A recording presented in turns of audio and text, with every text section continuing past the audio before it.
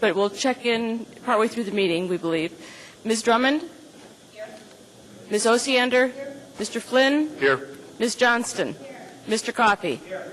Mr. Chairman, we have a quorum. Thank you. And Mr. Birch, if you could lead us in the pledge.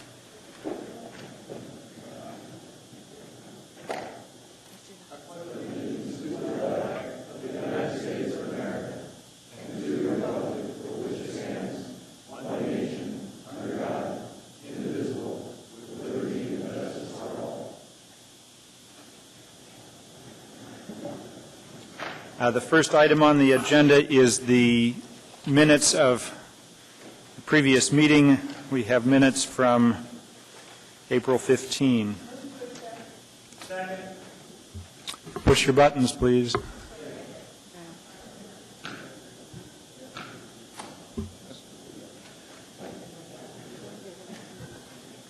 And for some reason, this isn't behaving on my screen.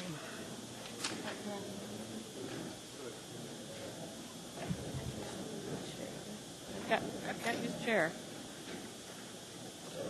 Where are you guys?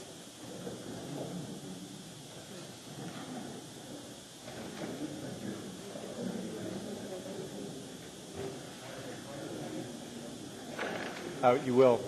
We're actually having a slight technological delay because my screen doesn't show me working yet.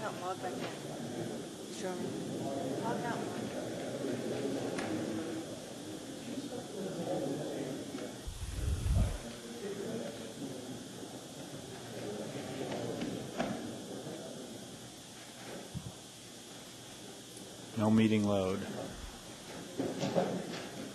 Yeah. Oh, see what that is. No meeting loaded.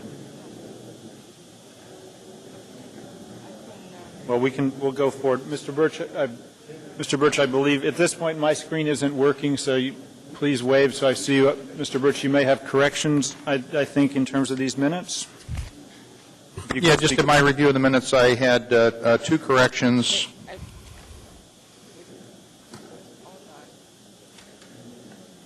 We've gone. Keep going? No. Okay, we're disconnecting the server. Disconnecting from the server. The message is not up. Okay.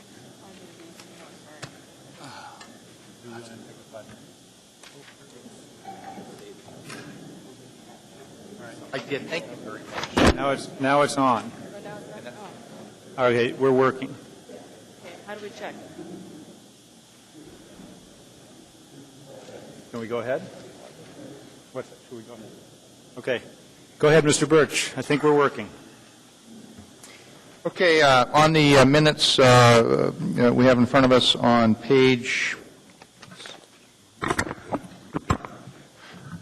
correctly here. I'll be on page 7, line 39.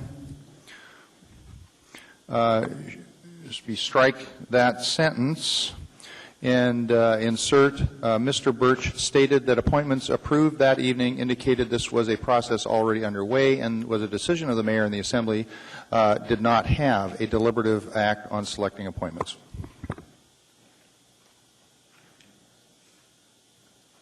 Any opposition to that change? The clerk will check the tape and make the needed modifications. Any other changes to the minutes? One additional change, Mr. Chair. Any opposition to the first change from Mr. Birch, subject to the clerk reviewing the tape? I hear no opposition, so that's approved. Second one would be on page 9, item line 33. That should strike that those two sentences on line 33 and 34. Instead, it should read, Mr. Birch stated this would open a pre-existing labor agreement, and he was concerned with the city's obligation. Any opposition to that change, subject to the clerk's reviewing the tape and confirming its accuracy? Hearing no opposition, that change will be adopted. Any other, Mr. Birch? That's it. Ms. Osiander.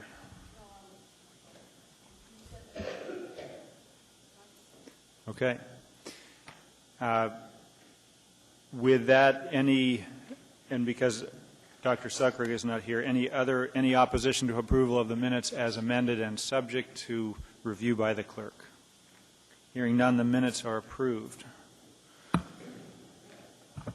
That brings us to Mayor's report. Mr. Abbott? Nothing at this time, Mr. Chairman. Thank you. I assume the mayor will be here later, and he may want to give us a report at that time. Thank you. Assembly Chair's report, this is our... Mr. Chairman, I had a request to speak under this, this item. Under the mayor's report? Correct. Oh, sorry. I had a question for Mr. Abbott. Oh, that's fine. Actually, I apologize. Ms. Drummond is first in the queue. Mr. Chair, was that on the minutes? No, we finished the minutes. Okay, then I wasn't Okay. intending to speak. Mr. Birch. I would be looking for an update on the status of our Chugach ML&P merger discussions, and understand that there may be some ordinance or structure in process here regarding a prospective merger, and I would just like to be brought up current as to what the administration may be planning or have underway in that regard. Thank you. Mr. Chairman, Mr. Birch, we'd be glad to brief you, Mr. Birch, at your convenience.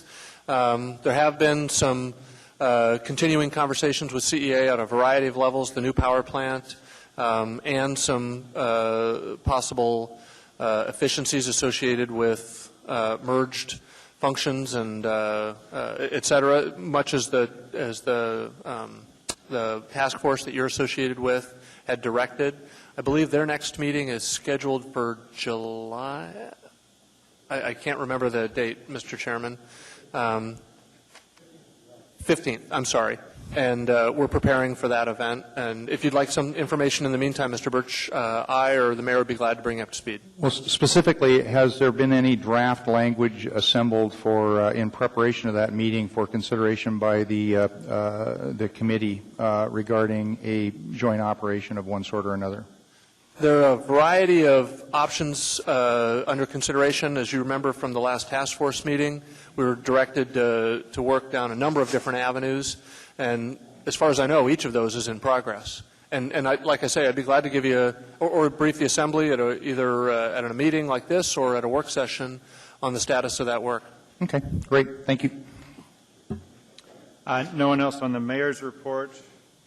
On chair's report, the only two items to report from the chair is that this is our second experimental night of having a later dinner, and my hope is, if we can, to try to get through the Title 21 issues prior to dinner, if possible, and certainly get through the public hearing on that before dinner, and hopefully take our dinner before 8, but it'll probably be after 7. Second item is after consulting with members of the body, because we're interested in having a retreat for the Assembly. As is not surprising, there's almost no date everyone is available, but it looks like we're going to go forward with our Assembly retreat on Friday, the 13th of June in the afternoon, and UIA Chancellor Fran Ulmer will be moderating that. I anticipate there will be some absences. It is going to be our lucky day. But that's on Friday, the 13th of June. Those are the only two, and that brings us to committee reports. We'll just go down from Mr. Coffey. Nothing to report. Ms. Johnston. Mr. Flynn. The information of the body will be convening the legislative committee in the not-too-distant future to discuss what issues, if any, we want to forward to the legislature for consideration of the energy portion of their special session next month. Ms. Ossian. This Thursday, 9:30 to 11:30, Planning Department, Title 21 Committee. We are continuing our process through Chapter 5. Basically, this chapter is about the uses that are allowed in each zoning district. So we're going down that table, seeing if the description of the uses is accurate, seeing if it's appropriate in the zoning district as listed. The other thing I want to announce is that the committee had a meeting with the administration on getting a public review that gave sort of a big picture of Title 21. There was a contract let for a, I don't know if I would call it, I guess I would call it a web-accessible document so that folks could link onto, say, a particular issue of Title 21 they had interest in, say, lighting or increased density in R6. And that would direct them to a summary of what the changes are and a look at where in the document those changes occur. That summary web-based document will be available very shortly on the municipal webpage. Additionally, there will be a meeting in June, and I apologize, I've forgotten. Do you remember, Mary Jane? June? Let me verify, and I'll look it up. All I right, think it's June 5th. I think it is too, but at that meeting, folks can come and get Title 21, the big picture. So you may be interested in that. Thank you. Ms. Drummond, It is June 5th. Oh. Thank you. Yeah. Sorry. any committee reports? Not at this time. Thank you, Mr. Chair. Mr. Birch? No reports. Ms. Gray Jackson? Thank you, Mr. Chair. At one of the committee meetings, Ms. Osiander asked that the committee look into operations and maintenance practices in other cities, and I just wanted to let her know that I do have my legislative aide working on that. Thank you. Mr. Gutierrez? Thank you, Mr. Chairman. The Public Safety Committee met last Wednesday, and I apologize, I have not yet had a chance to speak to the clerk, but if we could schedule that to meet on the second Wednesday of every month. And it is my goal to synthesize the notes that came out of that meeting and put together an agenda for probably the next 6 months or so with the Public Safety Committee. Thank you, Mr. Starr. Audit Committee will meet this Friday, 10 o'clock on the 8th floor. All right. Next is the addendum. Is there a motion to incorporate? So moved. Is there a second? Any opposition to incorporating the addendum? All right, I will read this. I'm required to read everything, so be patient. Item 9B3, resolution number AR 2008-100, a resolution of the Municipality of Anchorage approving the Pump Station 10 water improvements and providing for assessment of benefited properties at time of service connection, Anchorage Water and Wastewater Utility. Note, this item was moved from item 9F5. No public hearing is required. Number 9B4, resolution AR 2008-101, a resolution of the Municipality of Anchorage approving the Pump Station 10 sanitary sewer extension and providing for assessment of benefited properties at time of service connection, Anchorage Water and Wastewater Utility. Note, this item was moved from item 9F6. No public hearing is required. Item 9 Bravo 5, resolution number AR 2008-102, a resolution of the Municipality of Anchorage approving the South Birchwood Loop sanitary sewer extension, providing for assessment of benefited properties at time of service connection, Anchorage Water and Wastewater Utility. Note, this item was moved from item 9F7. No public hearing is required.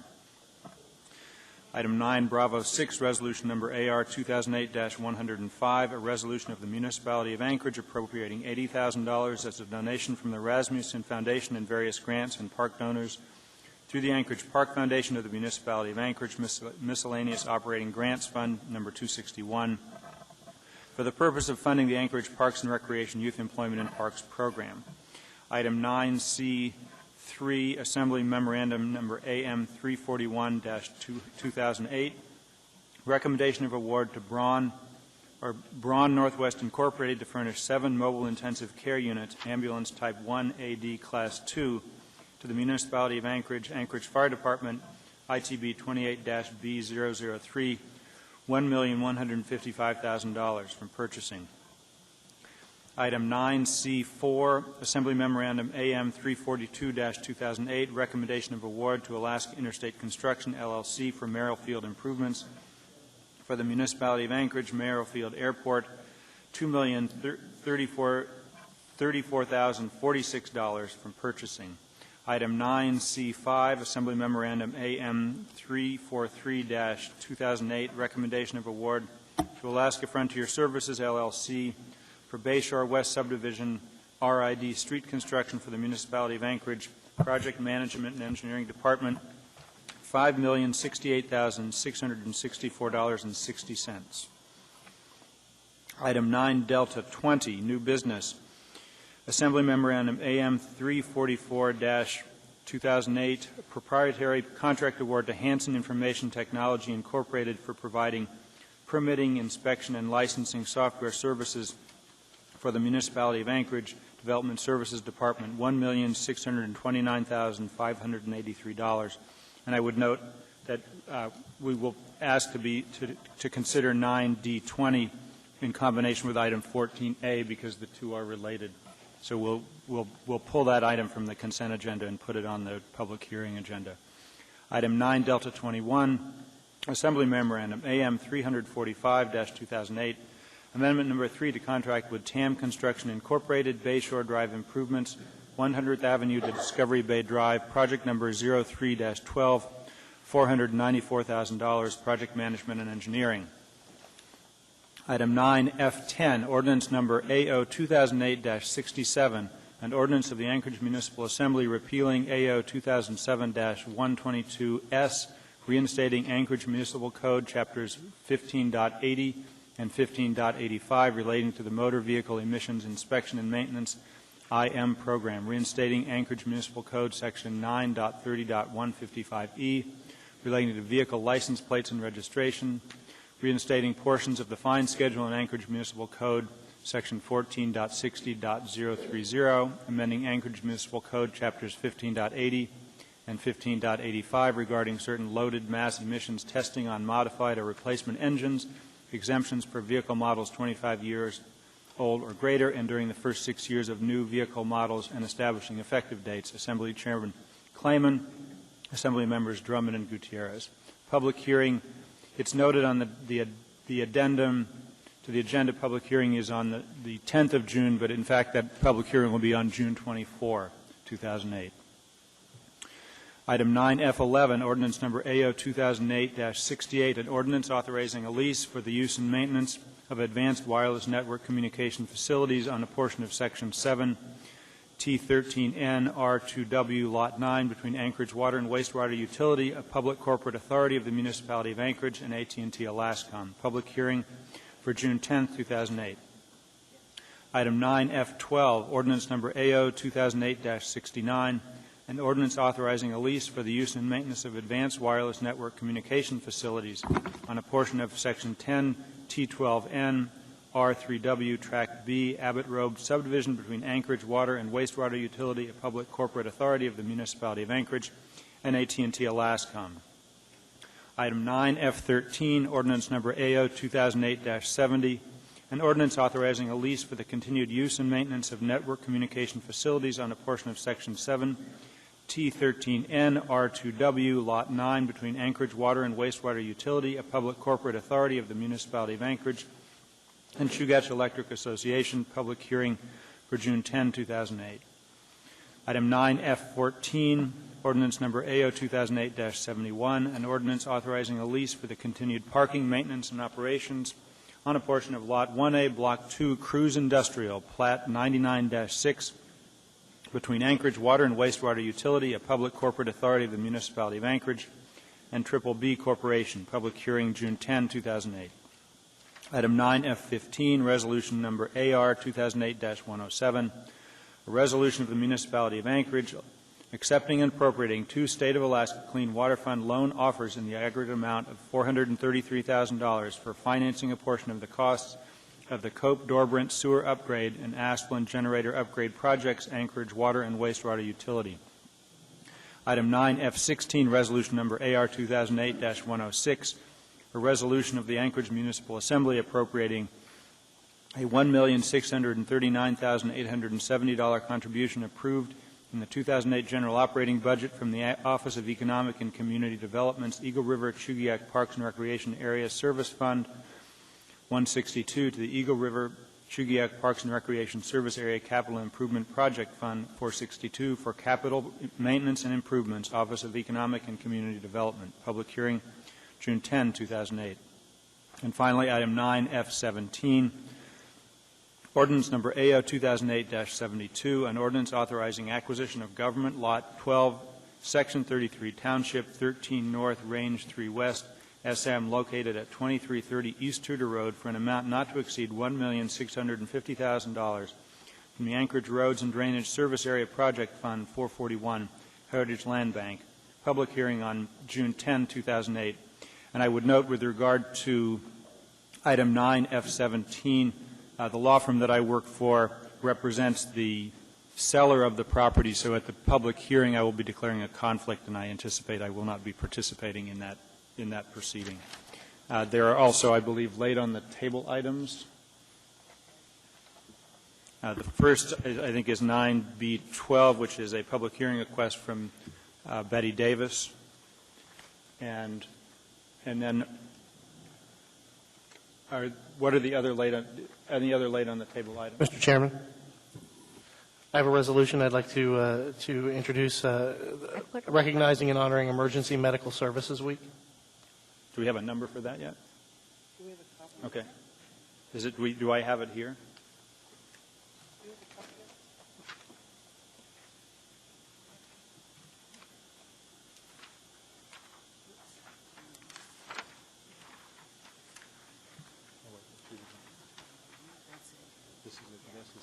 Okay.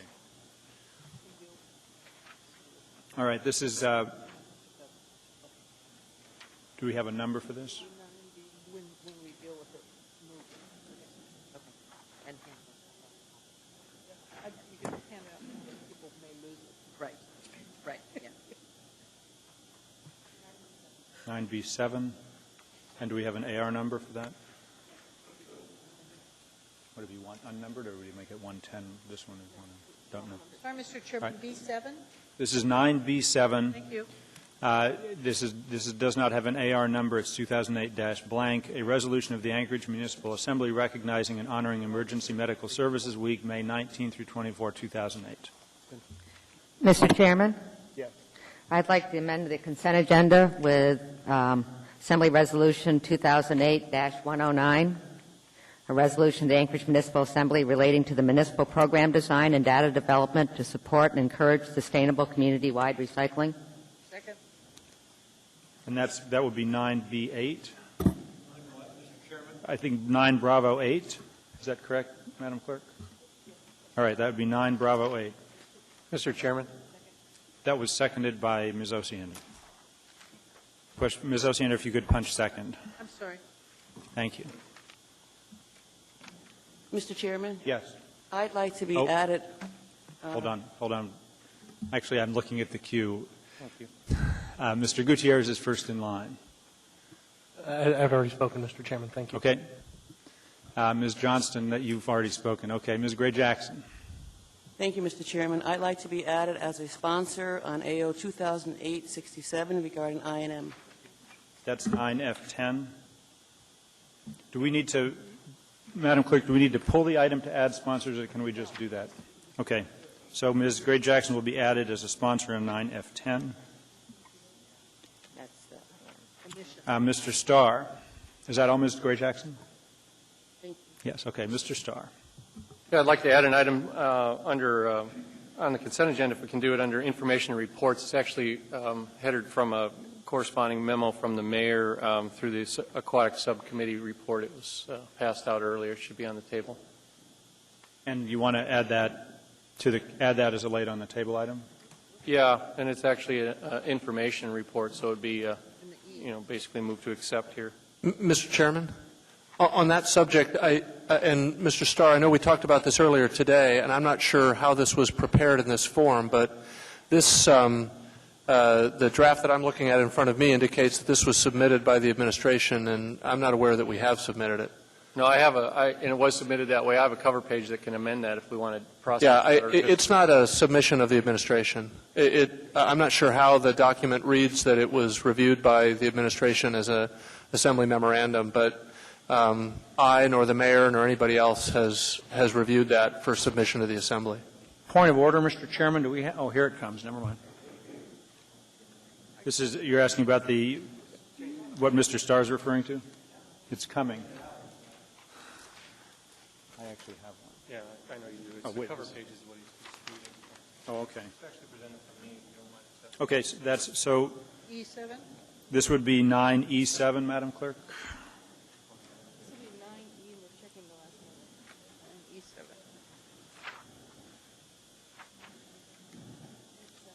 9E7. 9E7, and so there's a new cover page that is coming from Mr. Starr. So he's basically including the memorandum dated May 20th from the Commissioners Peter Crosby and Eric McCallum with staff assistance by Mary Steinbach McGorn. Aquatic Subcommittee report. Is that correct, Mr.? Yeah, is there an AIM number for it that you want to assign, or how do you want to do I that? think they just do it at a blank if we didn't get one in Okay, advance. but it's of the entered meeting. as a information report section. Right. Thank you. Okay. Any other laid on the table items? So, Mr. Chairman, help me understand, how is this AIM now going to be presented? As I understand it, it's being submitted by Mr. Starr. So all of the verbiage on the front page is not the case, is not? Well, as I understand it, there's two different front pages. One is the one that says, from William Starr, Assembly Member, subject Parks and Rec, which was just distributed. And then there's a different one, which is Municipality of Anchorage, AIM, and it says, from Mayor, subject Aquatic Subcommittee report. As I understand what we've just done is, the first page that says, from the Mayor, is not part of the submission. And so we should effectively put a line through that page, and the front page becomes what came from Mr. Starr. But because of what we received, the back of the front page, the back of the first page is the first page of the report. That's still part of it. Does that make sense? Well, I'm not sure. What I'm looking at attached to the AIM form, which is inaccurate, and I'm not sure how it could even be created to suggest that the mayor submitted this. But I'm looking at a memo from two commissioners to the Parks and Rec Commission. Correct. And you're suggesting that this should now be changed to a format where it's now submitted to the Assembly? I'm not sure that was the intent of the authors. Well, as I understand it, Mr. Starr is asking that this be submitted as into the record, as coming from him, reflecting what was done by these two members of the commission. Okay. These two Who cares? commissioners. Yeah. That's how I understand it. I don't Perfect. see this as coming from the mayor's office. It can be from whoever you want. You got the report. It's in the record. It's just irrelevant who it comes from. Got it. Great. That's fine, yeah. But we're submitting as information. If you want to accept it in some other way, go for it. I'm with you, Mr. Mayor. Hopefully, you'll follow me. Okay. I guess the question is, in terms of the laid on the table items as well as the addendum, any objections to the laid on the table items? I hear none, so those matters are also incorporated in the addendum. I know. All right, now Mr. Gutierrez's Emergency Medical Services Week resolution is now being changed to 9 Alpha 1. All right. Why? Everybody tracking? Thank goodness. B7 to 9 Alpha 1. Right. Thank you. All right, so now items to pull from the consent agenda. I'll start with Mr. Starr. 9E7 and 9F16. 9 Echoes. It was just the report The one you information that we submitted. just entered Okay. in. And which was the 9E7 and what was the other one? 9F16.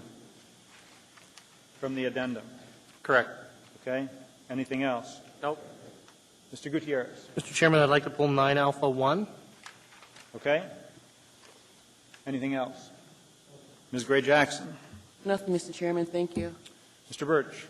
9F10 and 9F17. F10 and 7. Okay.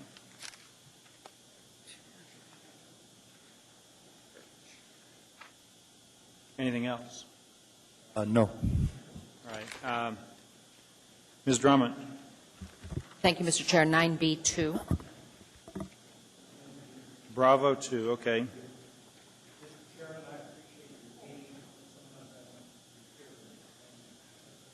Anything else? No, thank you. Ms. Osiander. 9 Delta 8,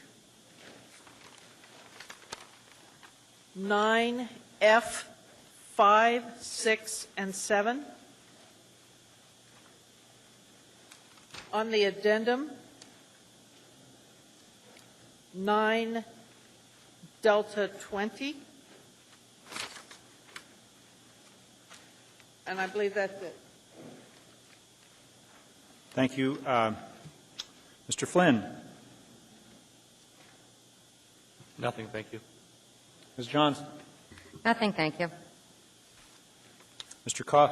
Thank you, Mr. Chairman. On the main agenda, 9 Delta 11, for purposes of declaring a potential conflict.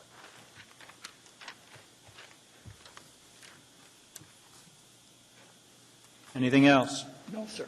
No, sir. Administration, anything to pull? Thank you, Mr. Chairman. 9B3 and B4 from the addendum. I'm sorry, B or D, sir? B as in boy. Thank you. Bravo 3 I and already pulled them. No, you pulled. Oh, yeah. You pulled it. You pulled them as Fs. Yeah, because They're on they're on the addendum and on the regular agenda. You pulled the items under F. Right. I pulled the items under B.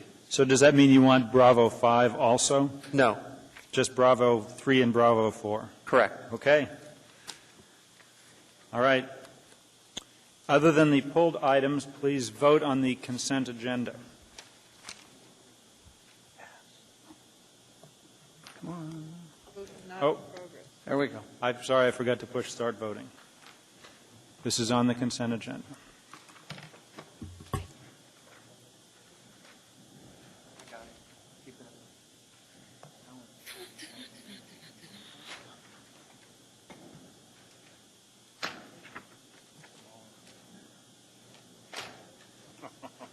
Well done.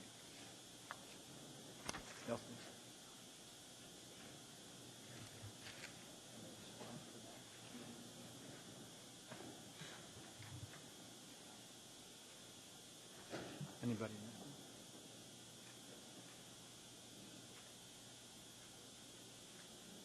yes, yes, her niece is having a baby. Sheila is not. Well, all her. You just didn't pay come on earlier. But I'm done. I'm okay. You're dead. And Mike. Are we all voted?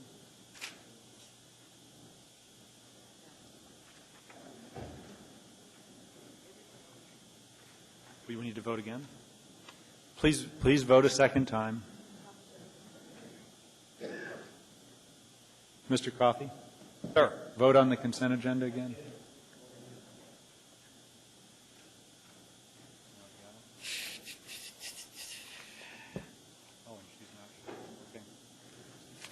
That passes 10-0 with Dr. Selcraig absent. Pulled items that have been pulled first. Mr. Gutierrez, item 9A1. Thank you, Mr. Chairman. Assemblymember Gray Jackson will be reading, and if I could Motion. present this to Chief Goodrich. First, need a motion to approve. Move to approve. Is it, and push. Moved and seconded. Any opposition to 9A1? Hearing none, that item is approved. I understand Ms. Gray Jackson is going to read, and Mr. Gutierrez is going to present. A resolution of the Anchorage Municipal Assembly recognizing and honoring Emergency Medical Services Week, May 19th through the 24th, 2008. Whereas emergency medical services, EMS first responders provide quality emergency medical care to victims of serious and sudden illness or injury and greatly improve the survival and recovery rates with quick access to this care. And whereas first responders keep tier life-saving skills up to date with ongoing professional training and educate the public in health and prevention of disease. And whereas dedicated members of EMS teams, doctors, nurses, Emergency medical technicians and paramedics provide life-saving care 24 hours a day, 365 days a year to all Anchorage citizens. And whereas the municipality and its visitors are all very fortunate that Anchorage has an excellent system of EMS providers and services. Now, therefore, the Anchorage Assembly resolves May 18th through the 24th is Emergency Medical Services Week.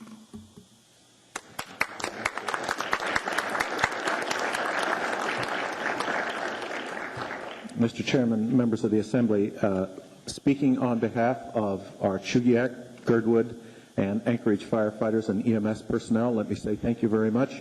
I'd also like to explain, though, that we have air operations out of Providence and Humana, Alaska Regional, shows you my age.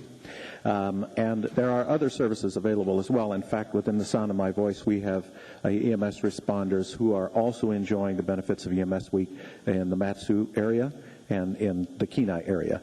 And if you have an emergency down in those locations, you can also expect sterling service. So with that, let me offer my most sincere thanks.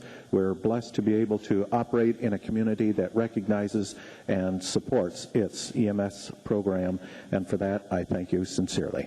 Thank you. Mr. Chairman, actually, you might come back because 3 people are in the queue. Ms. Osiander.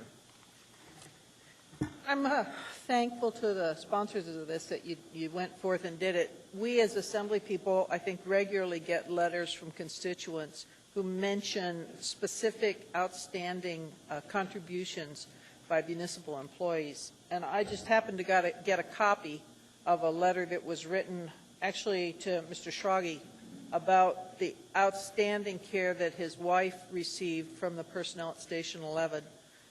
She's a type 1 diabetic, very, very fragile, and that he just could not get over the care, the outstanding care and respect that he and his wife received.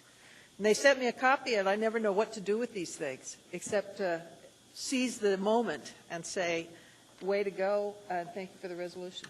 Well, thank you. Mr. Gutierrez.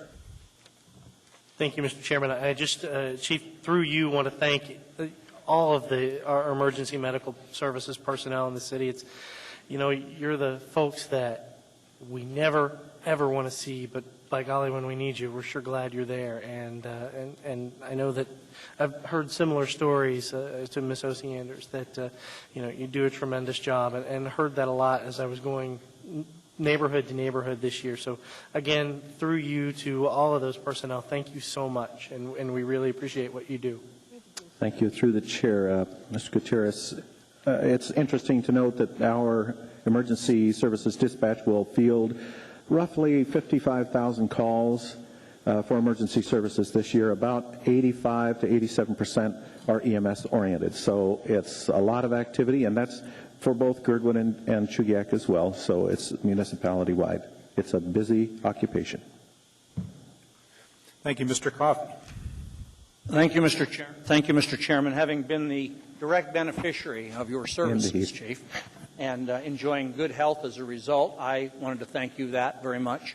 I also wanted to note for the record that my son Kevin is now an EMT certified EMT 1. He got his certification here and in the national, and that I look forward never to seeing any of your people ever again in my bedroom. Thank you, sir. Comment noted. Thank you, I sir. appreciate it. Thanks.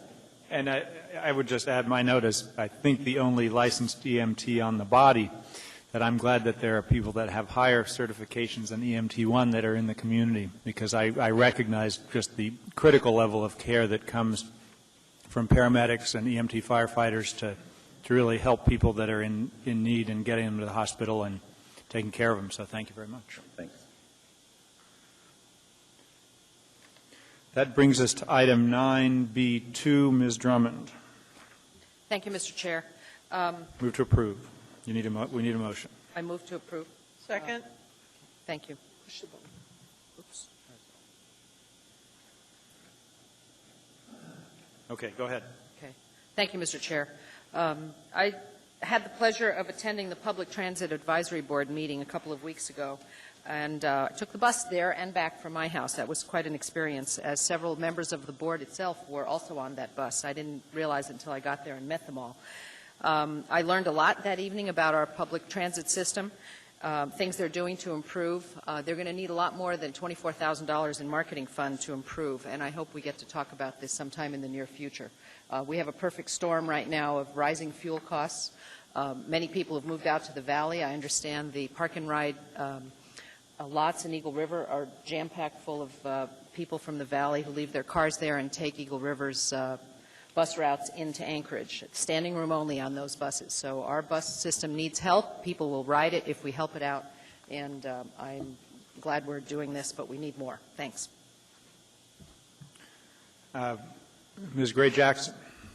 Thank you, Mr. Chairman. I wanted to also say that I was at the Transit Advisory Board meeting, and I'm a big advocate of transit, and I want the public to know that. As a matter of fact, for the first 20 years that I live in this community, I rode the bus. And I'd like to see our public transportation system improve, especially in view of the price of gas. I used to fill up, I drive now, but I used to fill up for $35, and now it's costing me almost $60. And I'm seriously considering getting back on the bus. Thank you. Thank you. Any opposition to the adoption of 9B2? Seeing none, that is adopted. Next, I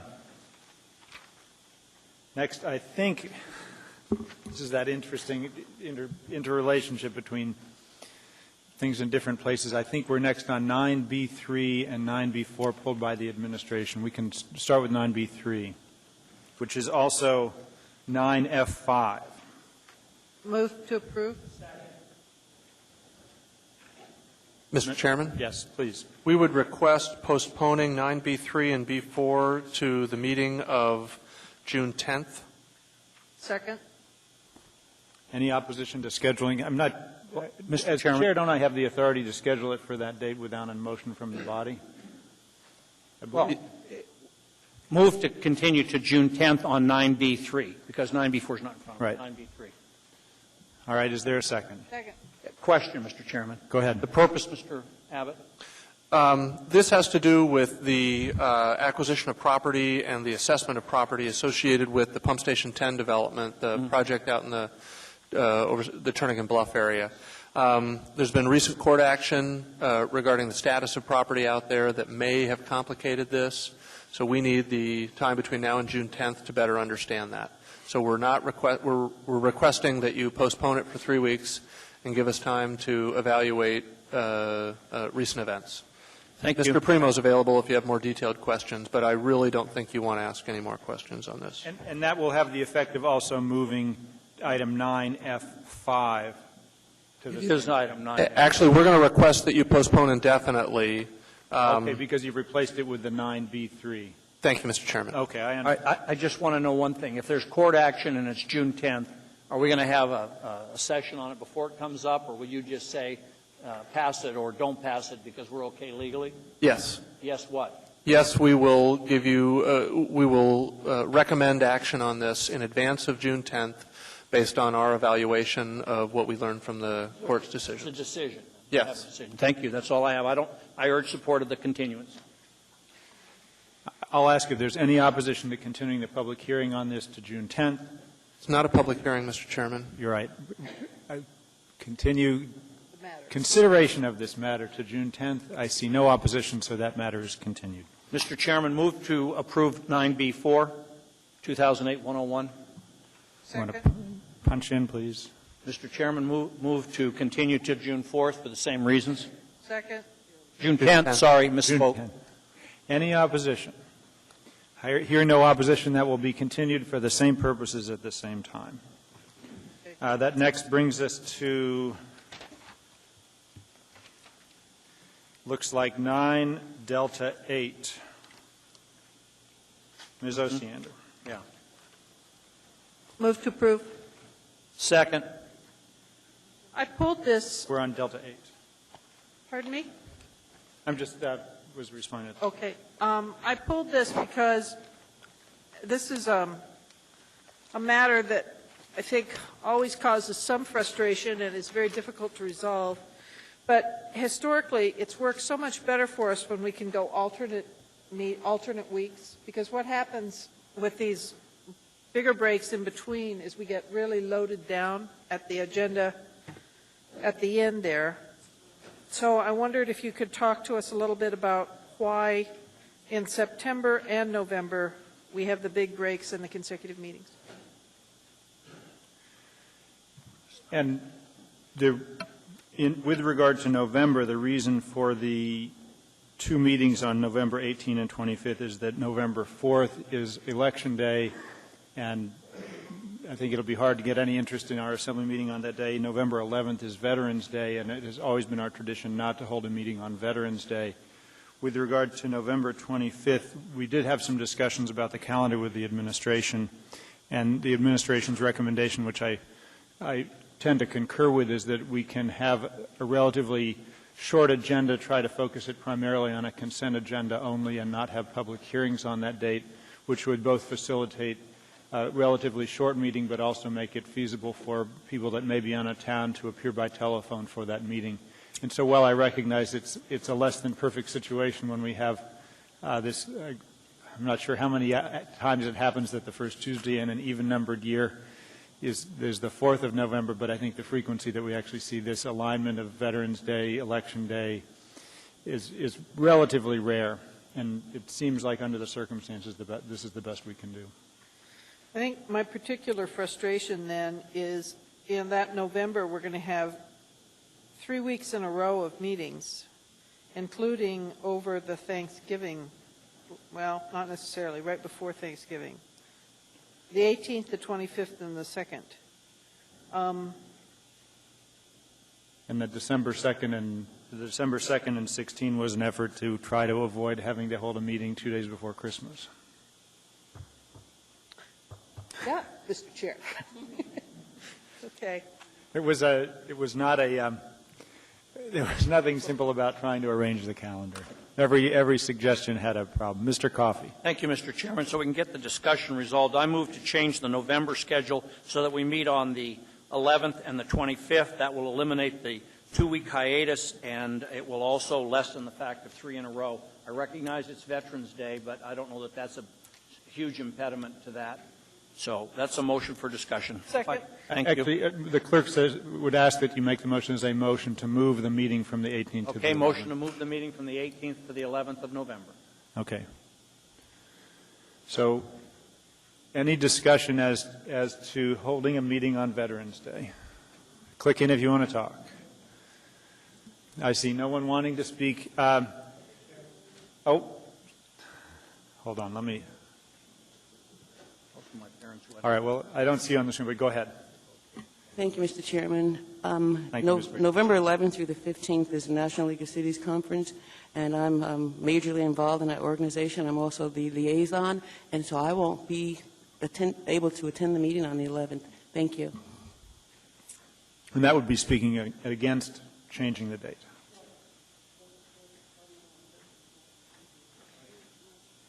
And anyone else that knows they won't be here on the 11th, I recognize all of us periodically miss meetings, sometimes planned, sometimes as Dr. Selkirk today because somebody's in labor.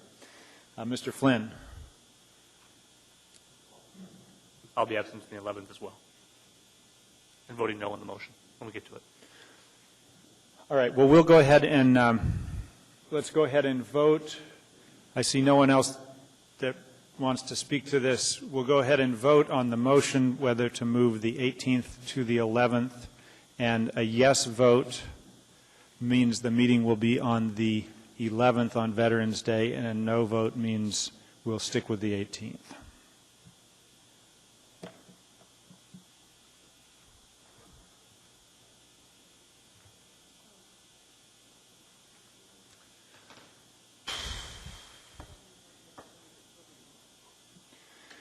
That passes 7-3, so that will be moved to the 11th. There we go. And then any other amendments to the schedule? I see no one in the queue and no one raising their hand. So now, I'll ask whether there's any opposition to the schedule as amended. Any opposition? Hearing and seeing none, the schedule is adopted with the one change of November 18 will be on November 11th. And I would note, for purposes of the meeting on the 25th, we will make an effort to try to make that as a meeting in which we will not have public hearings. We'll try to make that a fairly short meeting or during Thanksgiving week. All right, next looks like 9 Delta 11, Mr. Coffey. Mr. Chairman, I'm declaring a conflict. I'd like somebody else to move. Move to approve. Is there a second? Go ahead, Mr. Coffey. Thank you, Mr. Chairman. This is a transfer from Suite 100 basically to itself, but it's Mr. Jeff Van Abel, who's my partner in the ACES and in some commercial properties. When we did the conditional use for this, I made the same disclosures and was disqualified because of my relationship with Mr. Van Abel. I believe I could put, particularly on this, since it's just an internal transfer, I would not have any difficulty putting the public interest well above the private interest. But last time I was disqualified because of the it was more than that sort of a relationship. And Mr. Van Abel is basically getting out of Suite 100, and so that's the extent of the private relationship. Speak to your mic. Mike. Yeah, that's the extent of the private relationship. He's retiring from it, as it were. Well, primarily in the interest of consistency, I recognize you can put the public interest first before the private interest. In the interest of consistency, I'm going to rule that the conflict still exists and ask that you not participate. Is there any objection to that ruling from the chair? Hearing and seeing none, that'll be the ruling. Any other discussion on 9 Delta 11? Don't see anything. Is there any opposition to 9D11?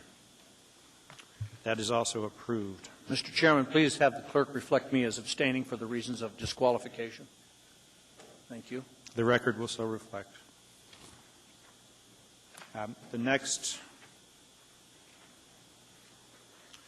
item, if I'm tracking accurately, is 9 Delta 20. And if I've missed something, somebody speak up. Sometimes going between the addendum and the regular agenda, I get lost. Ms. Osiander, you pulled 9 Delta 20. Mr. Chairman, I just pulled this in accord with your previously stated comment or request that this be considered in conjunction with 14A. So I'm going to move to approve, and then I'm going to move that it be moved in the agenda to 14A. Okay, that's fine. Move to approve. And a second. Looks like, are we on the, okay. You need a second? Right. It looks like Ms. Johnston seconded and Ms. Thank you. Osiander moved. Oh, no, it's a new one. Somebody second. Ms. Osiander moved and Mr. Coffey seconded. All right. I'd like to move that this be reordered in the agenda to be held in conjunction with 14A. Second. Any opposition? Hearing none, that'll be heard with 14A. Thank you. Next, that brings us into the Fs, and Ms. No, the E, sir. Oh, 7. you're right. 9E7. I apologize. This is the Move to accept. Second. I actually added this to the agenda because I think it's a fairly significant report. It's aquatics work. The subcommittee was brought to task on this process of sort of providing a solution plan and a way forward for our pools management, and I felt that the report justified bringing it onto the public record and full discussion. I actually also moved to postpone this for agenda item on June 10th. Second. And if we can speak to the postponement, it's written, of course, by the attachment to the submission is written by. just a second. If you could punch for your most, could you post punch? Thanks. And say thank you. We have, two commissioners, Peter Crosby and Eric McCallum, that again coordinated quite a group with. Also, if you look into the body of the notes, it also has several recommendations This agenda, or this memo was actually written on the 1st and tendered to us. The date's now reflective as it was written today, but it's an action item that we've taken up, and I was hoping to have it moved to agenda item on the 10th, or the liberty of the chair on having a little more introduction to the informational report that's now generated for public record. Just a question. Is the idea that on the 10th there'll be an action item, or you just want a more full information provided on the 10th? Well, what I would envision is an open dialogue in public forum, without the need to call it a work session or some other debate item. I would have some specific questions that I know couldn't be answered tonight, and I would want to question now that it's an informational report, specifically that we've increased some funding levels, we've raised some fee structures, and then the basic summary still is we don't have a way forward plan. Also anticipate by June 10th, of course, that we'll have the answer to the governor's statement on the pools funding for their capital repairs. So in that move, I just look for support of a postponement to the added item to June 10th, or your discretion. I do note that what the clerk notes reminds me is that AIMs are typically accepted or not, and so I don't think we could accept this tonight and have another one submitted on the 10th. So be it. I'm not sure we need to Hasn't been accepted, Mr. Chair. Right, but I'm not sure we need to postpone it. We can take up the motion to accept tonight or delay. Mr. Coffey, go ahead. Well, just a point of order. I mean, if we have a information memorandum and there's a little more information, like maybe Mr. Crosby's here, couldn't we? What prevents us from postponing it till June 10th or any other date for consideration? It's actually my intention. All right. Well, the motion is pending and hasn't been withdrawn. Ms. Osiander, go ahead. Thank you. For some reason, my cue is not clicking Well, I now. appreciate being recognized. There is precedent. We did this with the school district CIP, where we wanted the opportunity to talk about it more fully, and so we postponed it to give the school district some time to come back and talk to us. Prior to the seating of this assembly, we spent a whole lot of time talking to folks about pools. So I think it's worthy of an opportunity for this whole body to talk about pools, particularly because there are some features that aren't decided yet. And I think the administration has some concerns about how we're going to maintain and ongoing support for the pools. So I think it's a worthwhile discussion to have, and this is a good way to approach it, is just put it as an informational item so we can talk about it. All right. Mr. Coffey, I see you're in the queue. Yeah, I was going to ask Mr. Starr, if I might, Mr. Chairman, what will you do between now and the 10th to advance this so it comes in, we can deal with it rapidly and appropriately and get the information we need? Will you meet Mr. Crosby and those folks? I would think that, and there's others, Mr. Dillon, of course, as department head, and then we've got other, Jeff Clark, for example, and those folks that were there. And then I guess as an agenda item, if it is on the 10th as an agenda item, the public can also perhaps listen in and be aware. Mr. Chairman, I'll support it for the same reasons Mr. Osiander stated. I mean, we appropriated $2 million. We'll know if the $2 million is in the capital budget. Then we've got these issues about how we do what we haven't done and what the school district before us hasn't done, which is adequately maintain the pools and operate them in a manner that serves the public. And I think for that purpose, it's worthy of a little bit of a discussion. I'll support the motion to continue till that date. Ms. Johnston. I'll support the motion, but we need to consider that this has not gone before the Parks and Rec Commission, which I feel is its next step, that this is a report from a committee. And I'm not sure if I definitely think we need to have this discussion, but I'm wondering if we're jumping the gun, because Parks and Rec Commission probably would have to accept this report or respond to it. And I see Mr. Dillon is here. And Mr. Dillon or the administration, there was a thing about the pools that I saw within the last 2 weeks that was dated earlier, and I wasn't quite sure how that Aquatics Committee report relates to the one that we just received. If somebody can clarify that for me in the same comments. Through the chair, Assemblymember Johnston, this is the report that was submitted to the Park Commission, so they have accepted this report. And we had been working to schedule a work session. We're fine with the June 10th to do it at the Assembly meeting if you would rather have the discussion at an Assembly meeting. But the Commission has accepted this report as it was presented by Commissioners Crosby and McCallum. Ms. Johnston? Was Mr. Clark at that meeting, or was that when he was absent? The reason I'm asking is because I had a discussion with him today. I believe Mr. Clark was absent at that meeting, but I would have to check the records. My memory isn't that good. Okay, I had a discussion with him today about this, and he had a different intent. So, but if you're willing to discuss it and we're willing to have a work session, I'm fine, and I support it. I guess the question is whether you would rather have a work session or at the Assembly meeting. We're fine with either.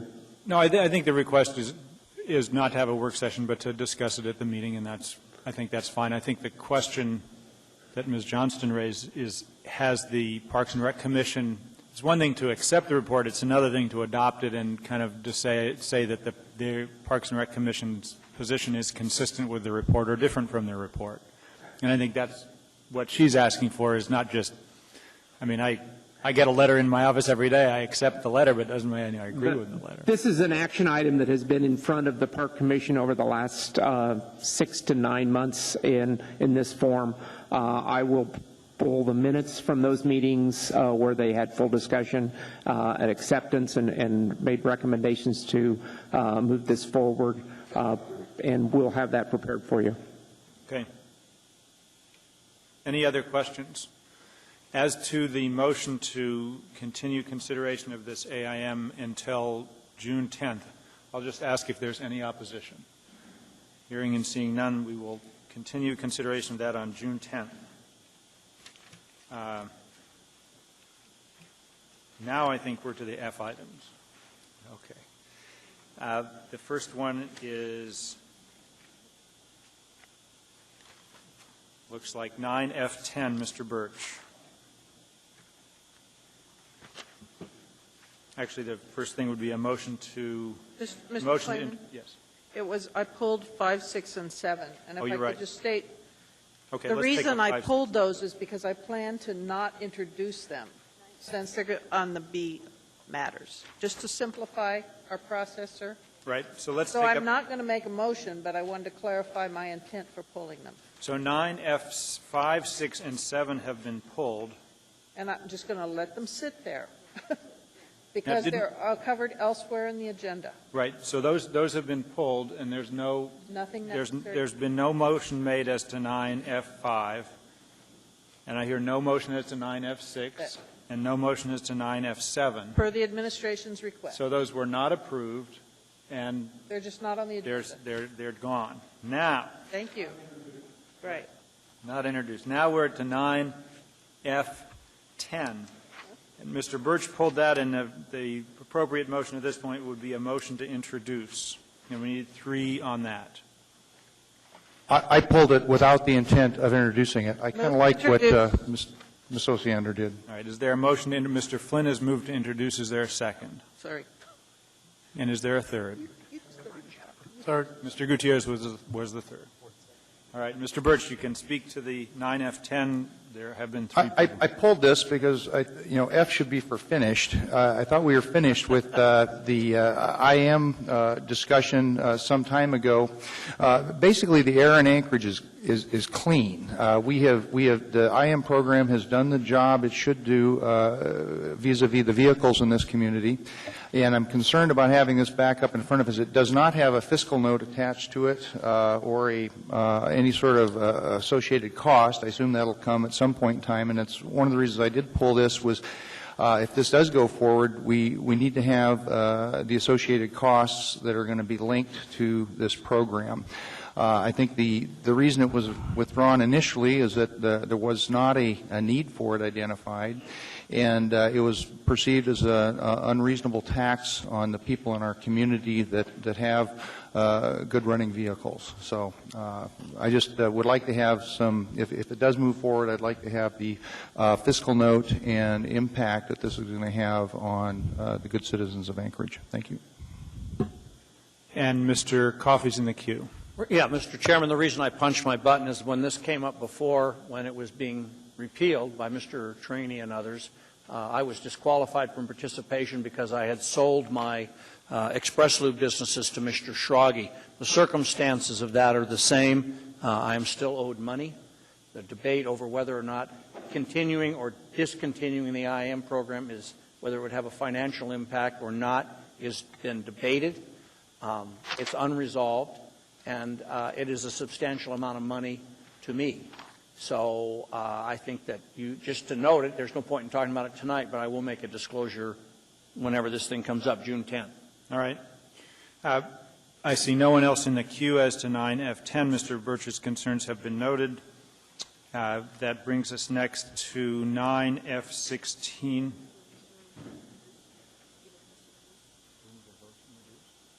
All right. Okay. The clerk reminds me we do need to vote to introduce. Will there be any opposition to introduction? Mr. Chairman? All right, we'll take him. No. Oh. Did you reset the public hearing date? I'm sorry. When I read it, I announced the public hearing would be June 24th. Okay. And I appreciate the reminder because it is going to be on June 24th, not on June 10th. Thank you, Mr. Chairman. And with regard to this, I think the administration had made a request that we schedule 2 work sessions on this item. So we'll have a work session on June 6th, and the purpose of the June 6th work session will be 30 minutes only. And the purpose of that is for the Assembly to identify questions they have for the administration to answer. It's not going to be a presentation. It's more for us to get our chance to lay out the questions, and then we'll have an hour-and-a-half work session on June 20th, at which we'll consider these issues at a work session. So as to introduction of 9F10, please vote. Just need 3. What? Apparently the clerk says we actually have to vote. Point of order. No. For introduction? Oh, I'm sorry. All you need is 3 people. 3 motion, yeah. All right. We don't need to vote. We'll cancel that. It is introduced. We just need a second and a third, and then it's We got there. the second and the third. I figured. That's what I thought, and then she said, no, you got to get a vote. Yeah. And I was listening to the clerk. That's always good. She knows more than I do. That brings us to 9F16, Mr. Starr. Move to approve. Actually, move to introduce. Move to introduce, and I guess if we got a second to that, that's in fact the case. Second. Third, I have a question about the timing, and Mr. Rada maybe needs to speak to this if you can listen to the question while you're walking. We're asking the administration to move an approved mill rate money out of our capital side of the budget. And for those that know, you've heard me talk, we have an approved mill rate of 1.0 that we split 2 ways, for operating budgets at 0.5 and also for capital improvements at 0.47 this year. Mm-hmm. The request to move it, if it was approved tonight, would move the capital side. Have we fully vetted that through the board, and you actually know the amount that we need to move and budget for? I know traditionally we move everything that's collected, but do we have a supporting capital improvements program yet approved by your board? Through the chair, Mr. Starr, actually the board has discussed this at length. What they're anticipating is, just like everybody else, the May 23rd deadline for the governor's red pen. Pending the results of that, these funds will match up. Specifically, the intent is for the expansion of the Harry J. McDonald Center. All 1.63987 million? Not necessarily all of it, but a considerable amount. Okay, well, my question is, if we have the intent to move this amount, is it supported by an approved capital project listing that sort of summarizes how we're going to expense the money? There is a proposed budget pending the governor's red pen, and that includes other funds that we have set aside in previous capital funds and what we're anticipating going into the future for a funding package to actually conclude this project. As it relates to the Harry J. McDonald Center project, but there's other capital funds that we're moving in the .47 collection that will do other things in our community. What are they? Maintenance and operations building is also included in that. We're also bundling that package together for efficiencies. Have those been approved by the board? Yes, they have. They've been well discussed. Well, I guess the interest then would be to get some more follow-up information. Of course, this will move to the agenda item on the 10th, so what we can have is an approved summary. So okay. I'm a little flummoxed as to how we know the number to transfer if we haven't vetted the budget yet. So It's an anticipated number based on what the budget process actually included, and so when this was finally approved, we knew what the number was anticipated from previous discussions approved last fall. So we've used that as the foundation for moving forward, and we've had this general discussion over time. Whether or not these funds are appropriated now or later is not absolutely material. If you want to delay those, it's perfectly fine with us, but the anticipated amount is critical for our funding package. I understand. I just wanted to make sure that the budget was approved by the board in the capital amounts intended for the purpose, and so we would like a summary of that perhaps when we hear the public on this one. So that would be perfectly fine. We have no objections to that, and maybe further so there's some understanding. This has been on previous Park Board agendas, and in fact we just discussed this at the last meeting specifically about this. Okay, good. I'll appreciate that. I'll send you an email too. Thanks, John. Okay, thanks. Any other questions on this? All right, it's been introduced in a second and third, so that matter will be heard public hearing on the 10th. Next, item 9, Frank 17, Mr. Birch. Move to introduce.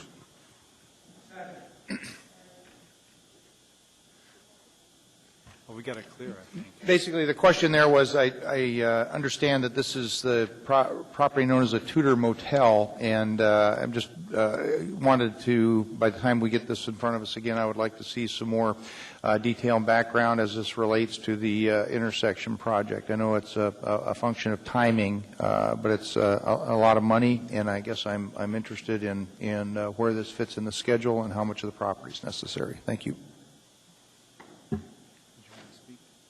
The simple answer is yes, we'll provide that, and I think you'll find that it is part and needed to move forward on that project, but we'll be happy to present all that. Is that all, Mr. Birch? Ms. Osiander's in the queue.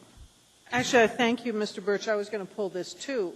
My concern is I support the highway project, but there's a concurrent Heritage Land Bank property acquisition going on.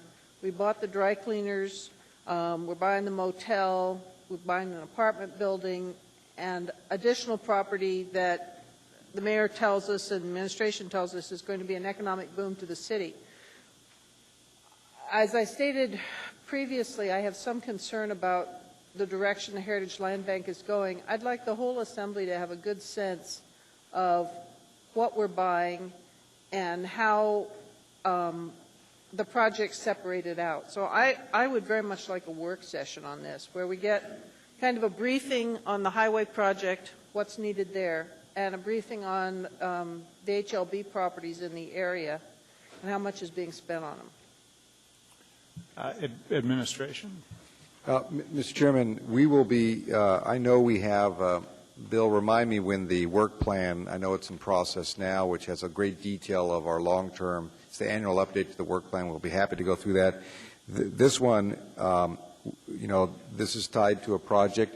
I'm not sure what apartment building you're talking about, Debbie, but in that project, the cleaners, we actually foreclosed on that after 10 years of non-payment. We didn't pay anything for it. We ended up because he didn't pay us. So there is issues with that property, which we have EPA and others participating with us to deal with that. The other, on this project, this property is part of the intersection development, but we'll be happy to. I know the long-term work plan, I think I just saw a memo, Bill, I can't recall, but it's in draft stage for review.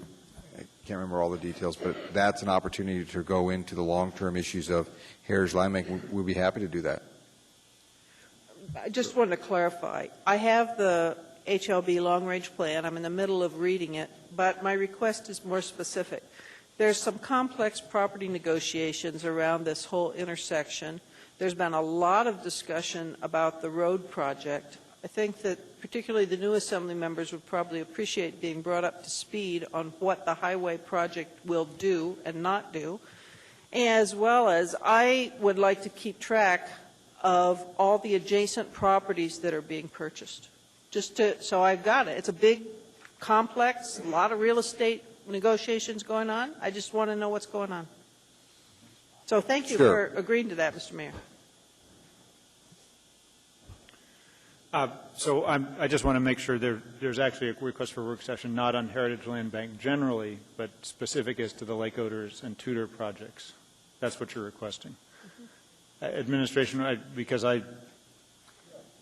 that's doable. How long would we need to, is this something we could do in less than an hour? Well, we'll be happy to do it for an hour, but if you want to do it less, we're always game for less, but we'll be happy to do it for an hour. We'll bring out the colored maps again. We'll show you the utilization based on the design, the contract schedule of the construction, the cost of the project, as well as the land that would be available to turn back out to the private sector based on needs we don't have. Just a second.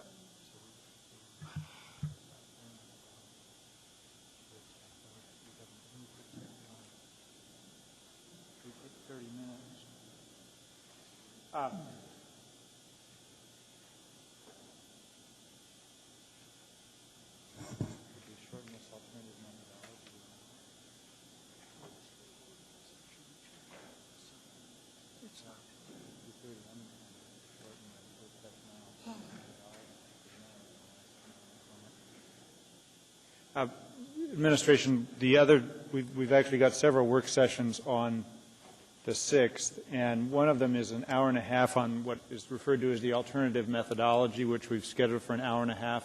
I'm wondering, could we do that in an hour and then take this Heritage Land Bank up for 30 minutes after that? I know when we get to a certain length of work sessions, people start losing their attention span. Mr. Coffey's in the queue as before well. we schedule a work session, this Tudor Road plan, there is a wealth of information. We have been talking about this since I was first elected. My only concern, Mr. Mayor, is if I got a map, the plats, that's all I need. And then I can say, well, wait a minute, you're taking 50 feet and you're paying $1.6 million, or you're taking 5,000 feet, and then I understand it. And if it's all on the east side of Tudor, as opposed to the church side and the shopping center side, which you couldn't get into without destroying the whole bloody thing, then that's what we've been planning the whole time. I would prefer not to schedule work sessions, but these are the kinds of things people can get information on just by asking. Yeah. That's my take. Mr. Chairman, Mr. Coffey, that would be great. What we can do, if you recall the colored map we've done before, and that has been our whole proposal, is to keep away from the church property. We think we take a little sliver of that mall, but that's not a big piece. But we've had to kind of move the road intersection, and this has been an agreement between not only us but the state, because it's a joint project, and they've recognized, as you know, the demand of this. So we'd be happy to provide that map. We can probably provide that in fairly quick order, with also maybe some identifiers of some of that property cost, and then get that to you and then take it from there. But I think that's obviously what we can do. There is reams of paper on this project. Mr. Chairman, if I might follow up, if it comes to us on the 10th for a public hearing, and if there are further discussion questions after that, then we could continue it and have a work session or something. I believe most people will be satisfied when we see the information without scheduling a work session now, particularly since it's loading up. Thank you. Well, I appreciate that. I also know the alternative methodology may test all of our patience as an hour and a half. Ms. Osiander in the queue. I would note we need to move this pretty quickly because we need to do our public appearance request before 6:30. Mike. Thank you. The plan on what's being done at the intersection could be very simple, and you've given us a lot of information on that. But the newer members don't have that information. So that could be just handing out a document. However, in addition to the work on the intersection, there is some property acquisition occurring that is beyond the scope of strictly what is needed for the intersection. And I'm not saying that it's not all wonderful to do and going to be a real asset to the city, but I don't have a clear understanding of all the property that's being acquired. Again, Ms. Osiander, Mr. Chairman, we'll provide it to you. There is no land being acquired beyond. We have parcels that we have to buy a larger chunk in order to get what we need out of it. An example is this hotel. You can't shave off a portion of the hotel and leave the rest. And so, Mayor, I don't want to argue with you, but I'm not arguing. I'm just making sure you made a comment. I don't want that comment to be all right, then I credible, want to clarify to be the very comment. frank with you. Should I clarify the sure. comment? I had a phone conversation with some people in your administration today about this particular acquisition. There is some value in buying the whole motel, but there is an alternative that would include us giving a dedicated right-of-way for a driveway, which has some negative aspects to it, but it isn't exactly true, as I understand it, that we are required to purchase the whole motel. But there are some very good arguments for doing it. All I want is a good understanding of all of that. Mr. Chairman, Ms. Oceana, we will provide that to you. To be very frank, I don't know if Bill or Mary Jane have heard from any new members, but we're happy, as you requested, and others who requested. But we will get you this material. If you want to have a work session, fine. I don't think it's necessary. But Hold on. We're running out of time for public appearance requests. We're going to hold off on this. Mr. Birch is still in the queue on this, but we're going to stop this item now. We're going to go right to public appearance requests because we're supposed to finish that before 6:30. So the first public appearance request is Thomas Hanna. Mr. Hanna, I appreciate your patience while we debate all these issues. I suspect were not the reason you came. So you get 3 minutes. My name's Tom Hannum. I own a Valley Car Rental out in Wasilla, and I've noticed that they implied a new scofflaw that I'm sure you guys are pretty familiar with. It basically gives the right for the municipality to take a vehicle that is not actually theirs or registered or they own to collect a bad debt on, to make their payment due to somebody that actually has bad tickets or bad traffic violations there. It puts a heavy burden on me, for one thing. I can be putting somebody in a vehicle and having them drive it and actually have a second driver or sitting in their yard as another vehicle, and they back out of the yard just like somebody could have a DWI and get behind the car with the keys, and a trooper or actually Anchorage municipality cop could come in and actually take the vehicle and impound my vehicle. And it would be my loss at that point over the vehicle. I think this is kind of highly unfair to me, for one thing. And I know you guys have a website, and you post this up on your website to make it a way to track it, but I can't track every person that gets behind my vehicles. For example, I could be taking my vehicle over to Alaska Sales or somebody to have them work on the vehicle. Their mechanic could have a bad driver's license, be out test driving my vehicle. Their boss isn't going to be checking that scofflaw, and I lose my vehicle. Also, it just puts another heavy burden on me by me getting on the internet and checking each one of these people to make sure they have a valid driver's license, that they don't owe the municipality money, which takes time and extra money out of my own pocket that you guys aren't paying me for to do. I just feel this is kind of highly unfair to small business owners to jeopardize by doing stuff like that to them. Well, thank you very much. I don't see any. Oh, Mr. Coffey has a question. Have you had anything happen yet? I've actually caught 2 people so far. You've stopped them from renting? No, actually they got out the door, and on my form I have a secondary driver spot. Yeah. I was checking the primary driver. In owning a business, the courteous thing to do is get the customer first. By the time I jump back on your guys' internet system, I found out that one of the customers had a $3,800 fine and the other had a $1,400 fine. I called them immediately and told them if they're in the car, do not have them drive the car. But it took extra time, took cell phone calls out of my time to take care of that matter. Okay. And you found the data on the city? The internet. Yeah, and it's already been down 2 days out of the time period that I wasn't able to even check. Yeah, we've heard that before, too. Okay, thank you, sir. I don't see any other questions. Thank you for coming down. Appreciate you taking the time to speak with us. Thank you. Next appearance request is Senator Betty Davis.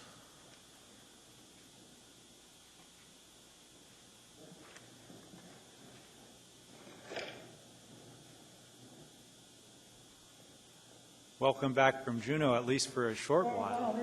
Thank you. Thank you very much. For the record, I'm Senator Betty Davis, and I represent District K. First of all, I want to say to all the new members of the Assembly, congratulations to you on your new positions, and hope things go well. I'll be very brief. The reason I'm here today, and I really don't know where it needs to be sent to, but I'm concerned about the traffic there at Burgaw and Northern Lights, East High School. And a lot of the young people from the school forever crossing that street, the traffic is very fast in that area. I was wondering if someone would take in consideration of maybe putting a flashing light to slow the traffic down, or whatever is best to slow the traffic down, so that we will not have the incident that we have with Candace that was injured and still in hospital in very serious condition. Sometimes the traffic is very fast there. I also have one of the students that was working in one of the clubs with Candace, and she wants to make a statement. But before she does, I want you to be aware that the school district is going to have, the transportation are going to have a meeting, and they want input from the public as to what needs to be done in that area. But what I want to do is bring it to your attention so that you may pass it along to the proper people, and maybe someone can also attend that meeting on the 29th. At this time, I'd like for the student to give her statement. Actually, before that, Mr. Coffey is in the queue, so I'll let him ask his question for you. Sure. And then we'll hear from the student. Thank you. I don't mind waiting on the student, Mr. Chairman. Okay, that's fine. Go ahead, ma'am. Thank you for coming down. Hi, my name is Jasmine O'Connor. I am currently graduated, but this past year in 2007-2008, I am a company commander for the East ROTC program. Candace was she's one of our cadets in our battalion, and she was crossing the street around 2 o'clock during school district times in traffic, and we have no reduced speed limit signs. We are the only high school that does, well, there's 2 high schools that don't, but we're the only high school on a boulevard that has no reduced speed limit signs. And I had wrote a letter to Governor Palin, and in response, she hasn't wrote me back, but the school district said they have asked for reduced speed limit signs at some point. And I was hoping that hopefully we can get reduced speed limit signs, not just for Candace's sake, but for our other students and peers who also have to catch a bus. She was hit trying to get to another bus stop during school district times. Mr. Coffey, you have questions? Thank you. When I saw the appearance request, I went to Mr. Wilburn and Mr. Kniefel in the clerk's office asking what might be done, because as you're well aware, first of all, the question is who owned the road, because part of Northern Lights is the city and part of it's the state. Well, okay, this is a city section. We own this part of Northern Lights. Then I looked at what was there, because there's an overpass near UAA Drive. Then there's a pedestrian crossing outside of ARC where you can push the button and cross. Then there's the signal at Burgaw and Northern Lights. Then there's the other overpass on the other side, and then there's a signal all the way down at Wesleyan. And between UAA Drive and Wesleyan, there's no access south of Northern Lights. You can't get onto the road. Any access is from the north side.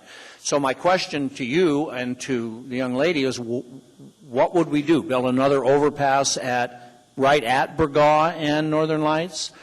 Where would you put more signals? I didn't understand that. I certainly can't tell you what needs to be done there, but I know something needs to be done, and I don't think it has to be an overpass.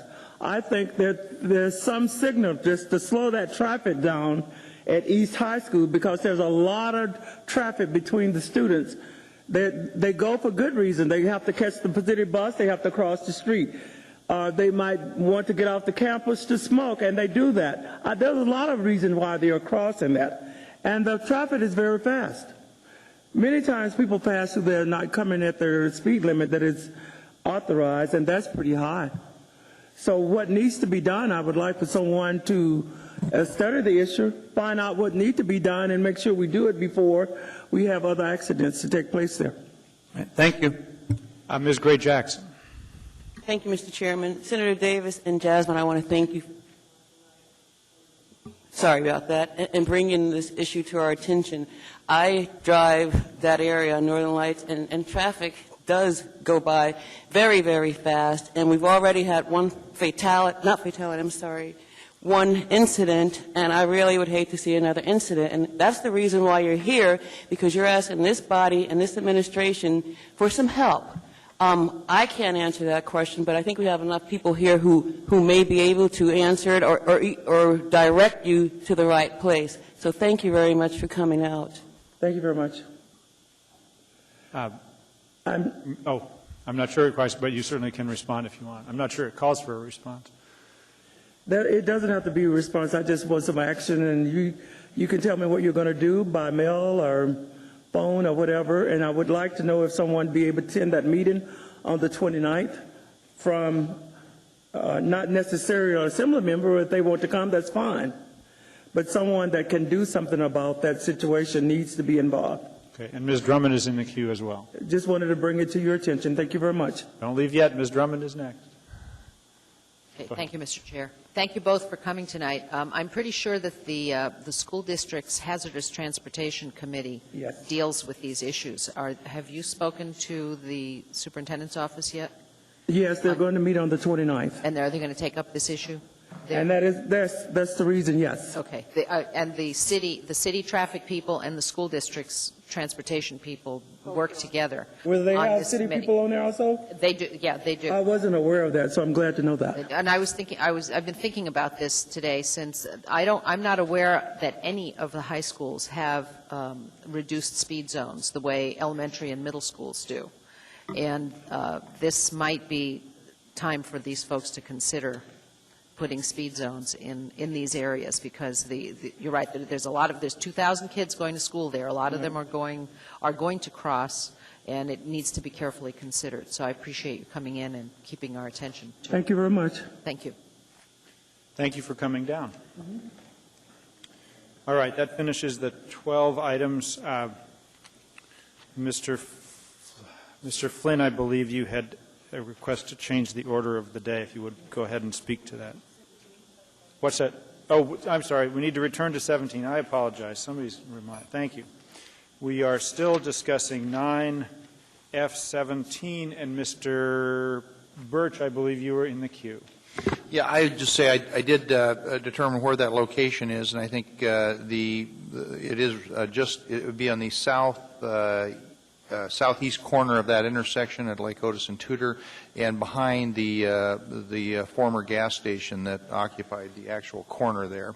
I agree with Assemblymember Osiander and look forward to getting some additional information. I don't know that we necessarily need a work session on it, but I think additional information as to the long-term intent for that property and whether that property is in fact fully needed. I think the ordinance actually referenced some additional takings associated with that as far as reservations for the road right-of-way. Thank you. I'll finalize this after the break. My inclination is to shorten the work session on the alternative method and have 30 minutes on this, and those that don't feel they need to sit in the work session like Mr. Coffey can go have a cup of coffee. But I won't decide that till after the break. Any other comments on 9F17? I don't see anyone, and so that has been introduced, and that brings us now we're done with all the consent agenda, and Mr. Flynn, I think you had a request to change the order of the day, if you want to speak to that.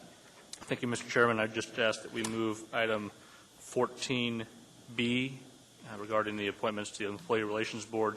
B. Bravo? B. Bravo, thank you, to follow item 11A alpha. I notice Ms. Rohleder is here, and I'm sure she has a better way to spend her evening than listen to us discuss. You want to take that up before 11A? Point of order, Mr. Following Chairman. 11A, thank you.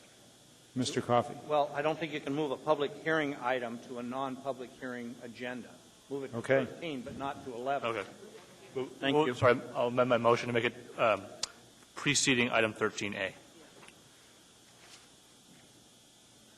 Wait,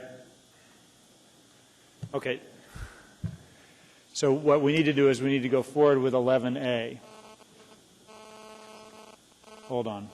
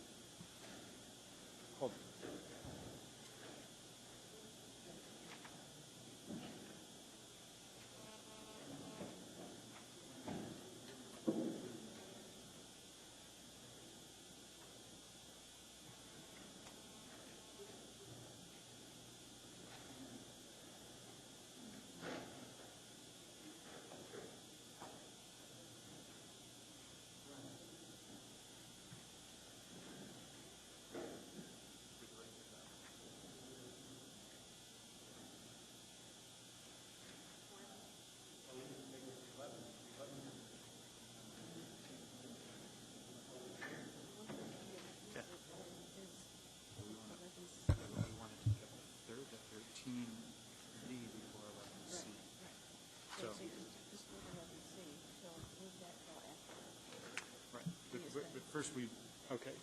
I am going to take the motion to, Mr. Flynn's motion to change the order of the day to take up, is it 13B or 14B? 14B, 14B, Bravo. Second.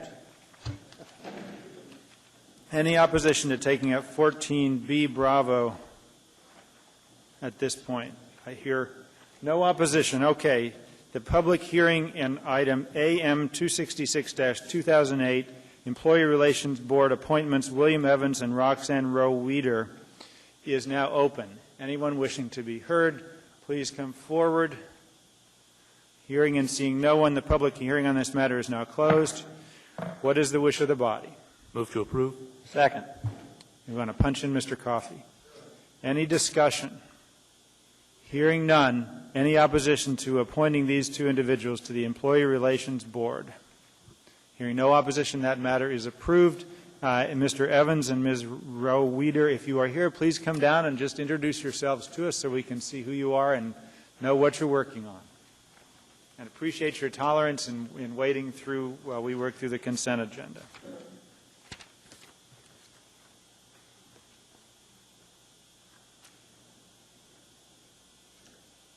Good evening. My name is Roxanne Rowe Weeder. Welcome. Thank you. And I'm William Evans. Thank you very much. I see no questions for these individuals. Thank you for coming down, and have a good evening. Thank you. That brings us to item 11A.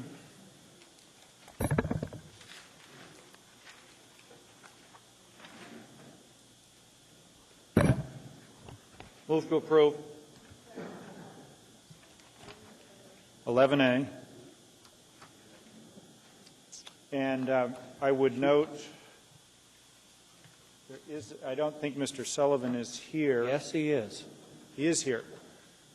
There has been moved and seconded. Any discussion?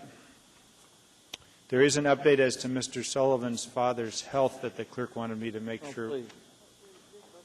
What's that? Vote on it first? No, please tell us how George. Where's the note?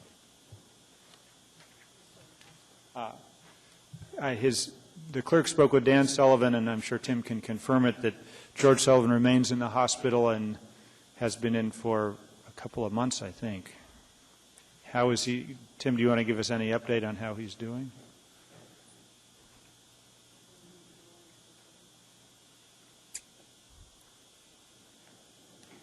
Yeah, my name's Tim Sullivan. Pop's been in for 7 weeks now. So he's still in critical care. He's still intubated. He's supposed to get a tracheostomy this evening. So that will, further enhance his abilities to breathe better. We're still optimistic. He's still strong. He gets a little weaker, of course, as time goes on, but we're still pretty optimistic for a full recovery for him. But it's going to be a long, hard therapy, both physically and pulmonary. So we're looking probably 6, 8, 12 months kind of rehab for him. So. And I see Mr. Coffey's in the queue. Well, Tim and I have known each other for more years than we care to count. Mike. And probably got in trouble with George and Margaret and Ed and Ruth more times than we care to count either. But and Tim's wife is an old friend. We were kids growing up in the neighborhood, and so I wish your dad the very best. You know that, and good for you. And thanks for stepping into his shoes on AWWU. Appreciate it. Yeah, thank you, Mr. Coffey. And I think I speak on behalf of the entire body that our thoughts and prayers are with your father and with your family. Yeah, thank you, Mr. Chairman. Any opposition to approval of Mr. Tim Sullivan to the AWWU Board of Directors? Hearing and seeing none, thank you for your service, and that is approved unanimously. Next item is number 11B, back to the Players House of Rock. We had asked somebody connected with management to come to the meeting. Welcome, come down. Please let us know who you are, and if you could give us just a quick explanation of what you're asking. I think we have a pretty good idea. Point of order, sir. Does Yes. it speak to the motion that's to approve that's on the floor? Are you? Are we? Is there a motion? I think there's a motion on the floor. Correct. Right. So we had asked him to come down and answer questions, and I just asked him to give a brief description, then we can ask questions from there. Good evening. I'm Jeff Matoski. I'm the one of the co-owners of Players House of Rock. And what we are is a performance venue. We took over from Mr. White Keys from the Five Night Club and tried to continue on with the entertainment industry with providing, blues music. And what we're going for is an avenue to make more revenue by not relying so much on alcohol sales. So I've applied for a bona fide restaurant permit so I can sell breakfast in the mornings.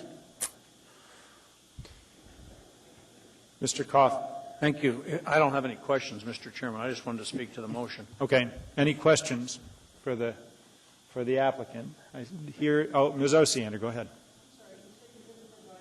Just with your evening club? Yes. Is that what you? Yes.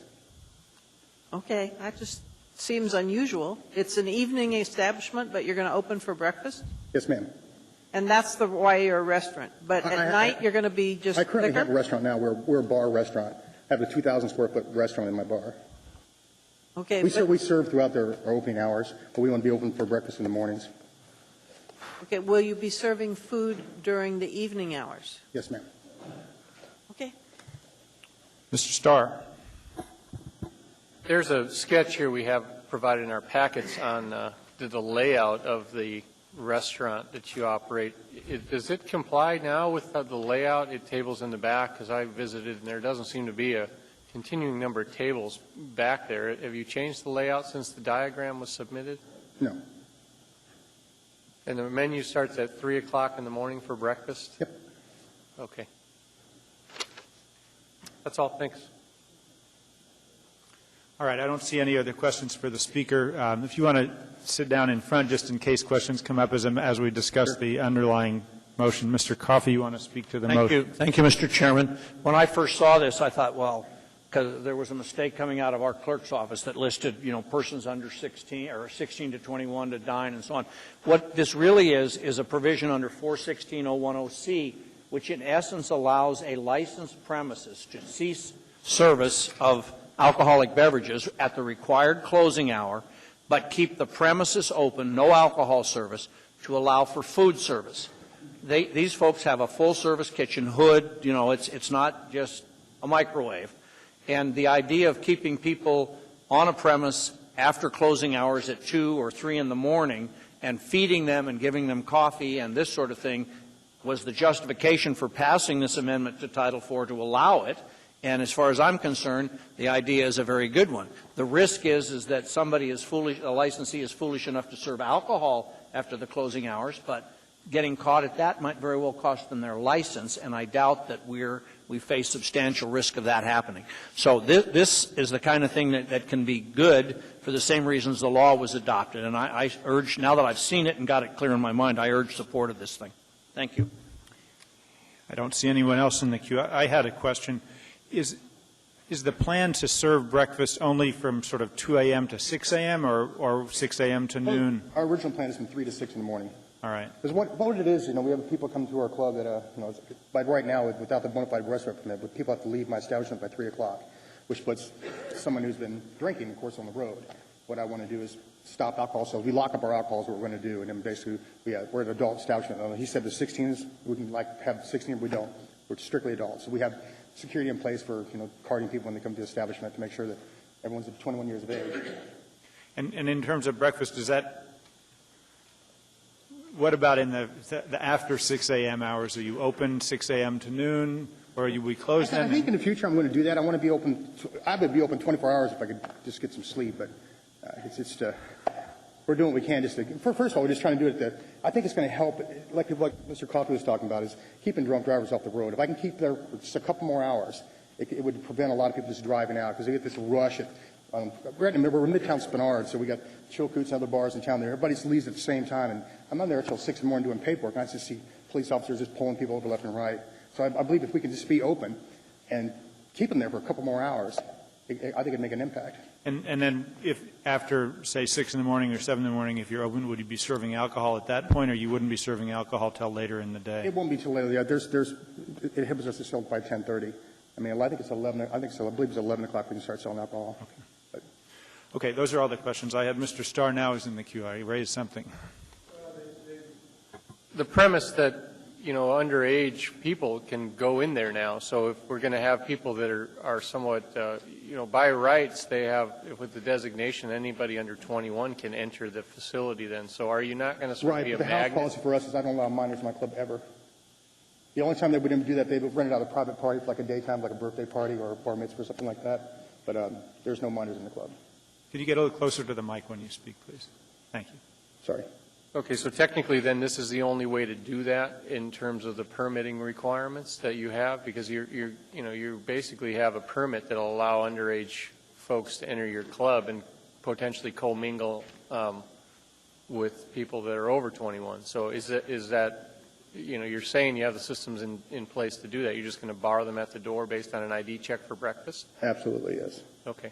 Thank you. All right, no one else is in the queue. Any opposition to approval of item 13B?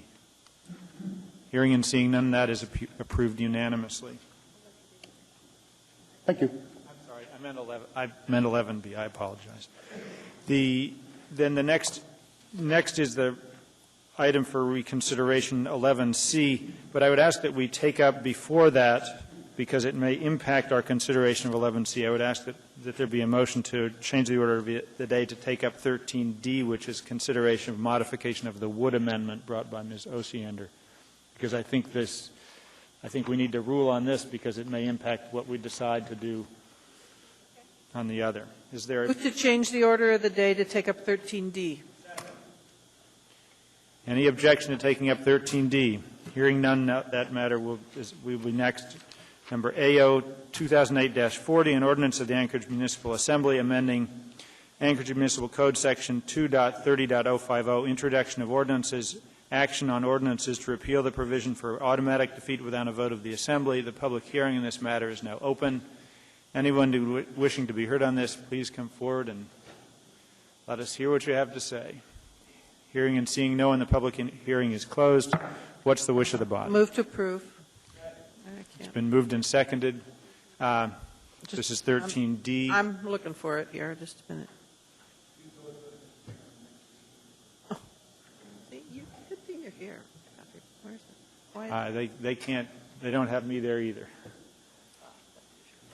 They're working at it.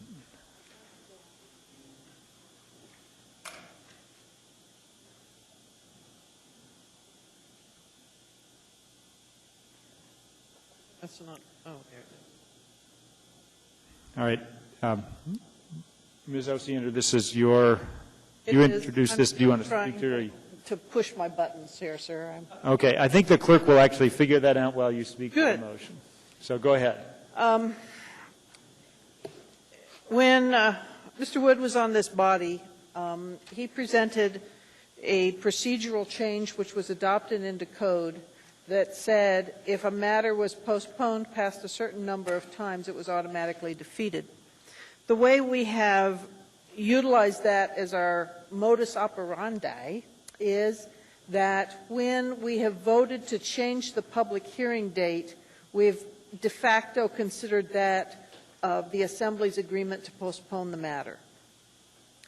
When we had the recent court decision on the Walmart remand, the judge did not interpret it that way, and instead thought that we should have a separate discussion on postponing.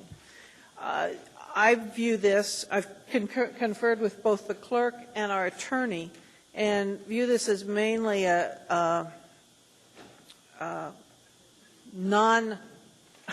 what's the right word to say, sort of a pro forma to clear up our procedures. Basically, we still have control over all items of our agenda because we can, as a body, vote to approve to postpone. I think it's going to simplify and clarify a matter that apparently is unclear, at least to the judge, on our rules of operation. So I would urge support. Thank you, Mr. Gutierrez. Mr. Chairman, I'd like to move an amendment. To 13D? Yes. The clerk is distributing it at the moment. And just a clarification, as I understand it, Ms. Osiander, your proposal would eliminate the Wood Amendment. Hold on just a second. Mr. Gutierrez, if you could, if you could punch first for moving and somebody needs to second it. I'll second, thank you. Push your button, please. Thank you. Okay. Go ahead. And again, if I could ask a question of Ms. Osiander, it is my understanding that your proposal would eliminate the Wood Amendment? If you look at the document, sir, it's everything in brackets is a deletion. Yes, sir. And what I would move instead of eliminating this particular item in our rules of procedure is to clarify it, and hopefully this, and I'll ask Assembly Counsel to weigh in, to clarify it for the purposes of the judge, rather than simply removing it, would be to add the language that says the waiver occurs automatically when the ordinance is continued to a date certain. And I would ask Assembly Counsel Tucker if that, in your opinion, does that satisfy the needs of the court? Ms. Tucker. Do you need a copy, Julia? I hope she has a copy because she wrote it. She wrote it. I do have a copy. I do have a copy. Through the chair, I believe that the Assembly can do either one. My understanding from Ms. Osiander was that the clerk had wanted to repeal it when Assemblymember Gutierrez asked me to draft this. I did add this, and I think that this, if the Assembly wants to continue with what the Assembly thought they were accomplishing under the Woods Amendment before and keep the former practice, then it's my opinion, and also I had Rhonda Westover look at this, that this would clarify and meet the Assembly's practice in a way that would clarify it for any court. Thank you. Mr. Chairman, the reason that I've moved this amendment is there was a reason for the Wood Amendment, and the practice that occurred many years ago is things would linger forever and forever after a public hearing in hopes that at some point down the road, I think that a sponsor would be able to find 5 other votes to get something passed through the Assembly. And things would linger for an indeterminate amount of time. And the Wood Amendment really helped clean that up. If you don't have the support for something, if you can't get the votes for it, then it goes away. And I think that has served a useful purpose. Now, obviously, the court weighed in and was not satisfied with the way the Assembly was handling things. And I think this amendment satisfies the needs of the court in such a way that we can continue to, in essence, clean up our agenda in a manner that will not bring us under the legal crosshairs. Thank you, Mr. Gutierrez. Mr. Coffey. I meant to withdraw my request. I just want to speak on the main motion. Ms. Osiander. We have total control over what's on our agenda now. There is no item that is postponed without a hearing date. And as such, the body gets to weigh in on the hearing date. So if, as in the situation you describe, somebody wants to wait in hopes of garnering support, if there's a majority of the body that doesn't want to do that, then they would just not approve the hearing date change. So I guess in my tenure on this body, it's not been a problem. So I'm kind of struggling to understand the concern still. Thank you, Ms. Gray-Jackson. Thank you, Mr. Chairman. I would like to echo Mr. Gutierrez's comments because I don't know if anybody remembers, but the Wood Amendment was in place and somebody came along and repealed it, and then it came back. And the fact that it's back is obviously for a reason, and specifically the reasons that Mr. Gutierrez stated. So I will be supporting Mr. Gutierrez's amendment. Thank you. Thank you, Mr. Gutierrez. It looks like you're in for rebuttal. I do. I just wanted to also to point out to Assemblymember Osiander, you're absolutely correct. This hasn't been an issue since you've been on the Assembly. But in the time you've been on the Assembly, you have had the advantage of having the Wood Amendment in place. And only recently has it been challenged in court. And I understand we perhaps need to be more clear to satisfy the requirements of the court. But hopefully this will accomplish that. Ms. Osiander. I don't want to prolong because this is obviously not a very complex issue. We've never, in my 4 years, even really talked about it being a Wood Amendment issue. It's always been, what's the public hearing date? And that's been the way we've governed our agenda. So as you say, it's been there, but it's never been discussed. It's never come up in debate that I recall. So I just, again, urge deletion.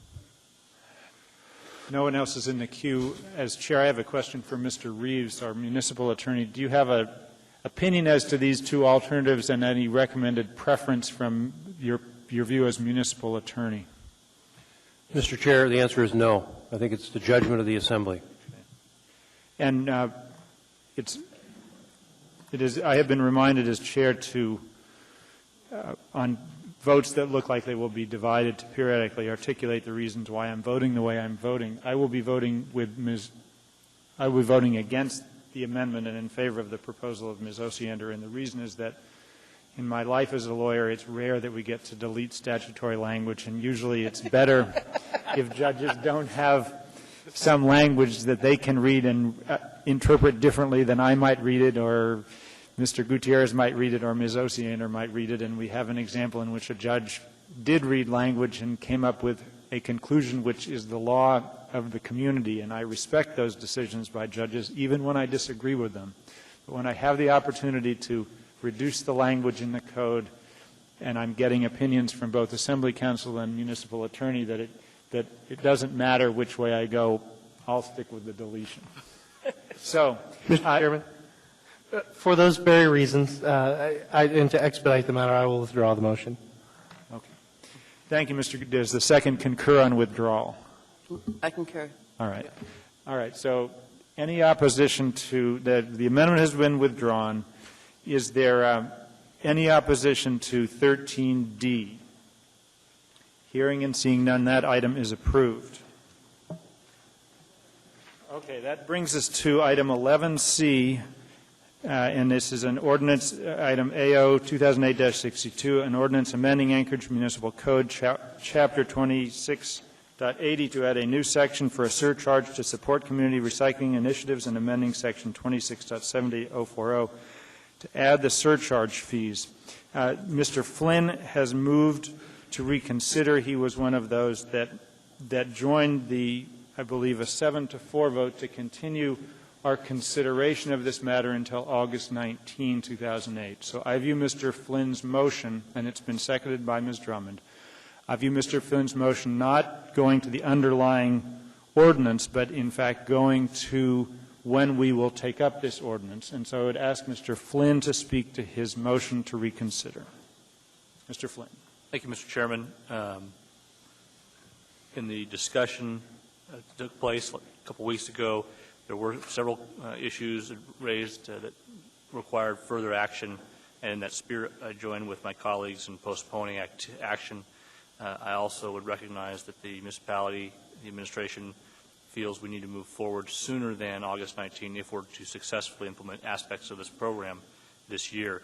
There's been some good work in the intervening couple of weeks. There's a little bit more that needs to be done. If this motion is approved by my colleagues, it would be my intent to further postpone the consideration of the underlying ordinance until our next meeting at June 10 to allow those final deliberations to take place. Okay. Anyone else? Mr. Coffey, go ahead. I don't have any particular problem with changing the date necessarily, but I was curious about our June 10th agenda.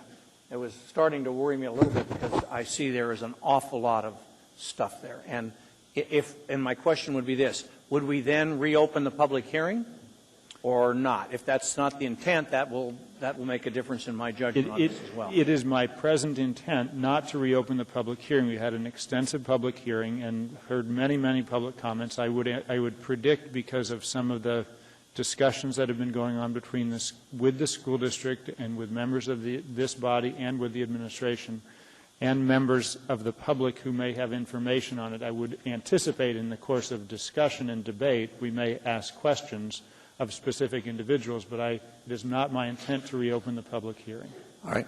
And I hope that will be I mean, it can take a vote at 6, can do it, but I just caution if we do it again on the 6th, or the 10th, then I would suggest we pick a date where we're not getting so jammed up, which we are on the 10th. I would tend to concur, Mr. Garvey, that if the public hearing is reopened, much will not get accomplished on the 10th, and we may not even get to discussing this matter. All right. Thank you, sir. And that gives you a sense of where I am in terms of whether I would vote to reopen.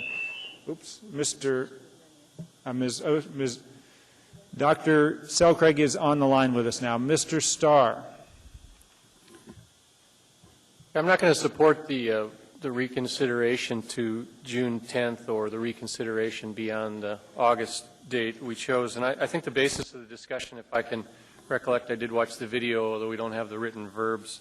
I saw a basis of the decision on the need to kind of handle complex topics in a manner that finally brought it back to a plan that we could implement. And it seemed that some of these were fairly complex. I heard that ALPAR was sort of running out of goodwill. And the basis of our program at this point is not to really do recycling. It's to collect recyclable materials and send them to the South. And that's going to be in shipping containers. And it seemed as if the ALPAR group that had negotiated the good faith shipping, if you're going to call them free shipping containers or not, was going to be challenged if we exceeded that. A big unknown for me is what happens when we wear out our goodwill on that. In the shipping business, with the need to negotiate freight rates and put topics to the plate, that seems to be a fairly big one and time-consuming beyond June 10th. The school district discussion also was a basis for, I think, giving them time. So to revisit the bigger discussion was to let the school district actually flesh out when we budget monies, what do they actually intend to do with them, so that we can facilitate a good practice throughout that big user group, but allow those elected officials to prudently discuss that under time pressure that's not so pressuresome. As it stands now, if we move to the June 10th date, they're here to deal with that on June 9th. I think that's a lot of pressure for a work group that may want to go to a subcommittee. Our subcommittee hasn't had, I don't believe, adequate time to address the questions that continually get raised as you answer other ones. Some of it is how do we handle industry now that may be encouraged to recycle because the rates for trash would be greater. How do they engage recycling? Do they then have to go out and purchase recyclable containers or, in fact, book their own freight transportation to the South?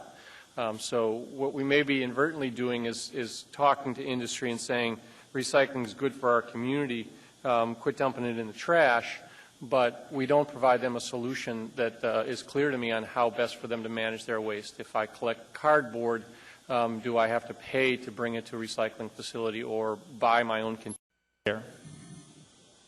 Mr. Abbott. Thank you, Mr. Chairman.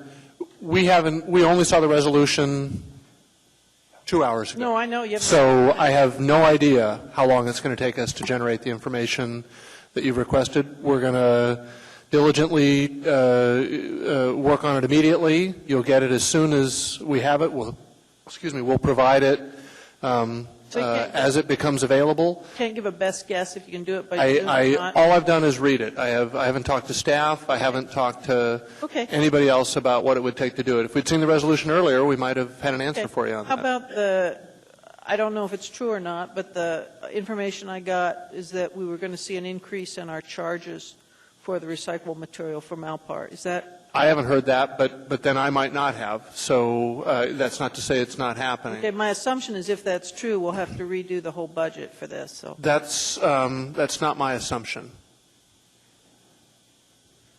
it's not your assumption that we'd have to redo the budget? That's or it's correct. Not? If there is some cost associated with the transport or the depositing recycled materials at Smurfit Stone, we may be able to incorporate that, depending on what the cost is, which materials are being charged for, et cetera. Okay, so just one final question. Then I'm assuming that if you're going to have difficulty complying with the requests from the Assembly, that you would let us know that you won't be able to get it by that date, and then we could judge if we needed a further postponement or not, I'm assuming. Is that? We should be able to give you information in the next 3 days, by the end of this week, say, as to what, on that list of requests, what we expect to have for you in advance of the 10th and what we can't. Thank you. Mr. Johnston. One of the major parts of the recycling is the school district, and I did speak to Mr. Vacalis as far as the school district, and they do not need an answer from us until June 24th. If they do something that requires the municipals coordinating with the municipality, then they'd like to do it by the July 1st, beginning of the year. But we don't need to act before June 10th. So I think we should take that into consideration. The other aspect is, as far as setting the calendar, I understand that it really is up to the chair and the leadership to when we put these items on the agenda. So if there should be some flexibility if we do not have all the information. Okay. Anybody else? Mr. Flynn, Mr. Coffey. See, if you wait a minute, more people sign up. Yeah, we'll all come on board, Mr. Chairman. My understanding of the resolution from reading it is that basically what we're trying to do a little bit of incrementalism. And for me, and I said this to the administration that Tuesday when we voted on this, the first matter, those additional drop-off sites are really, I think that's sort of that's the starting point for me. That's one of the things you got to do. And the school district is another. You get those two things in place, then we'll have time to work out shipping. We'll have time to find out about, what might be done locally versus what we have to ship out, and a lot of these things that will develop over time. And so I understand the school district's going to meet on the 9th. I'd hate to have us meet on the 10th because there's no time for a dialogue.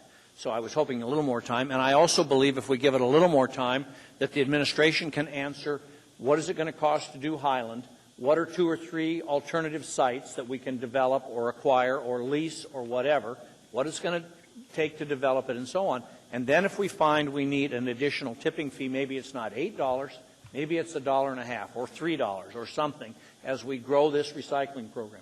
My sense from talking to people is that everybody would like to see this happen, but my personal thing is it needs to happen in the right fashion, and we need to learn as we grow. And if we don't do that, if we do that, I think we'll avoid mistakes, and if we don't, I think we'll create mistakes. So if those two elements can be in place, then I'm ready to take step number 3 or whatever is afterwards. Thank you. Mr. Flynn, did you take yourself out of the queue? I would just say if my colleagues prefer to to take up this ordinance on June 24 or June 10, I'll accede to their wishes. But the motion, of course, before us is whether to reconsider our decision to postpone until August 19. I ask that we take that vote now. Mr. Begich, Mr. Mayor. Mr. Chairman,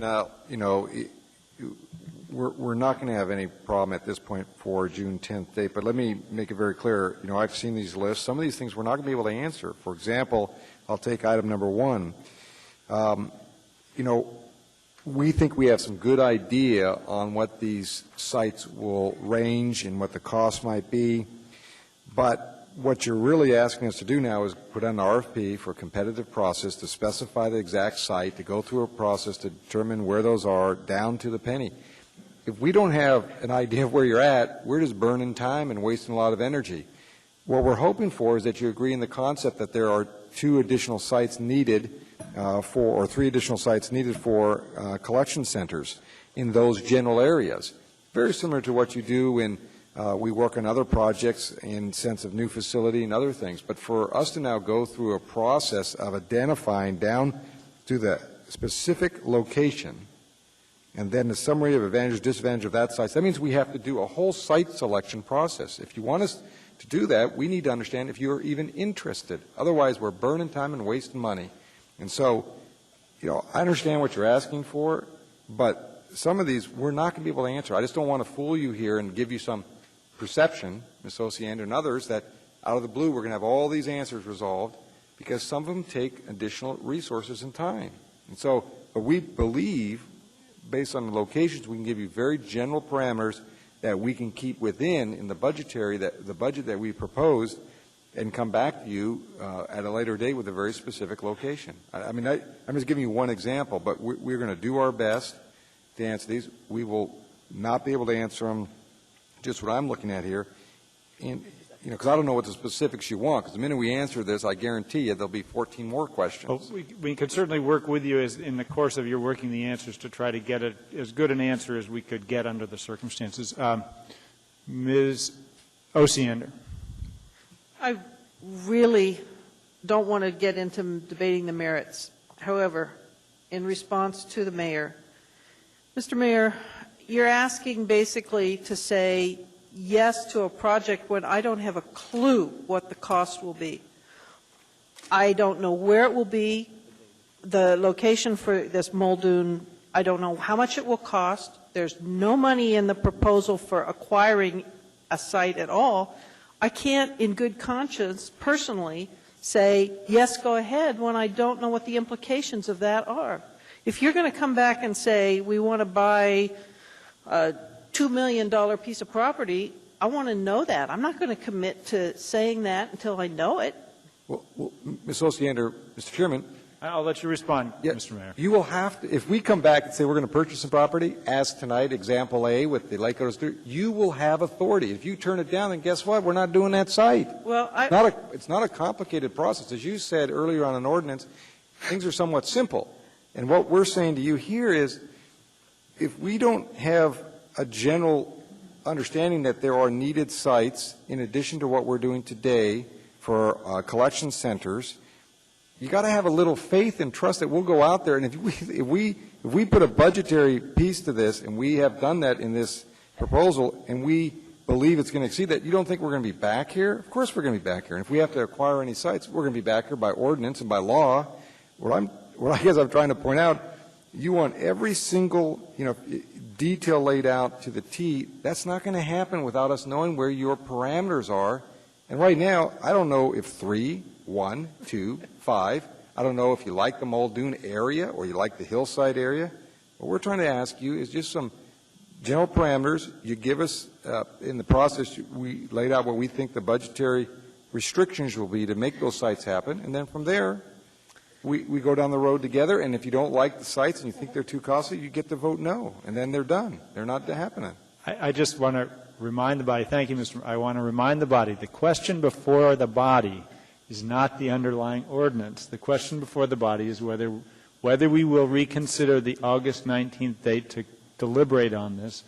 And the anticipation at this point, at least what's being talked about by Mr. Flynn, is that we will consider the underlying proposal on June 10th, although there's some suggestion that perhaps that could wait to June 24th. But I would ask, we have 3 in the queue, I would ask that you try to speak to the question of when we consider this as opposed to the underlying issue. Mr. Starr. Yes, you're in the queue now.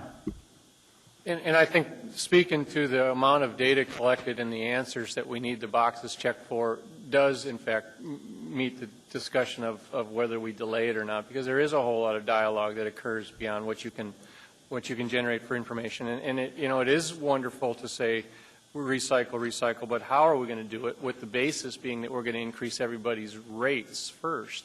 And my community is reeling off of that already. We haul our own trash in pickup trucks. We've already increased them from $10 to $15. So in the remarks section that says, what are we going to get for the $8 increase in tipping fees, I kind of need to justify what my community is going to get for that. So if it means that we can answer the question between now and the 10th, I would beg to differ, because one of the things is, how much does one of these collection sites actually cost us? All I've been able to witness is the full budget for all the sites. If we want to say, maybe we want to increase the tipping fee to accommodate another site that handles composting in Chugiak Eagle River, but I can't do it with a big number and a guess at the rate increase. We're we're reeling in the rates and we're collecting the cash, but I can't justify what we're doing with it. So I would like some more time to ask a pointed question, get to the right answer, or risk, voting no, which is not what I want to do for recycling. It also bears mention that we wanted to have a discussion about how the effects of curbside recycling were going to start to affect this, and could the service providers, private or public, keep up. And I think that's another point. Without that, sort of drifts into discussion of the motion, but we also looked at that as a reason to wait till August 19th. So thank you. Thank you very much. Ms. Johnston. Point of information, are you postponing this to the 10th or to the 24th? Technically, as a matter of procedure, the question before us is, do we reconsider the 19th date? The exact date that we do reconsider is actually not part of the motion to reconsider. So you can vote yes on reconsider without committing to a date. As the chair, I've been indicating my anticipation of putting it on for the 10th. But the only motion is whether to reconsider the 19th. Thank you. Ms. Osiander. I'm going to refrain from debate, sir. Thank you. Dr. Selkrig is on the phone. She's next in the queue. I'm going to support the reconsideration, and for a variety of reasons. One, by waiting till August, what we really do is defer this program for a year. We're the largest city of our size to not have a recycling program, and it seems to me that we can nitpick this thing. We can be here for the next 3 years. I mean, we have looked at every angle of this. We've investigated whether we bought the right trucks. We've asked about whether we've got the right cans. We have gotten into a level of detail in this particular project that I think is way beyond really an effective leadership role. And I also think that there's a confusion almost in this conversation. We're not talking about an $8 increase to individuals. We're talking about a $1 a month increase to individuals. And what they get for that $1 is a whole variety of things. They get an educational program in the school. They get a recycling program in the school. We're moving towards curbside recycling. We're also going to have new sites. I mean, I'm actually at the hospital, and the nurses wanted to make sure my niece had a baby tonight. They wanted to make sure that I got on the phone tonight because they don't want to drive across town to recycle. So, I mean, the town is completely ready for this. I think as an assembly, we need to back off, and we need to give this administration the room it needs to do this program. We need to get it online and let this community position itself for the future. I think that we've talked it into the ground. We've been asking questions about this project since January. I had real questions up front. Those questions have been answered. So I urge my fellow assembly members to just get off the dime and let's do this thing. Thank you. Mr. Mayor, you're in the queue, but before you speak, I have a question for the administration which you can address in your response. There's some discussion about taking this up on the 10th or the 24th. I would like to know the administration's position on the 10th versus the 24th. I said earlier on my response, June 10th is our preference. Okay, thank you. Any other comments, Mr. Mayor? Yes. Okay, go ahead. And quickly. Yes, but I appreciate your willingness to work with us in regards to these questions, but I just will put this out because I do not understand, and I know this is the reason we're delaying it is for understanding what your concerns are. In the booklet we gave you, which was page 11, details out everything, land lease costs, or we think all the costs related. So I have to say this for the record, we're going to pull this page out and staple it to question 1, because all the questions you ask are answered here. And it says land lease costs, 20 grand, so we've put a cost in, we've put in the design, we've put in, so I need to understand. I mean, my guess is you just don't believe these numbers. So I have to ask you, I will just speaking from the chair, in the communication that I've already had with other members on the body, I know that some of the numbers, when people went and just took a calculator and added them up, the totals showing up on the administration's papers didn't match up with the numbers that were there. But that's not what this says. Well, I understand, but it's an opportunity for us to ask some questions and engage in a dialogue, and I encourage the dialogue. If some of these things are too much, you can tell us that. And I know specifically in my own discussions and I brought this up with Mr. Abbott as well, with regard to the 3 drop-off sites, Eagle River, East Anchorage, and South Anchorage. I was interested in having, if not every single cost, certainly how much was that allocated to Eagle River, how much to east, how much to south, because I think it may be this body's desire to approve 1, 2, or all 3 of those drop-off sites, and we would like to be able to know how much to allocate to each of the 3. It may be that some of the detail can't be provided, but we want to give our best effort. I mean, I don't think the point now is to try to debate the things on the addendum to the motion. The purpose of that was to try to get a clear things that we want to discuss. Yes, and I by think June 10th. Ms. Osiander is still in the queue. Ms. Johnston, did you take yourself out? Ms. Osiander. Well, it's a little bit frustrating because there's a whole lot I'd like to say about this, and every time I think, okay, we're not going to debate it, then a previous speaker or the mayor starts debating it. Well, all right, then I guess I'd need to debate to give a rebuttal. Right. Mr. Mayor, I have read quickly. All right. There is nothing about acquiring a site. This is annual cost for leasing a site. Do you have a site that you've based this on? I mean, that's a fundamental, it's not here, sir. Yeah, it's an estimate based on many real estate transactions we make in this city all across this community from Eklutna to Girdwood. We estimate based on the square footage we need and an estimated lease payment. You know, we have people every day, Ms. Osiander, that work on real estate issues, and did I calculate these numbers? No. But do I have faith in the department that works on real estate services? Absolutely. I'd like to call point of order at this point, sir. The motion before us is strictly on reconsideration. I agree, but you're the one that punched Well, in. I keep getting upset. All right, we're not going to, Ms. Johnston was in the queue, but she's taken herself out. The question is whether to reconsider the August 19 date. I know this is not going to get a unanimous vote, so we're going to start voting. If you vote yes, that means we're going to reconsider. And we're the feel-good assembly here. so if you're in favor of reconsidering the August 19 date, vote yes. If you vote no, that means you want to keep the consideration of this matter on for August 19. Please vote. Oh, we need to do a roll call. I take it back. Ms. Selcraig, you're still on the line? Yes. Okay. But if you could touch your screen at the same time you say yes. I have a point of order first, sir. If we could just clarify that, if you can answer my question, which I put it to an email earlier, was if we repeal the August 19th date, what question becomes next? The next question is when do we consider the underlying ordinance?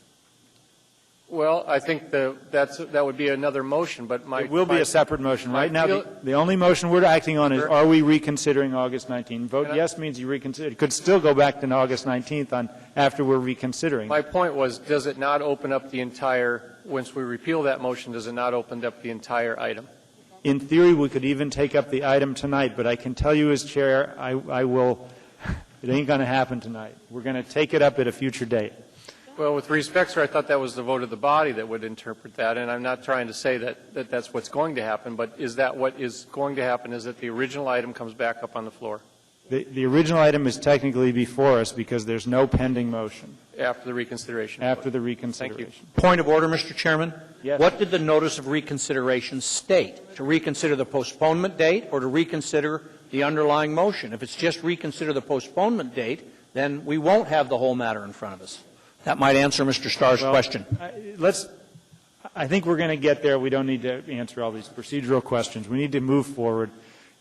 So we're going to call for a voice vote on whether to reconsider if the clerk would call the roll. Mr. Chair, respectfully disagree. Point of order. I need to know what I'm voting on. You're voting on whether to reconsider the hearing date of August 19. Thank you, sir. That's right. That's all we're reconsidering. Thank you. Okay. Ms. Selcraig. Dr. Selcraig.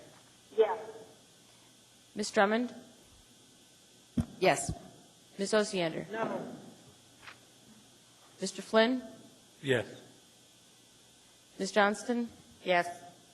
Mr. Coffey. Yes. Mr. Starr? Yes. Mr. Gutierrez? Yes. Ms. Gray Jackson? Yes. Mr. Birch? No. Mr. Clayman? Yes. Mr. Chairman, Cord? That passes 9-2.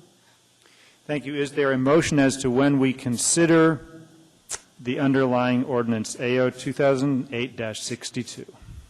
Point of order, sir. Yes. Is not the original motion or the original item on the floor for right now? Actually, technically, the original item would be on the floor. I don't believe under our agenda we have time to debate this tonight. But Mr. Flynn has moved. Mr. Flynn, what is your motion? Mr. Chairman. You need to make the motion before you can second, Dr. Selcraig. Appreciate the support of the Vice Chair. Mr. Chairman, I would move, in the interest of comity among the body, to take up Assembly Ordinance 2008-62 on June 24. It's moved and seconded for June 24th. Is there discussion? Mr. Coffey. Mr. Chairman, I would urge the administration to try to bring us the detail on the sites that we requested in the resolution. And to the extent you can do it, that would be most helpful, particularly for me, because I'd like to know the same things that my colleagues have done. Number two, I would hope, and Mr. Vacalis is here, I would hope that the school district will have its plan in place, as our resolution states, and that we have an opportunity, each of us, to talk to them about what they're planning and how they're going to pay for it, and so on and so forth. Because for me, those are the two key elements that started. I think the 24th gives us the opportunity to do that, and I will support this. Thank you. Mr. Starr. And I appreciate the June 24th date, but again, the section, and the mayor referred to it in the blue binder that we received under the backhaul capacity discussion, it references the fact that we're going to run out of the LPAR negotiated containers. And I guess the point there is that what are we going to do when we do that? We're giving away our freight stream or our recyclable stream. Our waste stream is going to the service providers for free. That's my interpretation, is we're not selling our recyclables. We're giving them to these service providers, but yet we may be obligated to pay freight. And so the point is on that is I would want to see, sort of a basic understanding of what happens if we're wildly successful, which we probably will be.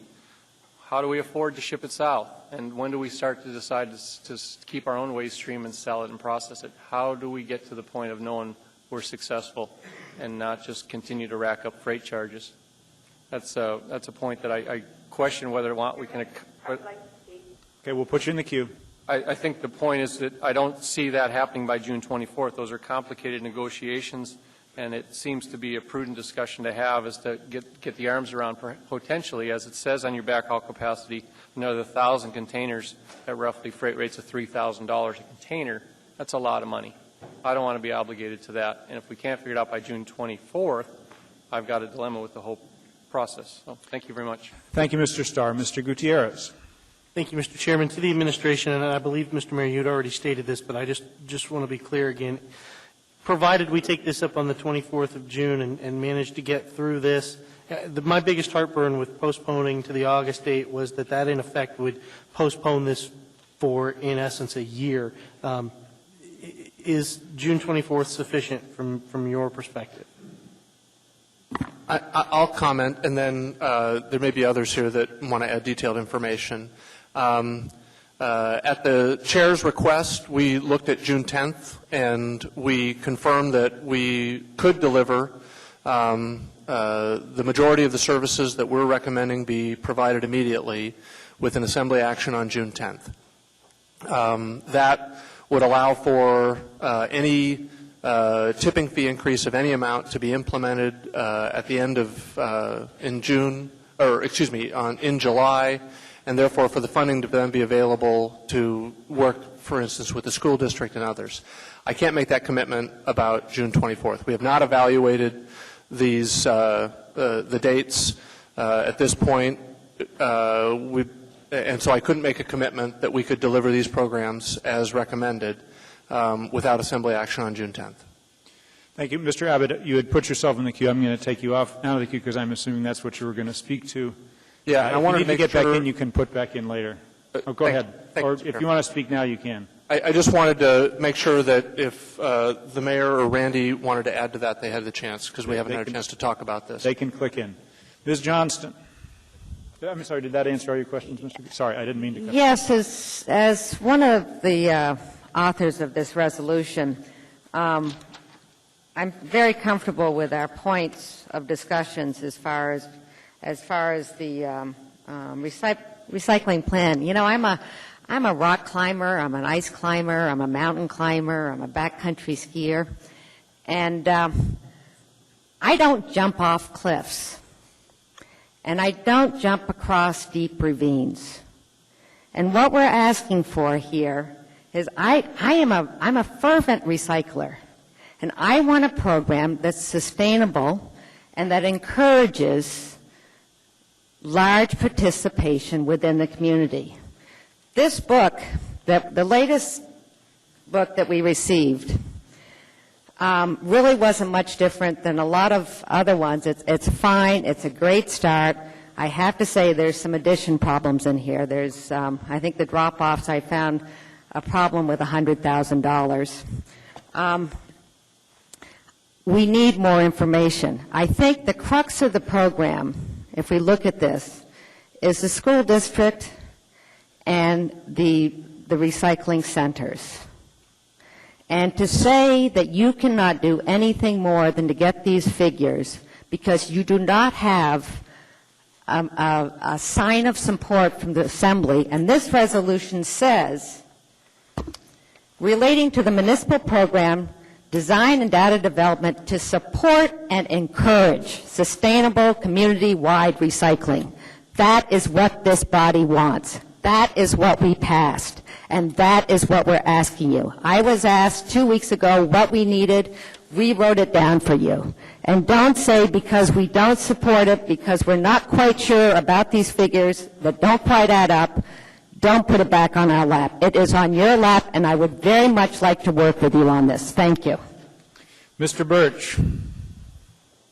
I guess the largest concern I have with this is we've got a recycling program that's working where we have a waste stream going to a user right now that's actually got that product. The single stream proposed in the recycling project right now will actually, as I understand, will call for that diversion of that material out of state. I think it'd be better off if it was used here. And largely, the program is operated without municipal or public support. It's operated independently based on the value of the materials to be recycled, which is obviously what we would hope to see, is that the materials that we recover out of our municipal waste have some value to somebody and have some utility there.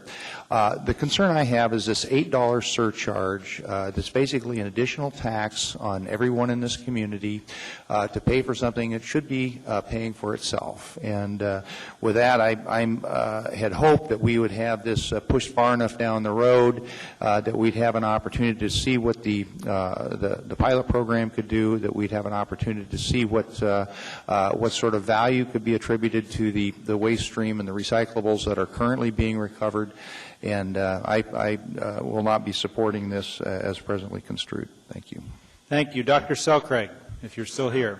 One of the things that came out in our testimony last time was Representative from Smurfit talked about the need for volume and the importance of the additional new drop-off centers.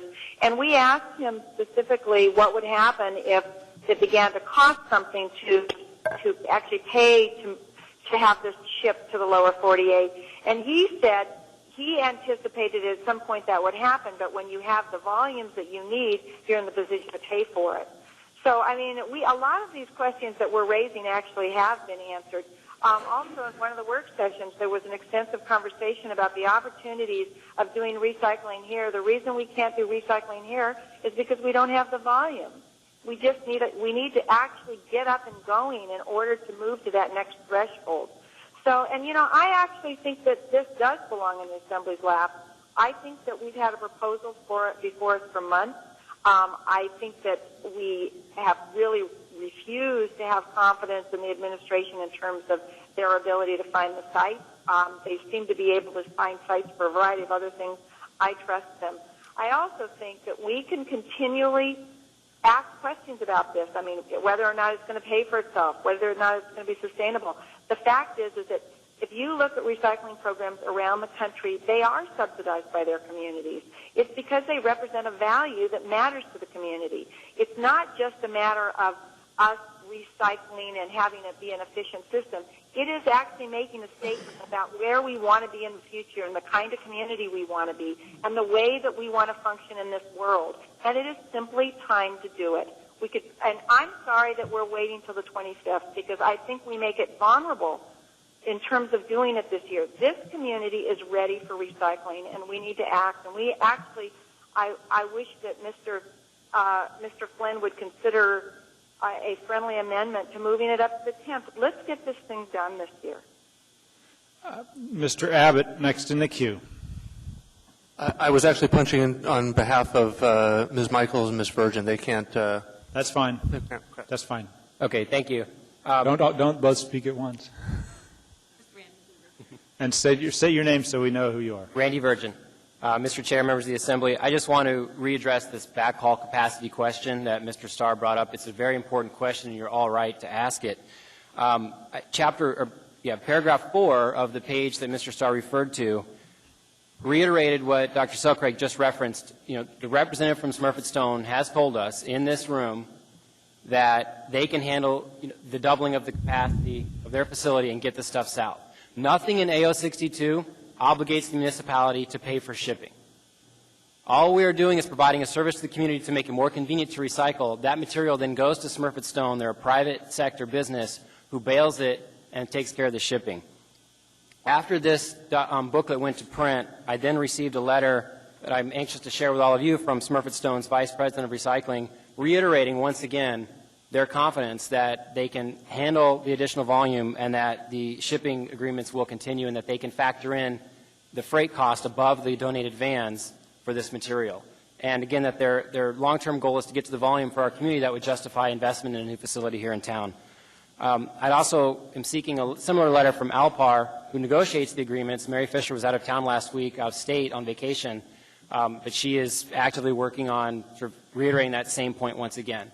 So if the question is whether we need to wait to the 24th to sort out the backhaul issue, my answer is no. We've got that sorted out now, and we're ready to talk about it on the 10th. Ms. Michael, did you want to speak? No, I didn't. Thank you. Okay. Mr. Mayor. Mr. Chairman, I thank you, Randy, for laying that out. Again, I recognize the 24th. We would encourage, even though it's not on the floor, but an amendment potentially to move it to the 10th.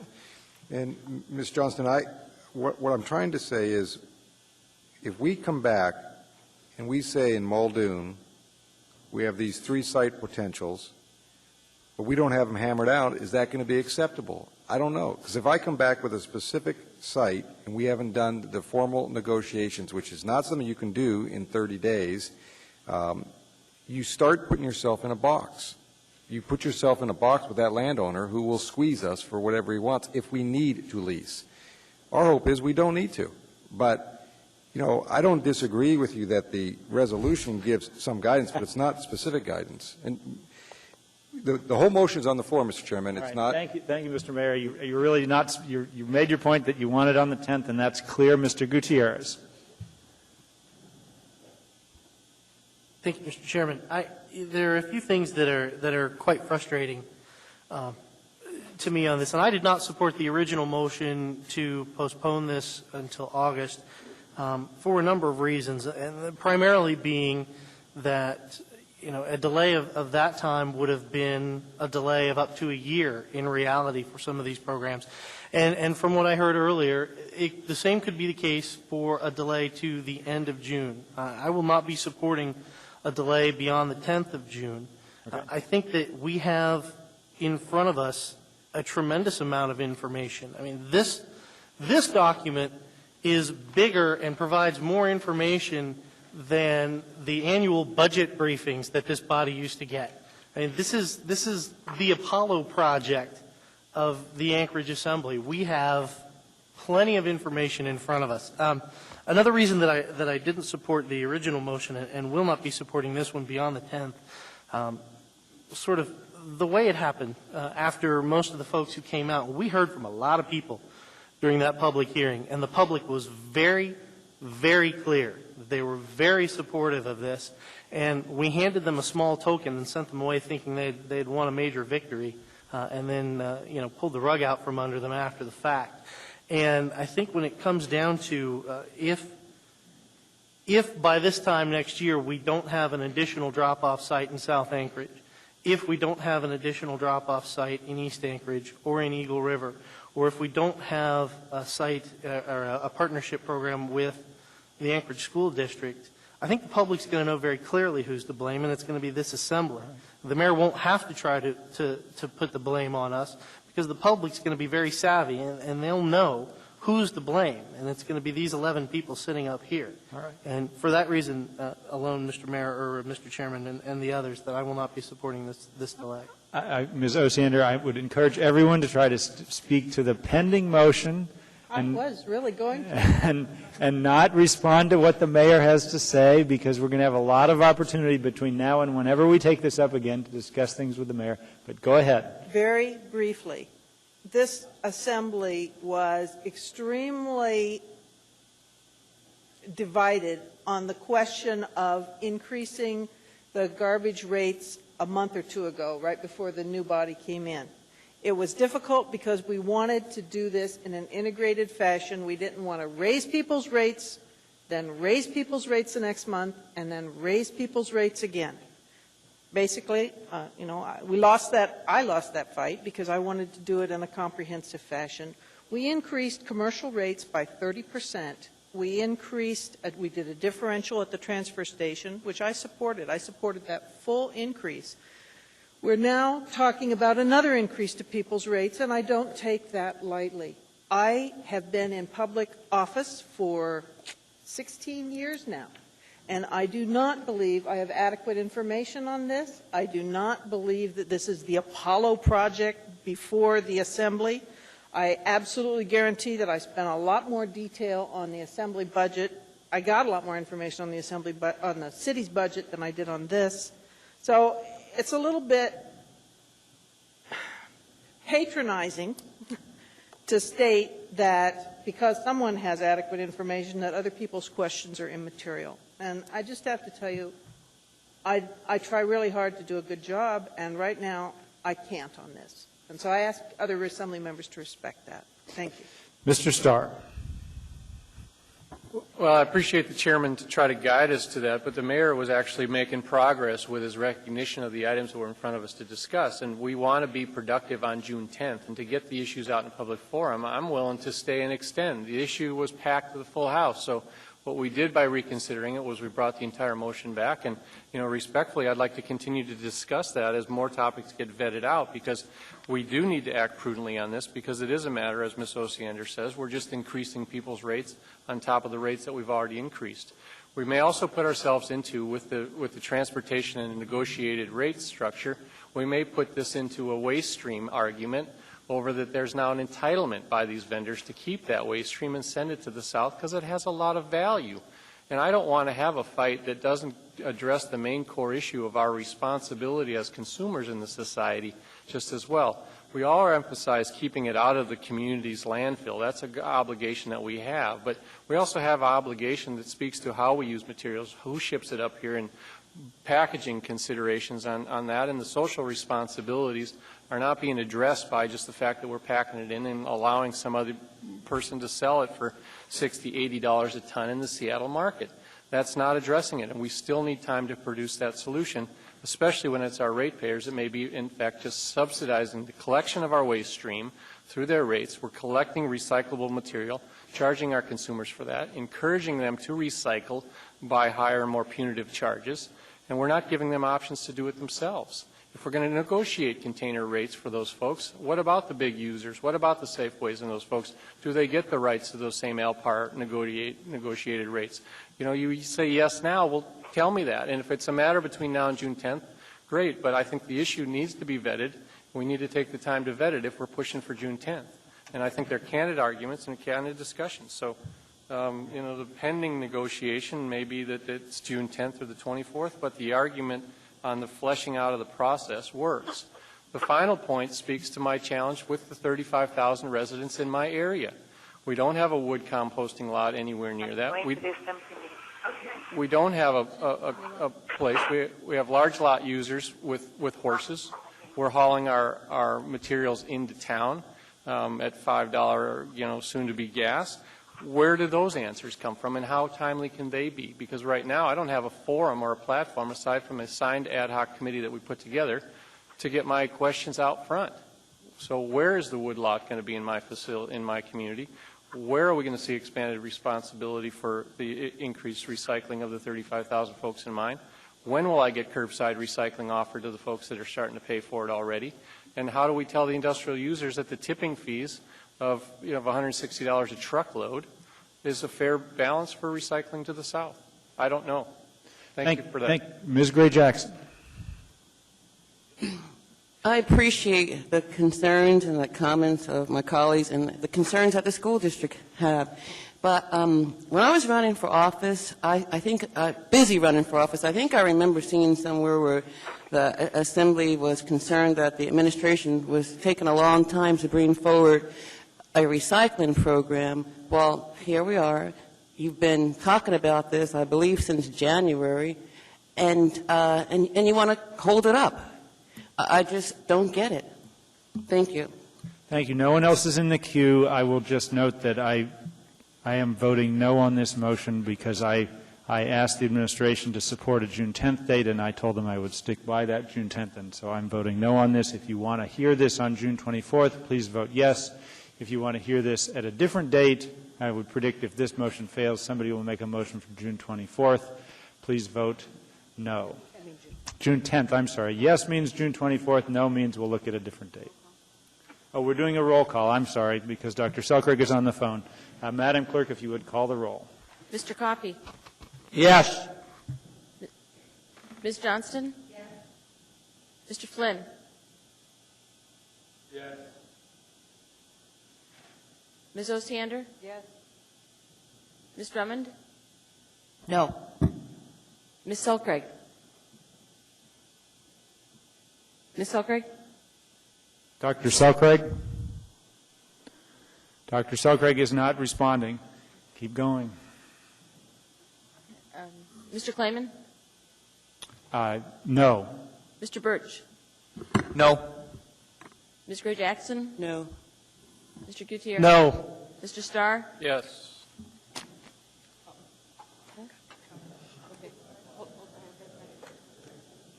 It's 5-5. Dr. Selkirk? So it fails. No, hold on. Dr. Selkirk, are you on the phone now?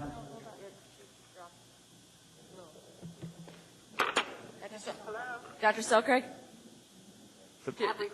We're asking for your vote. We're taking a voice vote on whether to consider this on the 24th. Yes means we consider it on the 24th. No means it's not on the 24th, and I presume there'll be a motion for a different date. I had just dropped off when you started, and that's fine, thank you. I mean, when you started the vote. What's your vote? No. I vote no. All right. The motion fails 6-5. Is there another motion on the floor? I move to hear this on June 10th. Second. It's been moved and seconded. Who seconded? Mr. Gutierrez. This has been well discussed. I see no one in the queue. All in favor of June 10th, we'll call the roll. Okay. Mr. Gutierrez, if you could.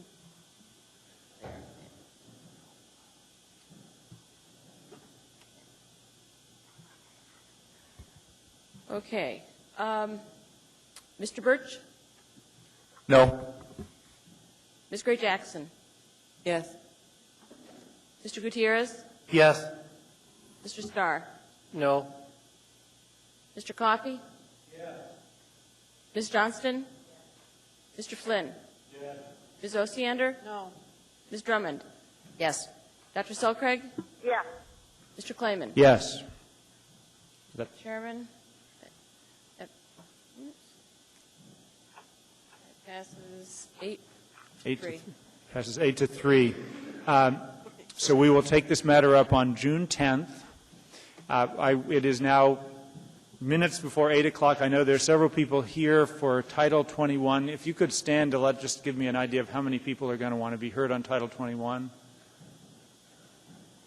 Not lie. I see 3 people that want to be heard, 4 people that want to be heard on Title 21. We will take that up right after dinner. Dr. Sugcraig, are you still on the line? Yes, and I'm on my way back. We had a boy. Okay, just... I understand if you could just confirm that you wanted to be added as a sponsor on item 9F10. Yes, thank you. All right, we will add you as a sponsor on 9F10, so we don't have to bring that up after dinner. We'll take our dinner break. We will do our best to be back at 8:30. I thank you for your patience in waiting to testify.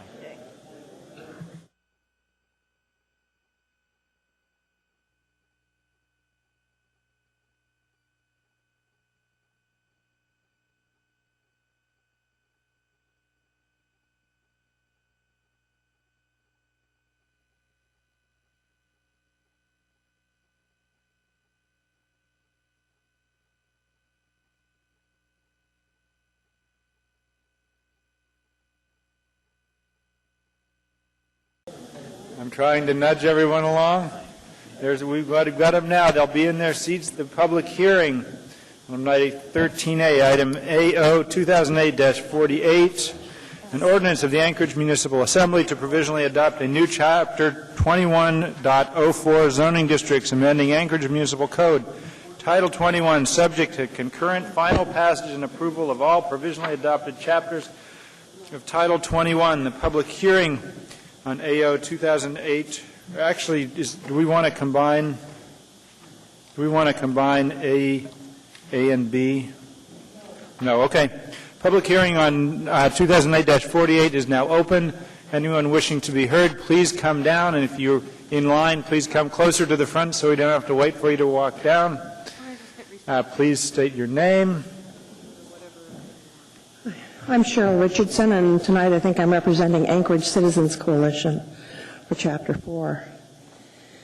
I've been a member, that's not true. I've been participating in the meetings of the Assembly's Title 21 Committee that's chaired by Ms. Osiander, and that has helped me understand the issues much better than I had before.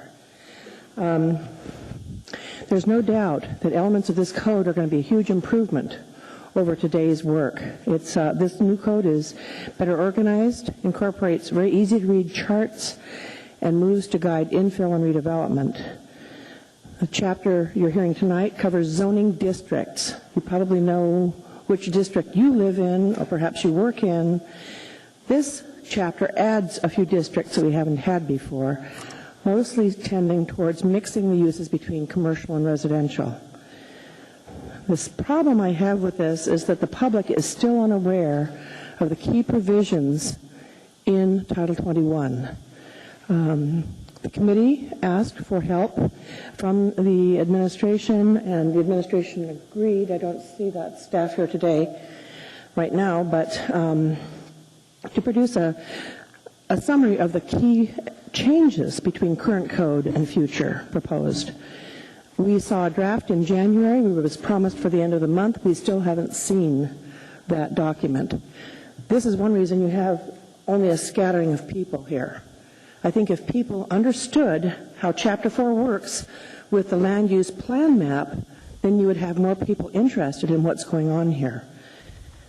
For instance, I learned just this month, and I think other people learned just recently, that mixed-use districts, they have neighborhood and community-wide and regional, are color-coded on the land use plan map that was approved in concept about a year ago.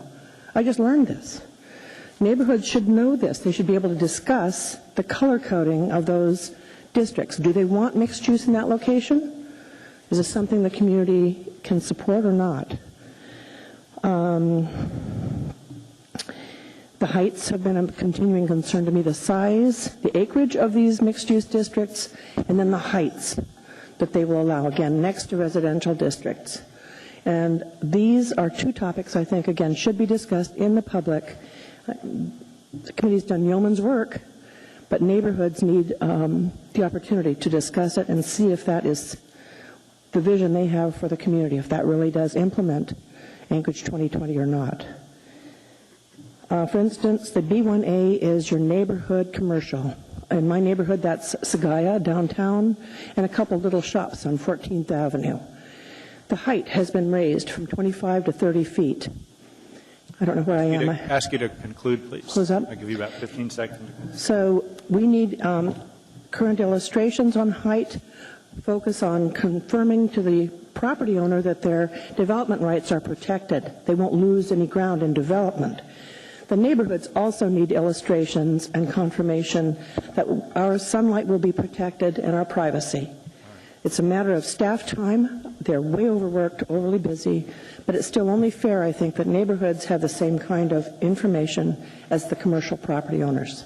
Thank you very much. I don't see anyone in the queue. Well, don't worry about activating. Go ahead and ask your question. You're right. Thank you. I appreciate your asking. Very much. I prepared some notes or, testimony, and on the last couple of pages, there are underlined sections. And those are the kinds of amendments that I would look forward to. If you're interested in that, I will. And they're specific to Title 4, what we're looking at, Chapter 4 this evening? To the clerk, and she'll distribute it. Actually, the clerk will distribute it. You just had the next one. If you give. So you want us to consider those in connection with the proposed amendments we have before us? And would you read those amendments to us so we can get the body gets an idea of what they are? Well, one of them, for instance, limits the size of neighborhood mixed-use districts to 4 to 6 acres. That's 2 to 3 blocks instead of 15 acres or 8 blocks. So you don't have a specific area in the code that you're proposing? Hold on just a second. Did you make extra copies? 2104, 030. I'm sorry. Did you make extra copies for the administration to review? No. Or did you just make 11 copies? Okay. I think they have enough. Okay. But we'll see. Okay, I'm just trying to understand. Here's one, 030, commercial district, stage new public investment in order to maximize existing public and private investment in commercial districts. So staging concept that I haven't really discussed tonight. B3, general purpose, including facilitating bicycle and pedestrian access and safety. Okay. Starting on page 4, basically, the underlined pieces are specific to particular pieces of code. Do the ones on page 4, the number 4, 12, and 13, do they coincide with the changes that we discussed with the administration, or are they different than that? They're in addition to what was discussed. Okay, thank you. Or what was agreed to. Okay, thank you. They were discussed and these were not agreed to. Thank you very much. I don't see anyone And I have else an extra copy right here that I can leave with you. I see no one else in the queue. Thank you very much. Next. Mr. Chairman, members of the Assembly, my name is Dale Porath, and I'm here tonight representing Karkatstein Properties. I'm here tonight to ask the Assembly to consider adding another zoning district to address business parks through the planned community process. Existing business parks, especially Huffman Business Park, don't fit proposed zoning districts and their proposed uses. For example, Huffman Business Park, if rezoned from I-1 to B3, as proposed on the land use map, would lose the ability to lease several historic uses. Several of the buildings at Huffman Business Park contain dock-high facilities which are better suited for light manufacturing, warehouse, and wholesale establishments, which would not be permitted by the proposed uses of the B3 zoning. The earlier proposed industrial commercial zone, which has been dropped, better approximated the Huffman Business Park in uses, but again lacks some historic uses. We would encourage consideration of creating a business park zone, which could be implemented through a planned community district process, which has been approved in Chapter 3. This would allow greater ability to address existing business parks and provide a tool for creating potential future business parks. We would suggest that the business park zone be eligible to parcels of a minimum size in specific underlying zoning districts. And with that, if you have any questions, I'd be glad to respond. Ms. Osiander is in the queue. I want to thank you for coming. It was helpful to get that letter from Mr. Mintz at our last meeting. So we were able to discuss this issue briefly at our last committee meeting. There was widespread agreement that you've identified a problem. We have not yet reached any kind of consensus on what the solution would be. There was some discussion about dealing with it in Chapter 3, as you suggest. There was also some discussion about dealing with it in Chapter 5. But the committee and the planning staff felt that both of those venues would allow us to deal with the problem completely because we agreed that it was a significant flaw. So I thank you. And I want to tell you that it's certainly my intent to pursue this. Thank you. And as Erica McConnell here is from the planning department. She's the lead person, as you know, because you've dealt with her in the past. But she's concurred from planning staff perspective, see that nod there, that we need to address this. So thank you very much for helping us find this hole in our plan. Thank you. Mr. Birch. I was just going to reiterate the letter from Mr. Mintz was very helpful. I appreciate your testimony here tonight. I guess the only thing I wanted to make sure is that we had it properly packaged or properly, the appropriate language incorporated there and working with staff to make sure we address that properly in the rewrite. Thank you. Thank you for your time. Dr. Selkirk. I just want to concur. I was in the meeting with Ms. Osiander at the Title 21 Assembly meeting, and it's a reasonable thing to be concerned about.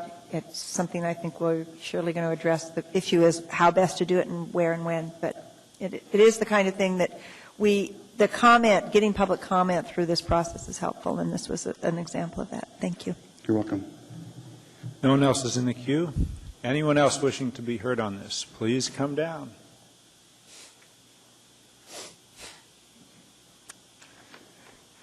Good evening. Good evening.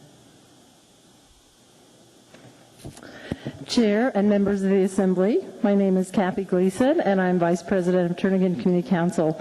Thank you for the opportunity to speak this evening on the Chapter 4 of Title 21 rewrite that would create a new zoning district originally called Airport Development District.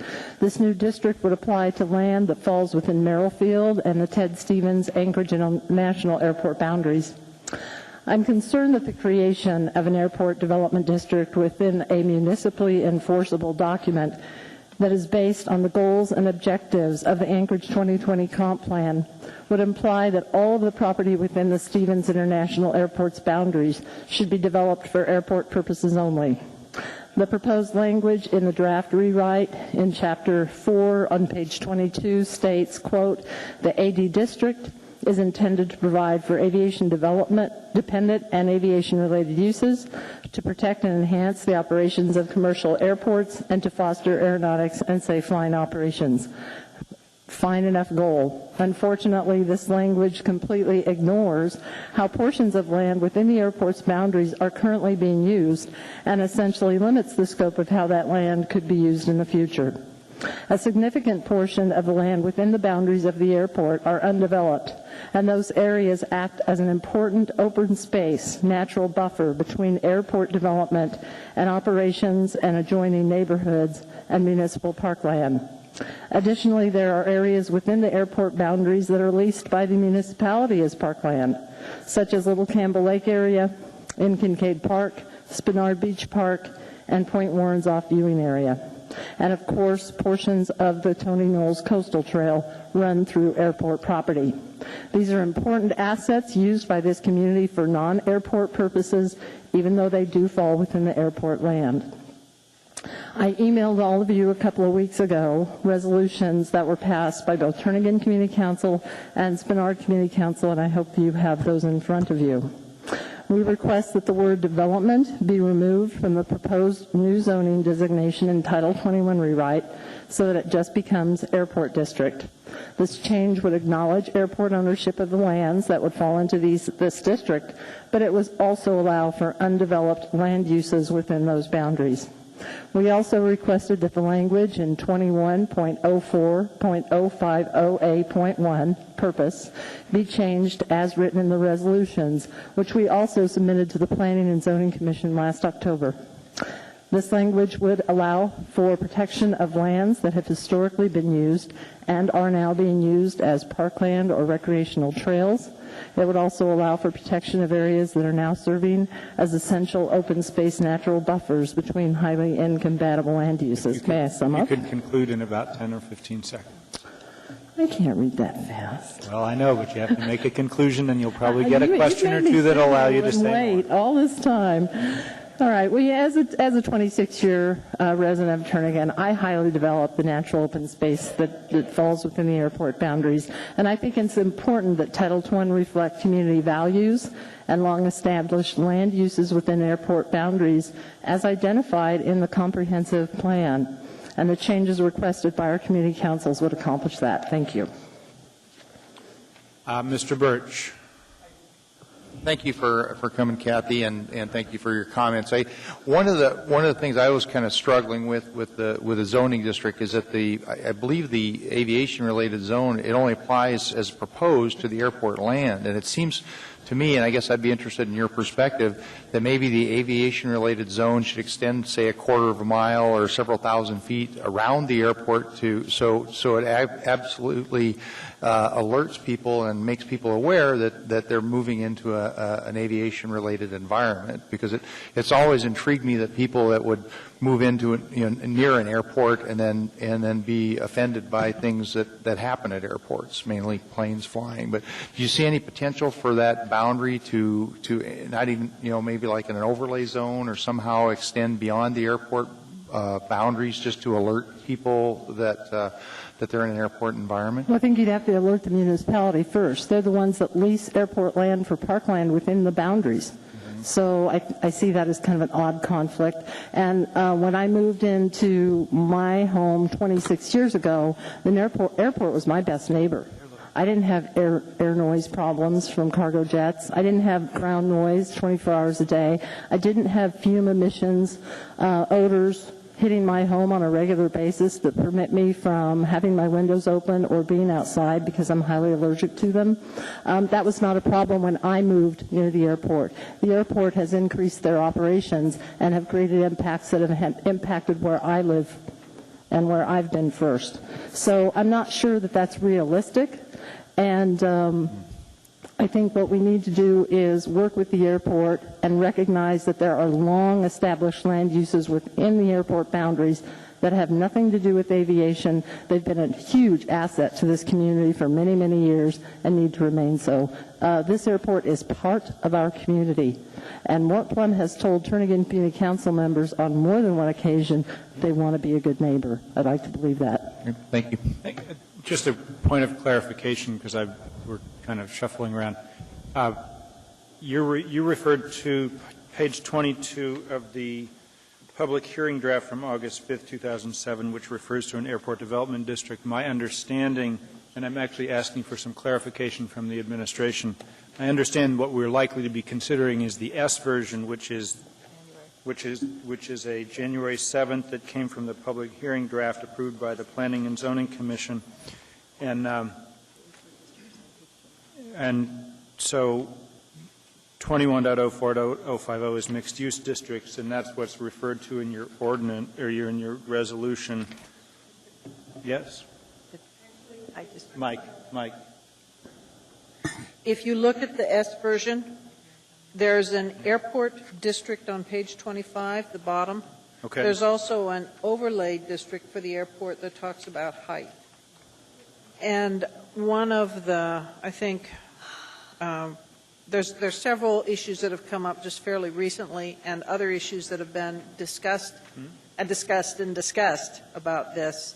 One of the things that I think there is agreement on is taking the development out and just calling it an airport. Thank you. I agree. Okay, and it's clarified that it's actually now, this resolution from the Spenard Community Council that's before us refers to 21.04.050.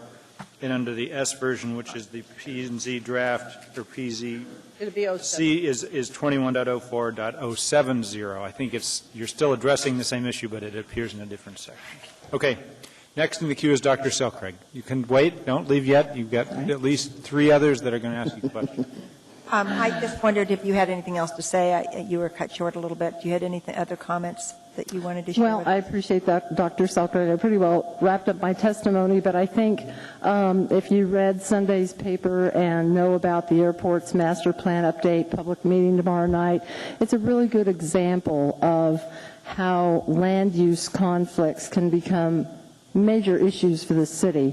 They really should be addressed by the West Anchorage District Plan. It was identified in the comprehensive plan as one of the key things that needs to happen because there are recognized conflicts with the airport and surrounding areas as well as within the airport boundaries themselves, and they have not been addressed yet. And the master planning process is moving forward and proposing to wipe out a parkland and reroute huge sections of our coastal trail. And that's just a really good example of how the city has not adequately addressed comprehensively how these issues need to be resolved. We need to get that West Anchorage District Plan going. It does concern me that if you're saying these things have been discussed and discussed and discussed, not with our community council. The planning department, when we saw this proposal in the draft of Title 21, the Community Council has never come to discuss this proposal with us. And at the Planning and Zoning Commission meeting, Tom Nelson acknowledged that that was a mistake and that he would engage our Community Council, and that was last October. We have yet to have any direct dialogue with the Planning Department on this. And that's really unfortunate because I'm sure you've had discussions with the airport on this. No. But we need to have some dialogue with the Planning Department as well on this. I just want to point out, you do know that the airport has been where it is since I was here in the 50s. So the airport has been there a long time. And new neighborhoods have developed around it. I mean, it's not just, well, I mean, I'm agreeing with you in the sense that we have a very serious conflict in terms of land use and that we've got wonderful, strong neighborhoods sitting next to airports and at the airport and that the buffers are really important. But the reality is that the airport was there many, many, many years ago. So we're in a really difficult situation, and I appreciate your comments. But measuring this and figuring out how to make both of these things work is going to take some real working together, I think. I agree, and the comprehensive plan does identify as protecting long-established neighborhoods. And like I said, first 10 years I moved next to the airport. It was my best neighbor. That whole cargo industry has moved in since I moved in, and those impacts have impacted where I was there first. I don't like to get into those kinds of arguments because they don't get us anywhere. What we need to do is recognize they're part of this community. Inherently, their operations have high negative impacts, whether it's the general aviation planes that buzz right over my home, literally, and cause me to drop everything because the decibel level is splitting my eardrums, or it's the cargo plane noise that I never used to hear but now hear 24/7. When I woke up at 3:30 this morning, I was hearing cargo jets. When I woke up at 5:30 this morning, I was hearing whiny ground noise from the cargo operations. When I had my garage door open this afternoon and my door open to my house trying to get some of that beautiful breeze in and giving my flowers some hardening off sun, jet fumes wafted into my home. Those are things where we were there first or you were there first. Those arguments don't hold water. We need to resolve some of this stuff. Thank you. Mr. Starr. Well, I look at the airport master planning process as one that you sound frustrated with as their responsibility in the airport planning process to come to the community councils and sort of present as master plans change. And how would you anticipate then if the airport master plan and the redevelopment documents that are part of that, the airport master plan for Anchorage International is, I think you've seen it, it's probably that thick. Not yet. It's actually pretty thin. Well, they haven't written all the chapters yet. There's still a lot of unknowns. The input opportunities that you have in that area, and we're not talking necessarily about that, but is there not adequate input aspect of the community in their document preparation, or what's your take on that? Actually, I think their whole master plan process is backwards. They start out with doing an aviation forecast, and they fully admit that it's an unconstrained forecast. That means that blinders on, ideal scenario, fuel prices are going to remain low, the global economy is going to stay stable forever, there are no parkland conflicts, coastal trail conflicts, neighborhood impact of noise, air pollution, water pollution at Lake Hood impacts, that this is how airport growth, cargo growth is going to go, literally about a 45-degree angle. And then they come up with alternatives to accommodate that unconstrained growth with those blinders on in that ideal world. What they don't do is come up with alternatives once they've given that unconstrained forecast a huge constraint reality check. If they apply the fact that they're causing noise impacts, air pollution impacts, water impacts, they haven't done studies on any of those comprehensively as to what a new north-south runway would do, what they would have to do to acquire parkland, municipally dedicated parkland that they agreed to back in 94, supported back in 1994, and how precious this coastal trail is to this entire community. I picked up a copy of the Anchorage Visitors and Conventions Bureau for my cousin who's coming up next week to visit, and on page 2 it starts touting the coastal trail, and on page 3 it starts talking about how wonderful Point Lorenzoff is. So if they would apply all those constraints to that forecast, I have a feeling that it wouldn't be going up at a 45-degree angle, hence there's probably no need to add another north-south runway. So their planning process is all skewed, it's all backwards, they don't have any public hearings, they don't record anyone's public testimony. Do they come to the community councils and keep us updated? Absolutely. They tell us what they're going to do. They don't listen to what we have to say. Yeah, and again, in my experience on Planning and Zoning Commission, I was appointed to the Merrill Field Airport Advisory Group, and so, technically there's representatives both from Planning and Zoning and the administration of the airport that sort of meet on that. So what I'm getting at is your priorities as you put your amendment forth with that is you prioritize, of course, the West Anchorage District Plan as the primary document, but it conflicts, again, in my opinion, with the next page, which is sort of the district design standards and the reflection of that. But I don't want to debate that. I'm just trying to figure out how to best merge the amendments for more participation. So thank you for coming down. Thank you. Ms. Osiander. I wanted to clarify my comment that had been discussed. I'm referring to the committee, my Title 21 committee. Okay. There's been ongoing discussion on a variety of issues with the city versus state organizations and autonomy issues and questions on that. I will probably, but I know we've got more public testimony, be making a move to reserve some of this discussion in hopes that there can be some sort of a more comprehensive approach. But we'll see how the debate flows. Okay, thank you. All right, I see no one else in the queue. Thank you very All much right, for thank coming you very down. much. Anyone else that wishes to be heard about Title 21, Chapter 4? I don't see anyone. I hear no one. The public hearing on this matter is now closed. Now, before I ask the wish of the body, this is my recommendation and how I would like to proceed as chair. I would like to treat the amendments to the proposal like we treat the consent agenda, so that we would move the S version and move the amendments to the S version, and then if you have objections or changes to something either in the S version or in the proposed amendments, note what you have objections to or what you want to amend, and then we'll vote on everything that no one has any problems with, and then we'll take the amendments one step at a time. So I would, what is the wish of the body? Ms. Osiander. Oh, sorry, you're in the queue. Go ahead. I just wanted to give kind of a brief summary for those of you that haven't gone weekly to these committee meetings. We get a motion on the floor first, and then you all can right, comment? I'd like to move the S version. All right. It's been moved and seconded. The S version in our packet is what at the bottom reads, public hearing draft S version approved by PZC January 7th, 2008. Generally, all right. Go ahead. Thank you. Generally, the committee wanted to hold with the public hearing draft so that testimony that came forward, like Ms. Gleason's, could be on point to the document that we were going to consider. However, P&Z, when they got the Chapter 4, came up with about 80 amendments. And rather than, in the interest of simplicity, the committee agreed that an S version was easier to go through. However, in addition to the P&Z amendments, we had a document that you all received that was entitled Issue Response. And what planning staff did was cull together all of the hundreds of comments on this topic from folks all over the city.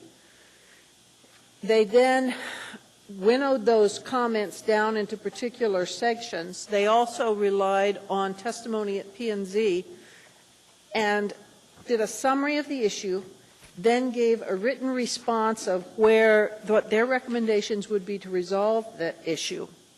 In committee, we went through every single one of those, too, and tried to come up with what we thought was a fair and balanced approach. So you have in your document, right in front of the S version, you have a list of the amendments that the committee agreed on. Most of these, by far the majority of them, are consensus. There were some where there was individual committee members who had an issue, and you'll probably hear those committee members bring those forth on an individual basis later. Mr. Clayman talked to me about this before, and I concur that it would probably, in the interest of time, be easier to just move these in bulk, but I would ask that you allow the committee to comment if you have any to make, so we can give you the benefit of all the discussion we've had on the issue. And I would certainly encourage, Mr. Birch will be next. I certainly would encourage, to the extent people have objections and comment or changes, that we would anticipate that people from the committee would comment on all those. Okay. Mr. Birch is in the queue, and then Mr. Coffey. Go ahead, Mr. Birch. I'm just trying to locate is the S version the one that's in our packet? Yes. Yes. It doesn't say yes? It doesn't. I could explain that one, too? Yeah, Ms. Osiander, if you could explain that, because the clerk is asking questions, too. Thank you. If you recall, initially what was introduced was 4, 5, and 6 together. Mm-hmm. And we had a discussion at the Assembly and thought it would be simpler to just deal with those chapters one at a time.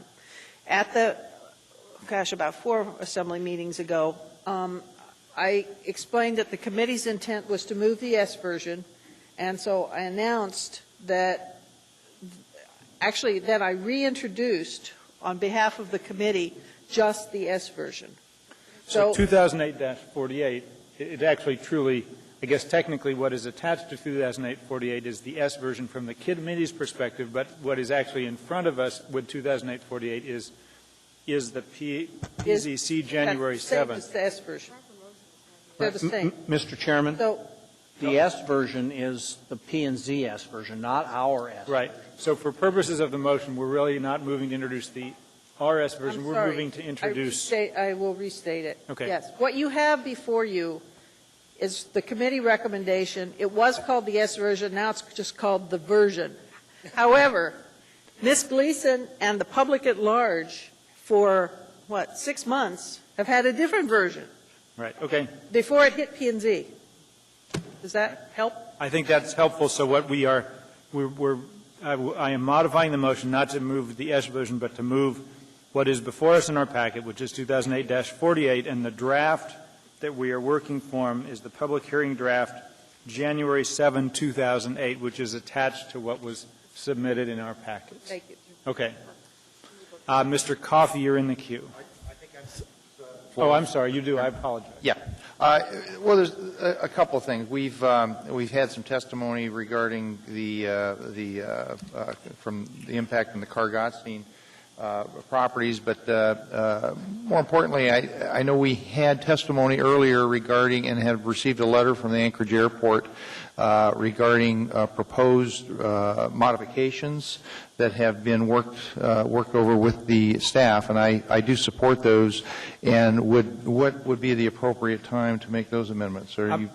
My understanding, and I think Mr. Coffey may be able to address that more effectively, my understanding is that that just in the course of the dinner break, there was much discussion, and I think the preferred way to approach that may be to not resolve that tonight. But Mr. Coffey, if you could speak to that. Well, because I think this responds to your question. Okay. Mr. Coffey. Mr. Birch, if you look at the amendments to Chapter 2104 proposed by the Assembly Title 21 Committee, on page 4 of that, it's right attached to the ordinance. It's page 4 of 7. It's items 22 and 23. Could I ask that everybody get that document that has, no, that's not it, Mr. Birch. No, it's the one in your packet. It's 13A. It's in the packet. Oh. No, I can't do that. 14A.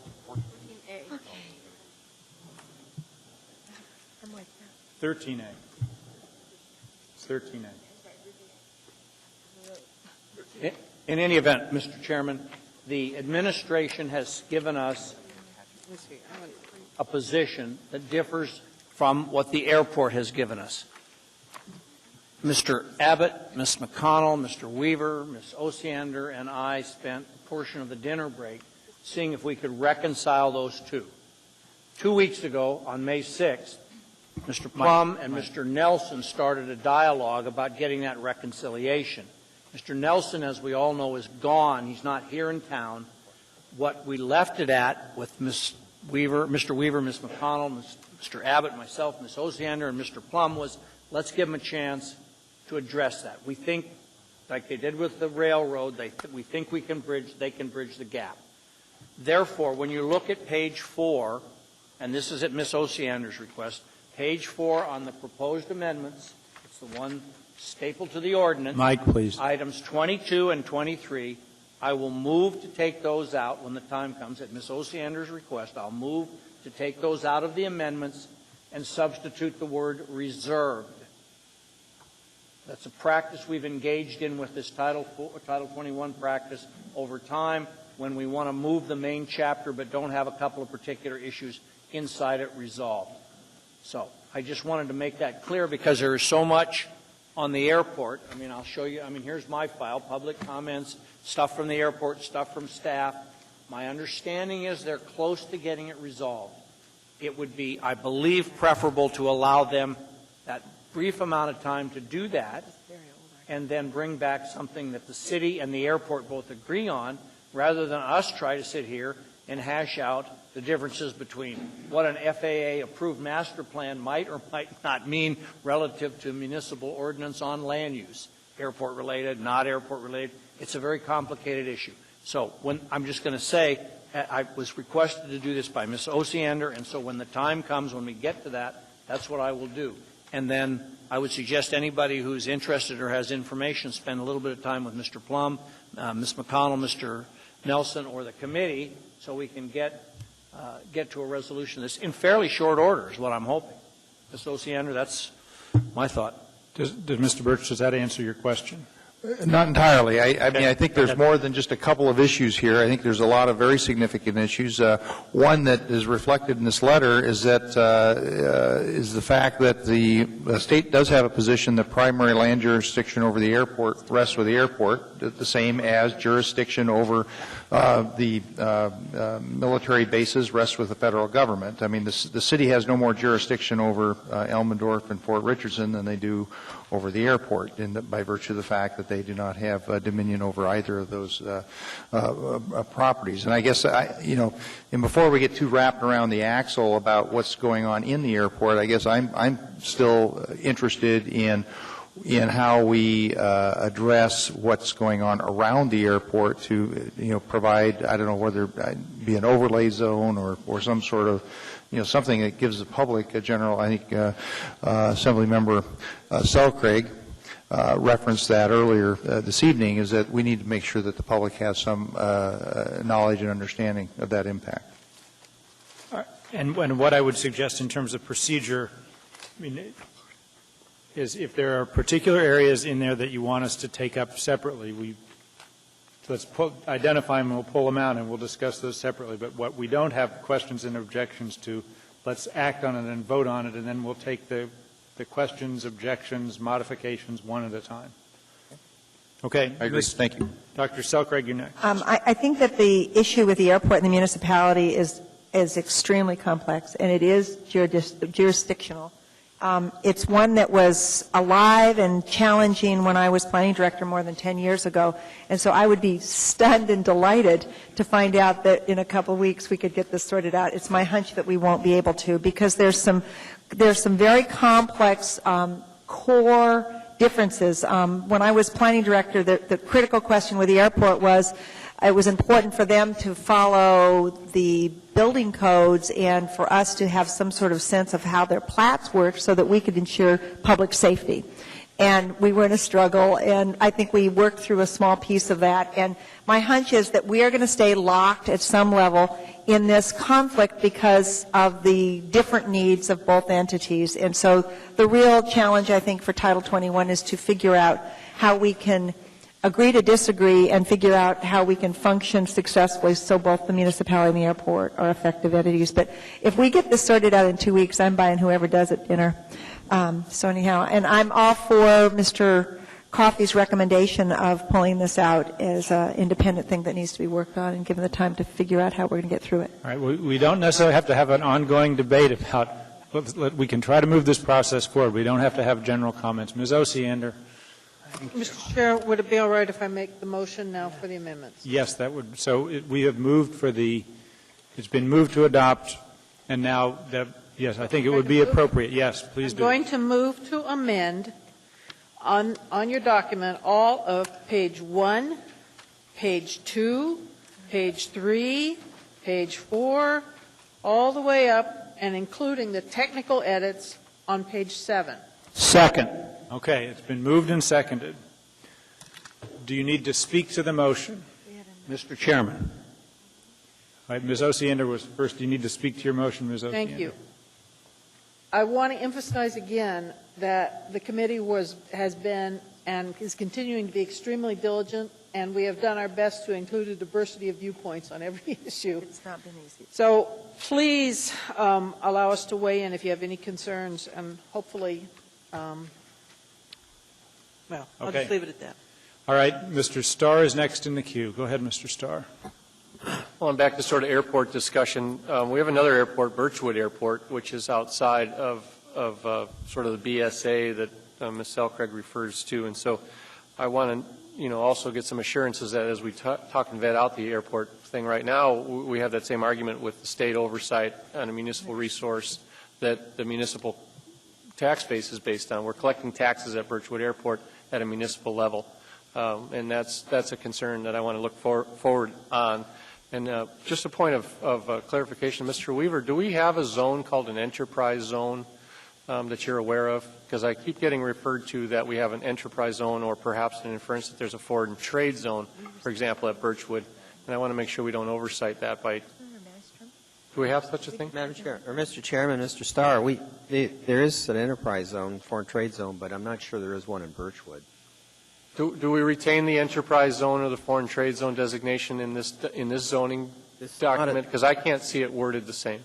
Mr. Chairman, Mr. Starr, it's not a zoning designation. It's an economic designation. Okay, so the enterprise zone then isn't really a land use application. And the only thing I'm trying to get at is the conflicting nature between when you start to talk about allowable uses and the economic incentive zone that may conflict. So I'm okay with the airport stuff being set aside if that's a proposal. I didn't hear an amendment, but we need to consider also that user group, which is now starting to develop. So, is the movement then to include the airport, or are we taking out 22 and what we're going to do next is we're going to go through and like the consent agenda, everybody's going to get a chance to. Well, I'm sorry to point of order. It was just the question is, she just moved 7 pages of amendments. What's the process to say I speak against 22 and 23 then, sir? When we get to those, the process we're going to follow is they've all been moved, and then I'm going to start with Mr. Coffey. We have a predominance of Title 21 committees on my left, and so the bright side is they can go through, and if they want to pull certain things from the group, they will identify them, and then those will be pulled, and we'll vote on everything except the things that were pulled. Everyone's going to get a chance to pull things. We're going to go through the amendments all at once, and then we're going to go through then we're going to go through the whole document and give everyone a chance to pull things from that, and then we're going to vote on the things that weren't pulled, just like it's the consent agenda, and then we'll come back and address the pulled items one at a time. So everyone's going to get a chance, okay? I put myself in the queue to speak to the amendment that was produced by my colleague, Ms. Osiander. I would have appreciated the dialogue that you're giving these guys the first choice to pull them out. When they pull them out, then do I debate why they're pulling them out in support or against? How are you going to handle that? When they'll all be pulled. What gets pulled gets pulled. They'll just list them, and then when we get to that item, you can debate whether to adopt it or not adopt it. Did my comments on the record for Birchwood Airport make the record? Yes. If they're in there, then we can find them later. Thank you. Mr. Coffey. Thank you. Mr. Chairman, this is process that I want to talk about first for just a second. This thing has been, these chapters have been in front of us in various forms for 5 years. The committee meets every week for 2 hours. We've done what I believe collectively the heavy lifting over the last 4 years. Planning and zoning has additionally done a lot of heavy lifting. The staff has probably lifted 10 times as much in the issue responses and in the amendments. What the chairman and Ms. Osiander, as chairman of the Title 21 committee, agreed to do was bring them in mass before you. Mr. Birch, Mr. Starr, I recognize fully the issues associated with the airport. That's why I started my comments by saying we're going to have to either take a lot of time tonight to resolve it, or we're going to have to reserve it so that the staff and the airport can do a little more work, and then maybe we won't have to take a ton of time tonight trying to resolve difficult issues. So what I'm going to do tonight is, at the request of my Title 21 committee chairman and our chairman, is ask that we pull items 17 and 20. Hold on, wait. Before we get to the poll, we're going to go through. You're going to get to go first on the poll. I thought you were ready for that. No, because Dr. Selcraig's in the queue. I'm not sure if she's. No, that's fine. She's out of the queue. Okay, we're going to start. I'm going to take her out of the queue. We're going to start with Mr. Coffey. Identify anything you want to pull from the amendments, starting and just page 3. Items 17 and 20. And I want to make it clear, I'm not pulling them because I'm opposed, but because they were relatively new concepts, and I think they deserve some discussion. Item 22 and 23 cover the airport and the airport district. And we've talked about that an awful lot. Those are the only two things which my committee chair has asked me to pull, and the only two things I have any personal desire to discuss. Okay. And I would ask for a little bit of consideration for all the work that has gone before. Thank you. And I will recognize that the committee has been doing yeoman's work, and I really appreciate it. Ms. Johnston, any of these items on the amendments to pull for discussion? No, I support the committee. Mr. Flynn. I thank my fellow members for affirming my decision not to be on the Title 21 committee. I have nothing to pull. Wise comment. Ms. Osiander, nothing to pull. Ms. Drummond. I'm fine with it. Although I haven't been involved in this particular chapter, I attest to the detail, the level of detail that the committee and the staff are going through. Dr. Selcraig. I guess I do want to comment that 17 and 20 were actually agreed upon at the committee, and Mr. Coffey wasn't there, and we have had kind of the agreement that we just proceed when you're not there.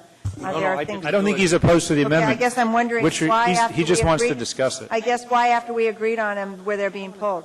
Okay. Okay. As a matter of process, he can discuss it. Everyone is given their option to All right. pull items, so tell us what you I want wanted to to pull. make the comment that he was pulling them based on kind of a position from the committee and that they actually. When we take them up, you should make those comments, Oh. please.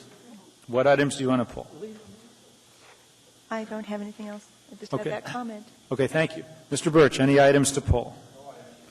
Ms. Gray-Jackson? Thank you. No. Why would it be? Mr. Gutierrez? Nothing, sir. Mr.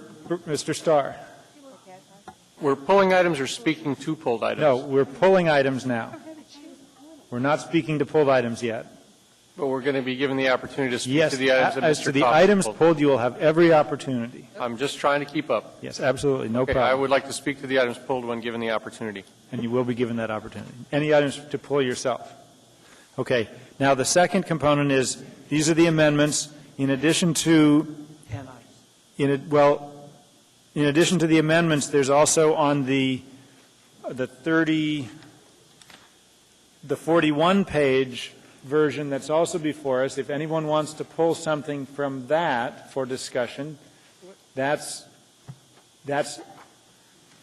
well, it's before us. If you want to make an amendment, you better speak up. Well, then I do. All right. Go ahead.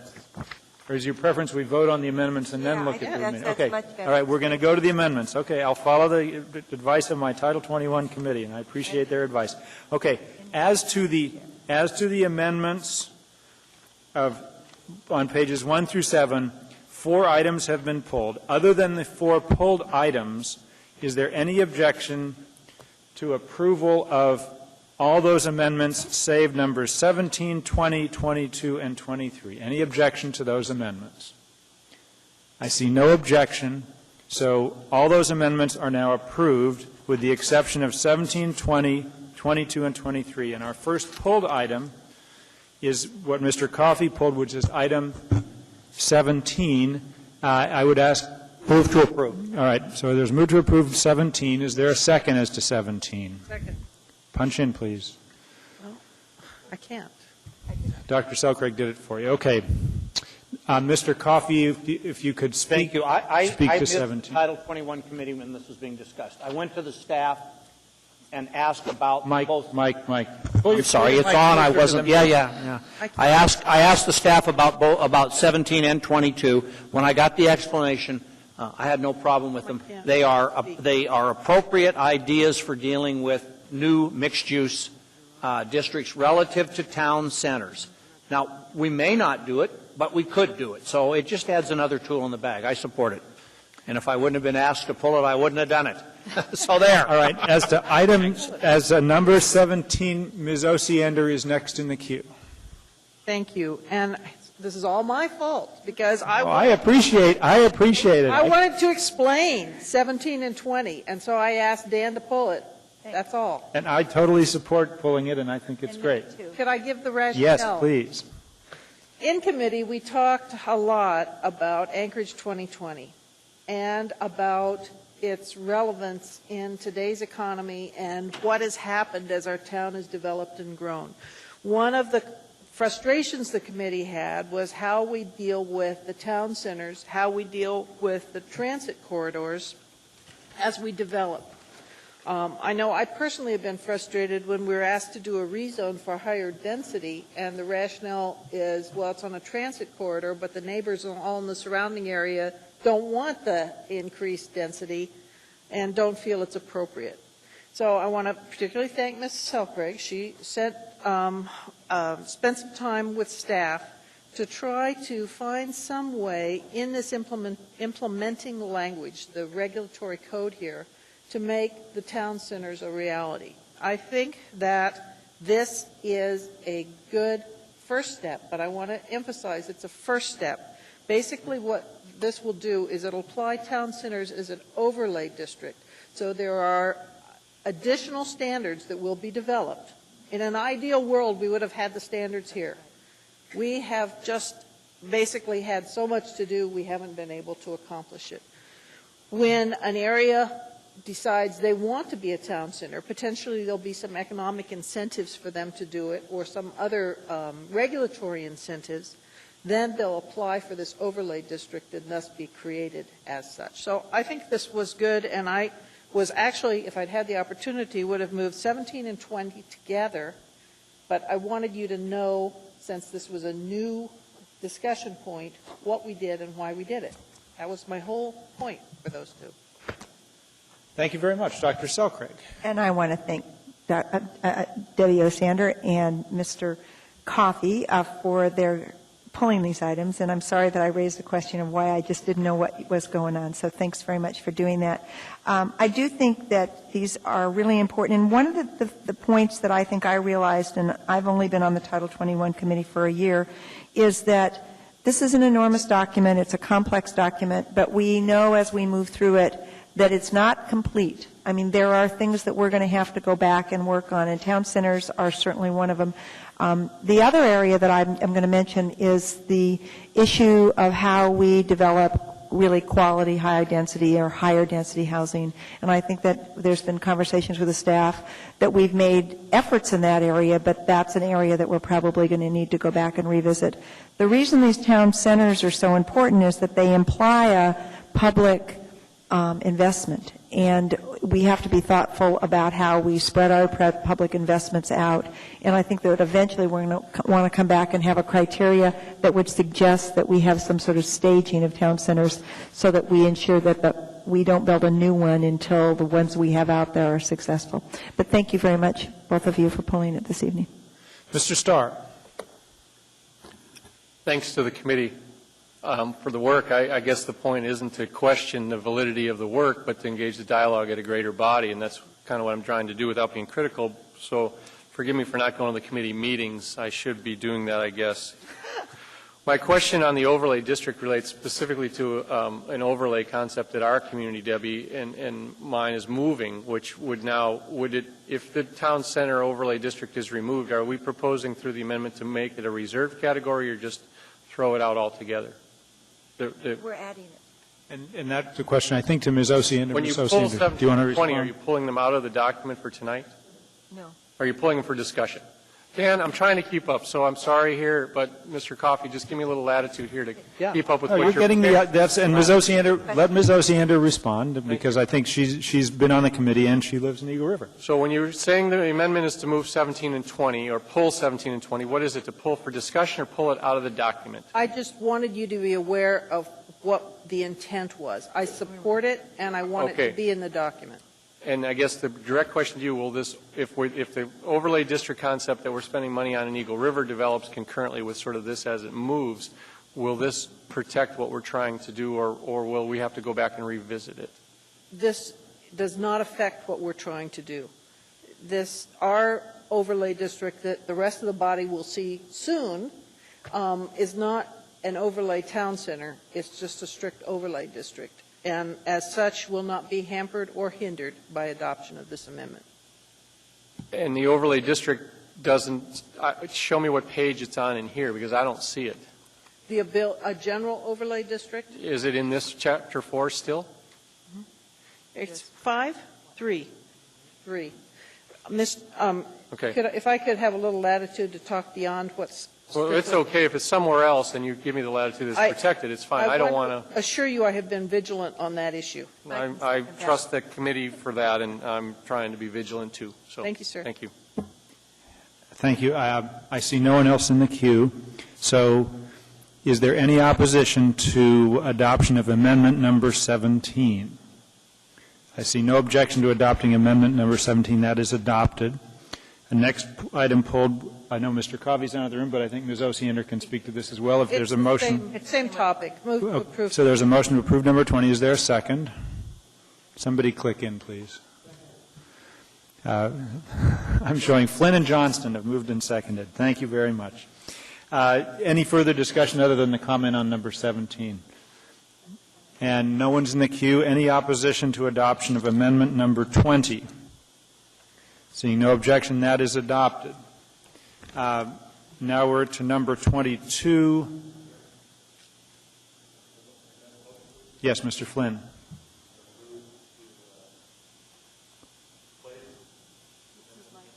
Mike, turn your mic on, please. I move to replace amendments number 22 and 23 with the term reserved.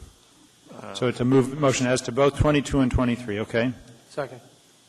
And it's seconded by Mr. Starr. Oh, Mr. Gutierrez, I'm sorry. I should look at the screen and not listen to my ear. Okay. Mr. Flynn, if you want to speak to the motion. Mr. Chairman, I appreciate the comments from members of the public this evening and members of the committee. I would commend them for their continued efforts to come up with a resolution on appropriate language, which we can insert at a future date. Mr. Starr is in the queue. This is speaking to both 2023, Mr. Starr. And I'll support the reserve addition, but the clarity and the point of how we got to the reserve need is needing to be discussed now, so that I think it makes some public record sense, because there's been numerous experiences that I've had. I've been an air freight provider at Anchorage International, been involved with the master plan. So I'm not speaking out of authority, but I'll tell you my experiences in working with master plans. There's a totally different attitude when you have a conversation with the state than you do with the municipality. Ms. Selcraig already put that to the place. And the reason I bring up Birchwood Airport is, for example, the master plan has been tabled. The state hasn't adopted master plan, and they, quite frankly, refuse to bring it off the shelf to rediscuss it from a neighborhood perspective. So now what do? You're putting development plans and guidelines at a municipal level, and we have a master plan that's sort of becoming outdated or outmoded, and you have development interests out there. And that's going to present itself every time we tug a war with the state over a demand and a challenge. And so I appreciate the reserve status, but the argument for me reserving it is more than just what was done here to sort of protect natural spaces and whatever. It's to provide a policy statement that, in this case, I believe the state probably is right in some capacities. But that doesn't maintain my experience with Merrill Field at Planning and Zoning Commission was the same tug of war. And when you throw FAA dollars in the mix, you really get all kinds of arguments. So I'll support the reserve status, but the argument, and maybe it is a committee meeting I need to go to, but we may need to hire some expertise on this one. So thank you. And next in the queue is Dr. Selcraig. I would just note that my understanding of the motion for reserve, if you turn to page 25 and 26 of the underlying document, that the reserve will actually be the entire subsection A, which deals with airport development district or airport district, and it isn't just the language that's the proposed amendments, but it's actually to take that language, the whole thing that says A, airport district, that'll all be reserved, and everything's off. That's my understanding, and I'm seeing lots of heads nodding. Okay, Dr. Selcraig. Thank you for that clarification, Mr. Chairman. Well, I'm going to support this, but I support it carefully because I know that a lot of time has gone into negotiating what we have before us tonight. This was not just thrown together. I mean, this is 4 years of careful work, and what I want to be careful about is that any sort of negotiation that goes on around this goes on in a really public way. I can just tell you, one of the things I'm going to ask for tonight is that that consideration be given to the resolution offered to us by Spenard Community Council and the neighborhoods that are next to the airport. My experience as far as the airport goes, and it's amazing, it just seems to follow me in life, that you'll find that there are attorneys on both sides that will tell us, from a municipal view, we have important rights to protect, and there's attorneys at the state side that will tell them that they have important rights to protect, and I think both of the attorneys are telling the truth. So we're going to have to broker an agreement. And what I think we have before us tonight, in fact, is a long time agreement that's been brokered, and I guess I'd like some comment from Mr. Weaver regarding the history of what we have before us tonight. Mr. Chairman, Ms. Selcraig, you're correct. There is, considerable history to this issue, and I think, when Mr. Nelson went on vacation, he indicated that there was some additional dialogue that he had intended to initiate with the airport to really bring this to fruition. I believe if we have this additional time, what we're recommending is it go to June 10th to bring back to you with Chapter 5. That the language will probably be pretty much how you see it now, with some minor changes that we could work with the airport and come to agreement with. But we do believe firmly that this is a municipal interest and that needs some regulation, and that's an ongoing dialogue that's taken place for the past 15 years, and I think we're almost to the point where we're maybe able to get some consensus. Mr. Weaver, will there be an opportunity for the community groups that surround the neighborhood to have a way of tracking what's going on and having input into it? Mr. Chairman, Dr. Selcraig, we'll do outreach. We'll make sure the Community Council has the information as we develop it. We'll make sure it's available on the web and also before your June 10th meeting. I have a couple more questions.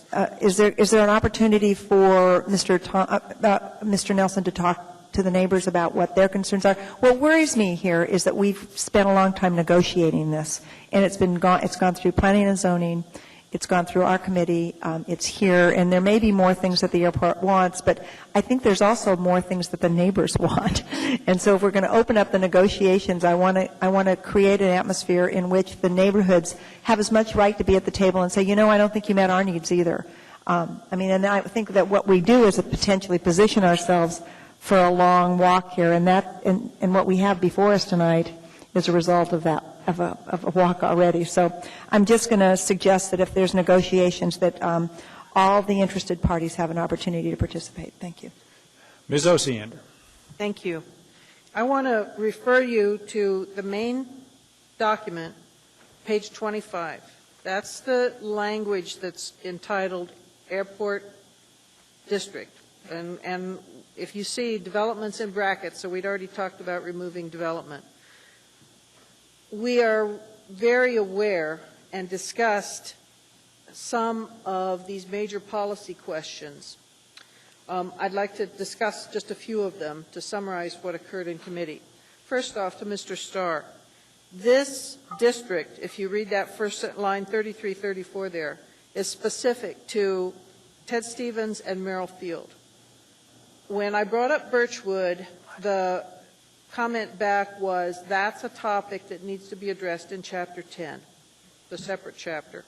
And as such, I would anticipate that we would attempt to mirror somewhat of what we do here when we deal with that for the Chugach-Eagle River section. There has been, as Ms. Selkirk said, ongoing different battling attorneys on who has the authority. Some of the outstanding issues are, yes, if we follow the master plan, who is going to interpret the master plan? Where is the master plan located? Where are uses defined in the master plan? We thought we had a pretty good balance of community and airport and city positions in the draft that you see before you. We really thought we did, so I want to assure you that we're not going to start at ground zero. There's, I think, a pretty darn good start in the draft that we had here. The airport has ongoing concerns with this language. They gave us the letter. They have some specific amendments they want that are not in the draft here. Planning and the city did not agree with the airport's position, and they gave their counter amendments to the airport amendments. Additionally, we heard from Ms. Gleason, and I had read that community council position before. I would like to refer her to the document, though, because I think some of her concerns are addressed, because if you look at the language on line 38, 39, it says specifically that the airport district would also include lands that by formal agreement, subdivision, easement, or permit are allowed for park or natural resource use, and lands where there's a public interest in preserving natural buffers or park use. So we really did read that and talked about that and attempted to come to some resolution. We're aware of those issues. My hope is, and from all indications there have been, some productive discussions, particularly between Mr. Plum and Mr. Nelson, on some of the specific points, the policy discussions, how we could operate. I want to echo Mr. Coffey's earlier comments that if we're getting into technicalities about what federal law provides in terms of authority for airport lands, I personally I would strongly prefer to deal with the expertise of the professionals in interpreting that. They'll come back to us with what I believe will be some fairly small amendments to what you see on page 25. So what I would suggest in the interim, while if you agree that this be reserved, you look again at this 25 and think what you think is missing or what you think is wrong. Because my sense is we're going to be pretty close to what we've got now, but there may be some minor changes. The big points are who's going to approve variances, who's going to interpret the master plan, where those documents are, who's going to determine what uses are appropriate and what not. So we may not be able to come to a resolution, but let's at least give them the opportunity. And it's not wide open. There's a template and a draft right here already. So I did want to concur, and I was going to also say what Mr. Clayman said. I'm hoping that the motion for reserved is for this section rather than specifically for those two amendments. But those two amendments may come back when we deal with this whole section on Airport District. So hopefully that helps a little bit. Mr. Birch. Follow up on something Assemblymember Starr brought up about Birchwood, and I understand that that's down the road a ways. I guess one question I would have is this would in no way preclude an ongoing airport operation within the Anchorage Bowl, and we have several. We obviously have one in Girdwood. But to the extent that it specifically delineates two airport districts, I guess that's something I'd want to make sure that we aren't precluding the private operation of a runway in the community. Okay. Through the chair. We did discuss that in committee, and it is absolutely our belief that we are not precluding, and we appreciate and recognize their private airports, too. Okay. Thank you. Thank you, Mr. Gutierrez. Thank you, Mr. Chairman. Not to stretch things out or anything, I just wanted to sort of jump on the bandwagon and thank the committee for all the hard work they've done on this. I think adding this reserved language is a very thoughtful and wise approach to this, and also to thank the staff for all the hard work that's gone into this, and I'll be supporting this motion.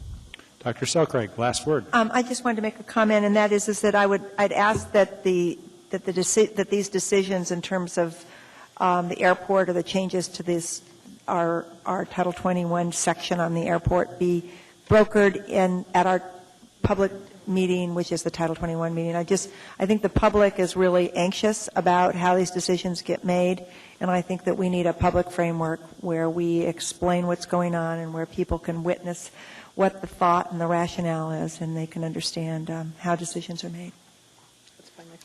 Thank you, and I think that is appropriate for the Title 21 committee chair to take up. All right, I see nothing else. I will ask if there's any objection to the reserve language for 22 and 23. And additionally, that section. And that entire section. Would you like me to restate the motion for clarity?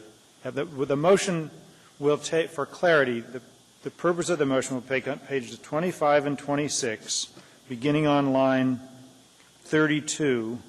It'll say A, Airport District, and then immediately following will be the words reserve. And that will continue all the way to page 26, line 24. And so nothing will go in the code with this approval, nothing will go in the code as to that section.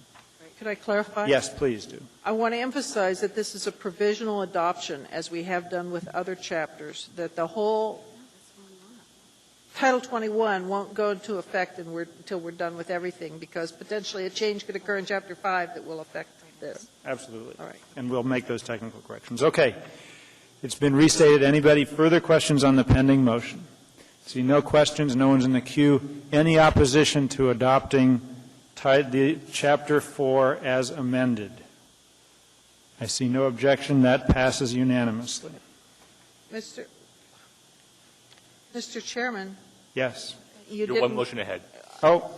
We can add. We haven't moved the title. We haven't moved the chapter yet. There was another amendment. That was just the two amendments. I'm sorry. Thank you. Okay, this is as to the remainder. Okay, I apologize. We've now adopted the amendments, and I've gotten down to procedural order. Now it has been adopted or amended. Now what would be before us would be a motion to adopt the version as amended, or is that before us? Now, Mr. Chairman, Go ahead. what I've done so far is just move the committee amendments. Okay. I just passed out my individual amendment.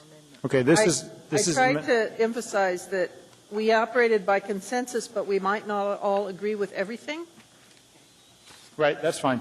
So where we are now, though, is the appropriate thing to do would be using a somewhat similar process. The version is before us for approval of the underlying entitled Chapter 4, right? Yes, so now the appropriate thing to do would be to take up proposed amendments to the now amended version of Chapter 4.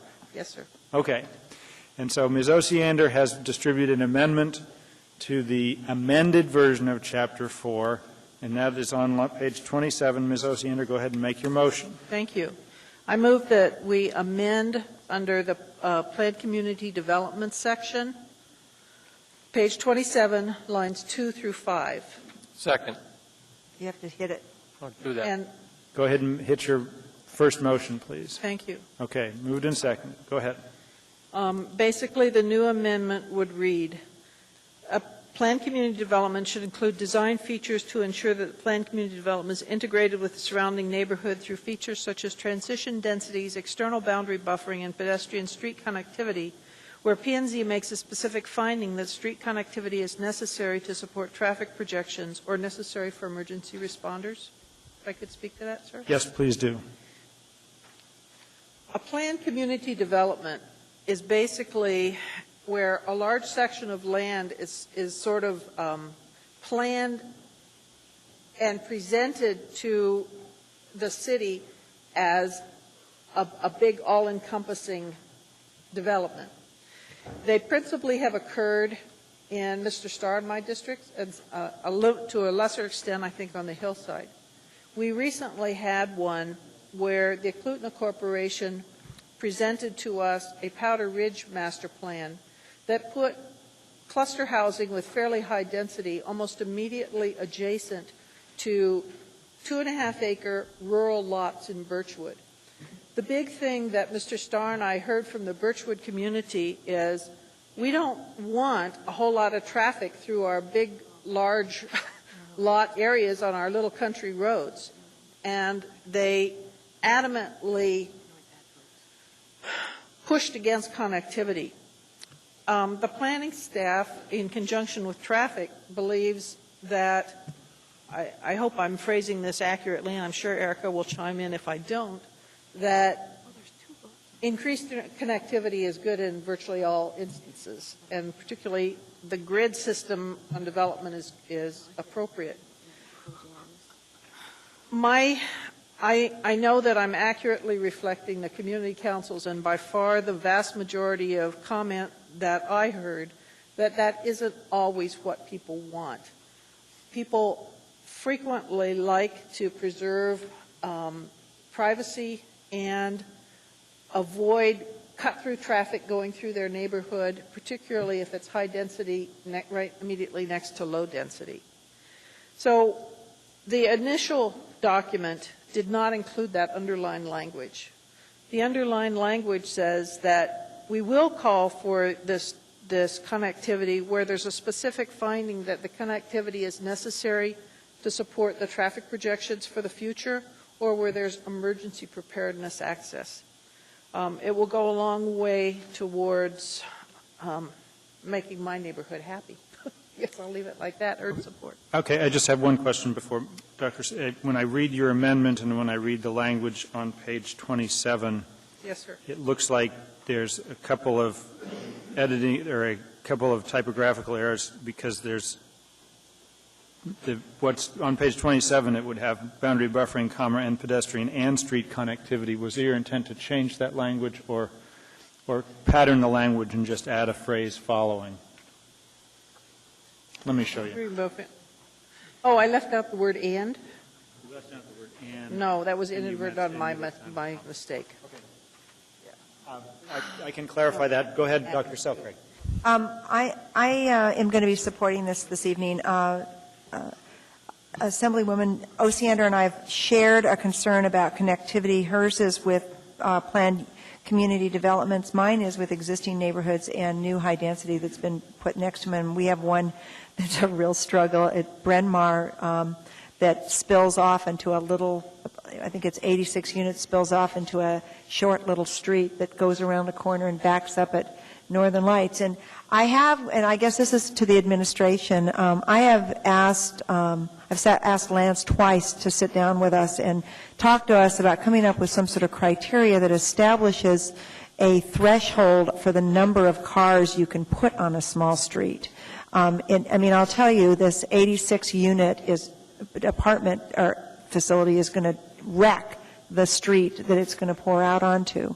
And we don't really, I actually do support connectivity. I probably am different. I kind of have found that when you allow connectivity, you actually get better neighborhoods. But the fact is that the roads that you pour out onto have to be such that they can handle the kind of traffic that gets poured out onto them. And right now, we don't seem to have a criteria that protects the existing neighborhood. So I'm hoping that the administration can help me work with the staff to come up with a broader approach to this that the staff and the administration is comfortable with that protects these smaller neighborhoods. And I'm supporting this because I think it's an effort on Ms. Osiander's part to address the district in a very specific area in her community, and I'm doing it because it's the best solution we've got. Mr. Starr.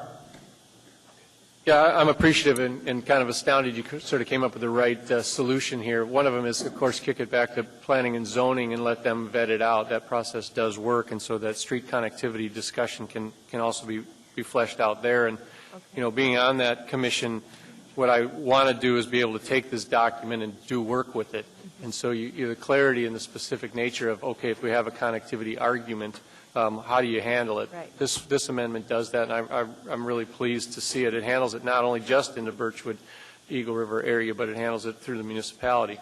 With the observation that some of the development trends were loop roads, and we saw a lot of them. There's a ton of them named Loop out in our area, Birchwood Loop, whatever Birch Loops. But those development trends were established, and then by forcing the connectivity on them, you do that long-term development community a disservice. So, the connectivity issue isn't always a solution in established neighborhoods, nor is it the connectivity solution in upper hillside building or steep slopes, which we have a lot of. So, all things said, I appreciate the thought. I'm sure it was a hard one to come up with, but I'm very supportive of it. It's great. Thank you. Mr. Flynn. Thank you, Mr. Chairman. I'm a little torn on this one. I respect the intent of the chair of the Title 21 committee, and certainly we want to do what we can to maintain neighborhood integrity. I'm a little concerned that we're putting obstacles in front of potential safety concerns, recognizing that the Planning and Zoning Commission would most likely encourage connectivity in a safety scenario. I just leaving it to a body that can be swayed essentially has me slightly concerned. So I'm a little torn on this amendment, but I do appreciate the explanation as to the why behind it. Thank you.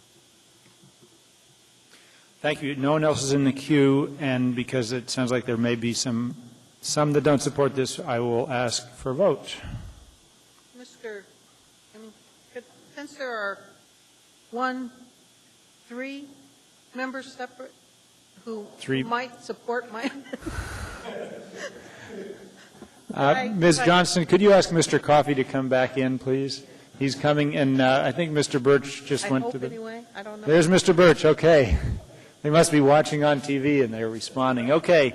Please vote.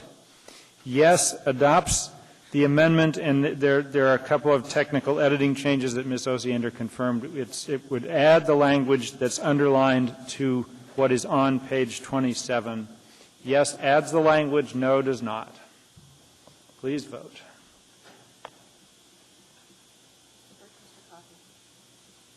Mr. Coffey.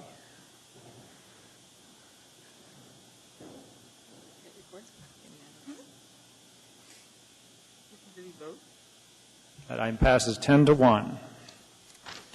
All right. Any other amendments to Chapter 4 as currently amended? Hearing and seeing no one in the queue, no one raising their hand, the next motion would be, I guess the motion on the floor is to adopt this Chapter 4, the provisional Chapter 4 as amended. Ms. Osiander. No, the motion is made, sir. I don't need to make the motion. No, you don't. I just want to tell you that, to my mind, this is the most important thing. I ran for office to do this, and it feels good to move forward on it. So I want to thank you very much, and also thank you very much for the vote of confidence in the committee's work. Thank you. And I will note that I think the first time that, Ms. Osiander, that you and I met, that I can recall, was when we were both at a public, some kind of one of these committee or groups that were asking us questions. We were running for office, and you made it clear that you were running for re-election because you wanted to get Title 21 finished. I have always remembered that, and I'm doing my best to keep us on path. Any opposition to the adoption of this? Dr. Selcraig, sorry. Go ahead. I do want to make a comment. Kathy Gleason and Cheryl Richardson both spoke to the difficulty for the public of keeping track. To the difficulty for the public keeping track of Title 21, and I think that we've got very sophisticated Assembly people working on this who have been at it for 4 years, but for citizens it's a really tough deal to know what we've done. And my hunch is that we're going to have to be open over the next 4 or 5 years as citizens come in and living with the outcome of our code and wanting to re-examine things or address things that we haven't covered, because I think it's very tough to figure out how this code connects. I would suspect that most of the Assembly people here would have to really wrestle to figure out how these districts work together, and you know more than most people. So I'm looking forward to that public process in June, and I'm hoping that in the future and as we continue that the public will have a deeper understanding of what we're doing. All right. Now, any opposition to this, the motion pending on the floor? I hear and see no opposition. That is approved unanimously. That brings us to item 13B, and I would note it's about 5 minutes to 10. We're going to move forward until 10:15, and at 10:15 we'll reorder to make sure the things that must get done get addressed. Item 13B, item AO 2008-41, an ordinance of the Anchorage Municipal Assembly amending Anchorage Municipal Code, section 21.20.100, review and recommendation by Planning and Zoning Commission, and section 21.20.120. Thank you very much. The public hearing in this matter is now open. Anyone wishing to be heard on this, please come forward. Let us know your thoughts. I see no one coming forward. The public hearing is now closed. What's the wish of the body? Move to approve. Moved and seconded. If you could all click in, please. Wait, hold on one minute. We are on 13B. Click in. What are you talking about? Yeah. They're coming. We're getting there. What are we doing? Be patient. Wait. But aren't we having? We're on 13B. But we're going to discuss something, aren't we? No, we're locked up. Aren't we going to have some discussion? I have an amendment. Why are we both? We're waiting to get on the right thing. Okay. Well, I'll tell you. Okay, just go to that. Lost 13B. On the way. All right, now we're on 13B. If you could, who moved and who seconded, if you could click in first and second. First, I already did that once. Well, it's. But we had a problem. Okay, I can't do it though. It won't light up. Push the red one. I'm on it. Okay, I've got her in. Just a second. Move to approve. It's still not lit up. There, you're lit up as the mover. We need a second. Who seconded?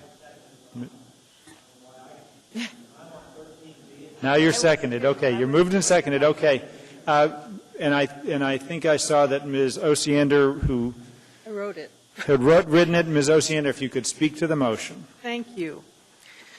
We had a very interesting work session after we had the opportunity to discuss the judge's opinion on the Walmart rezone remand. The attorney summarized for us some of the issues that caused concern. I then sat down almost immediately with Mr. Weaver and said, how can we fix some of these so that we have clarity and we don't run into a problem like this in the future? So I guess I want to begin by thanking Mr. Weaver for coming up with the initial draft on this thing. Basically, what the judge said in the Walmart rezone was that current code, section Title 21 again, was not clear, and that there were some fundamental confusion.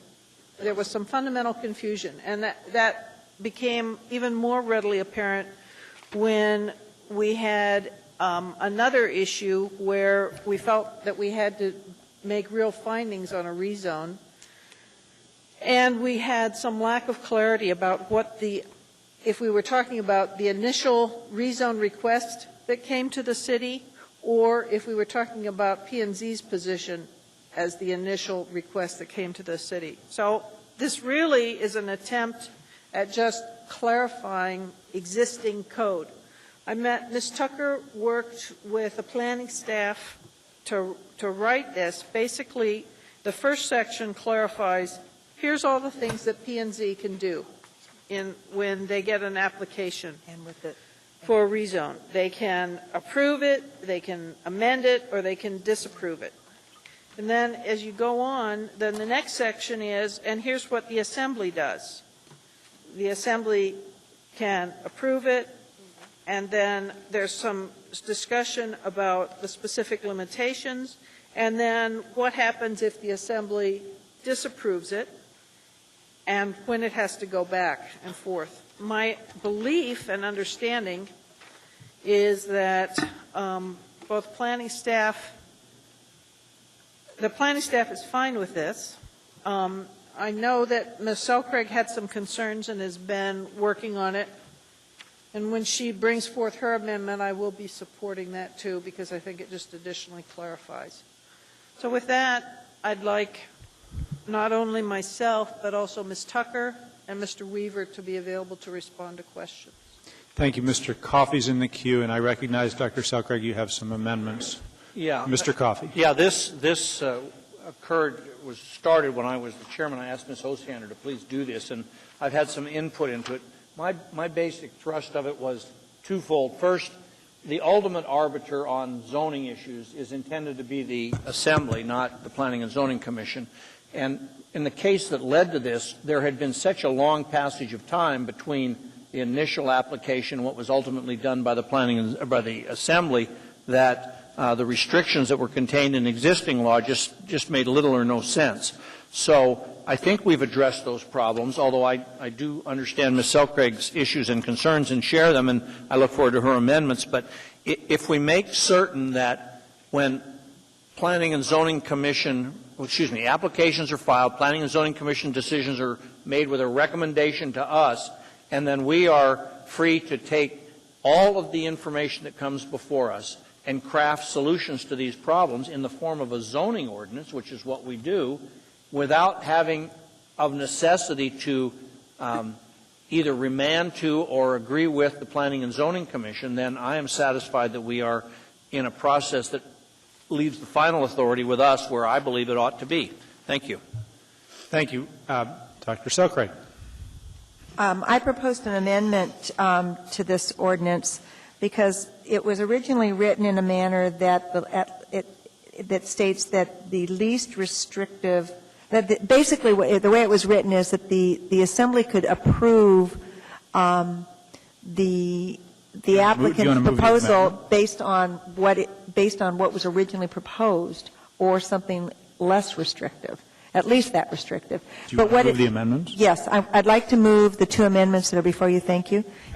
And what these two amendments do is that they provide the Assembly with the insight that the Planning and Zoning Commission have when they're in their deliberation. So what would happen is the Planning and Zoning Commission, as this reads, the Planning and Zoning Commission will supplement its recommendation for approval with a summary of critical issues related to the application based upon the public input and the Commissioner's deliberations. This information will be available to assist the Assembly if the ordinance is submitted under 2021-100D, including Assembly considerations of special limitations should the Assembly vote to approve the zoning map amendment. So it will give us the insight and the strength of the of the Planning and Zoning Commission's deliberations, so that we're kind of not, acting without all that input from the public that happens at that meeting. And then the second amendment basically is a housekeeping amendment that Ms. Tucker recommended that I bring forward with this, that keeps it compatible with the overall ordinance. Thank you very much. I see no one in the queue as to the amendments. I will ask if there's any opposition to Amendments 1 and Amendment 2 as submitted by Dr. Selcraig. I hear and see no objection, so those amendments are adopted. As to the underlying motion, any further discussion? I see no one else in the queue. Any opposition to AO 2008-41 as amended? I hear and see no opposition. That also is approved unanimously. Thank you. That brings us to item 13C, an ordinance amending Anchorage Municipal Code sections 21.10.028, 21.15.015, and 21.15.030 to give site plan authority over certain developments to the Urban Design Commission. The public hearing in this matter is now open. Any question to be heard on this, please come forward. Seeing no one moving, the public hearing is closed. What's the wish of the body? Move to approve. In a second. Somebody hit first motion. I did, and it doesn't want to work. I said all right, Dr. Selcraig is moved. Is there a second? Second. Second. And Ms. Osiander, if you want to speak to the motion. This item came before us initially a few months ago, and the Assembly referred it to Title 21 Committee. Our committee discussed it. There were two main areas of concern. There was general support, but there were two main areas of concern. This is really a fairly fundamental change in how we do business in this town, in that it gives a fair amount of the authority that's now resides in the Planning and Zoning Commission to the Urban Design Commission. The argument for doing so is twofold. First, the amount of work that P&Z has before it, particularly with all the Title 21 issues and the planning documents that it has to deal with, is overwhelming to the point where they're some 2 or 3 months backloaded. The other point that was made for this is that the urban design consists of some professionals with some expertise in various technical fields, and as such would be highly qualified to deal with design issues. The two main areas that the committee felt were of some concern are, the first one is on line 16 and on page 2, line 10, that basically puts the criteria for, do you go to P&Z or do you go to UDC at 100,000 square feet. The concern on that was that some pretty significant public development projects come in under 100,000 square feet. If you look at the back of the document, it details some of those public documents, those public development projects, and then on the right-hand side says, if this were adopted, this would go to UDC or this would go to P&Z. Ms. Drummond brought up in committee that an elementary school is typically around 50,000 square feet, and as such, it would go to UDC. My sense, though the committee did not make a specific amendment, is that a fair number of committee members, and I personally, would like to see the 100,000 square feet criteria lower. I am planning, after we get through this, to propose an amendment to make that 50,000 square feet. Okay. The other issue that was discussed in committee that was of some concern is on page 3, lines 11 through 15. There was some public comment that had some issue with this section, even though it's been an existing code for quite a while, that said that a site plan that comes forward that does not conform to P&Z's recommendation could still go forward if the agency furnishes the commission with a written statement for the reasons for its decision to proceed, at least 30 days before implementing. We were told by staff that that has not been problematic, but there was some discussion and concern about how can they go ahead if P&Z, if they're not confirming with P&Z's recommendation, or staff's recommendation? Thank you, Dr. Selkrig. I'm sorry, I wanted to, what was the change in terms of number? I'm sorry, you wanted to go from 1,000? I plan, when I have a chance, to move to amend that 100,000 to 50,000.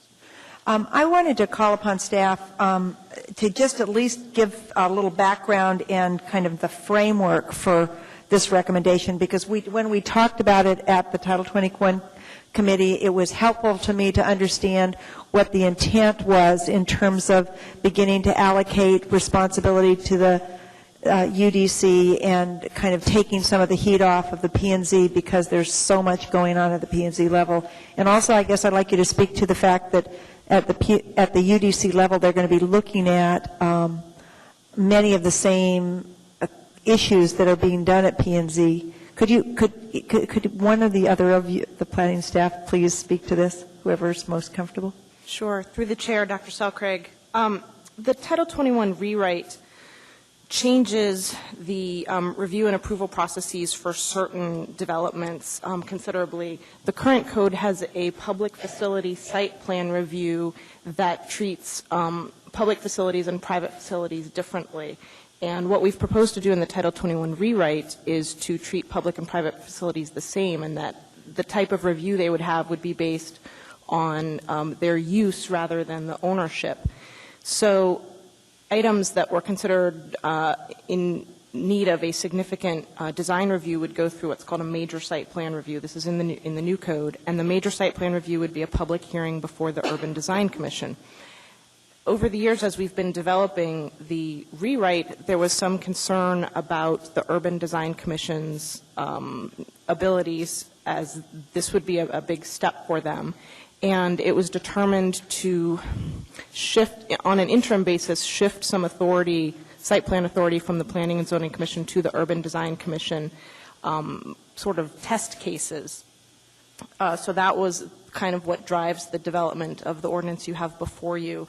Again, if the Title 21 rewrite is other chapters, not what you've looked at tonight, but chapters 5 and chapters 3 are adopted as they're proposed, the Urban Design Commission would have review and approval authority over anything that is considered to be a major site plan review, and right now things, all schools would fall under that category. The 100,000 square foot limit. Okay, I'll just, as to the 100,000, there's clearly going to be an amendment coming, so I'd ask you to reserve your comments as to the 150 until that amendment comes forward, because Ms. Osiander has made it clear she will be making that motion. So you can hold off on that. So Thank you. I just want to clarify, so the intent really is to begin to have the UDC play a more powerful role, partly because you anticipate a bigger workload and you need to actually spread some of this work out. Is that the intent? And you want to build that capacity at the Urban Design Commission level? Is that the intent? That's correct. And our comprehensive plans do direct us to have more design standards and more design review. Right. Okay, thank you. Mr. Coffey. One of the concerns that I've expressed and continue to express is we sort of have these mixed standards. Where does a big box retail go? Could it go to one or the other? For example, if it's, I think the criteria now is 20,000 square feet. Keep your mic in front, please. Yeah, and we're going to talk about 100,000, then 50,000, and I guess Title 21 goes to 25,000. So I'm not sure that this is that this thing has been dealt with appropriately. I don't have any particular problem, as it says in the memo, that this is an interim solution, basically a workload allocation, I guess is what you're telling us. And if that's the case, but I sure would like it to be, what's the word? I want to make sure it dovetails with existing requirements. So who does, I mean, if I'm not mistaken, the Planning and Zoning Commission does the large retail design standards. Is that correct? Mm-hmm. Ms. McConnell? I think she's nodding her head. Is that yes? So now what? Yes, that's correct. So now which controls? That the big box ordinance or the square footage ordinance?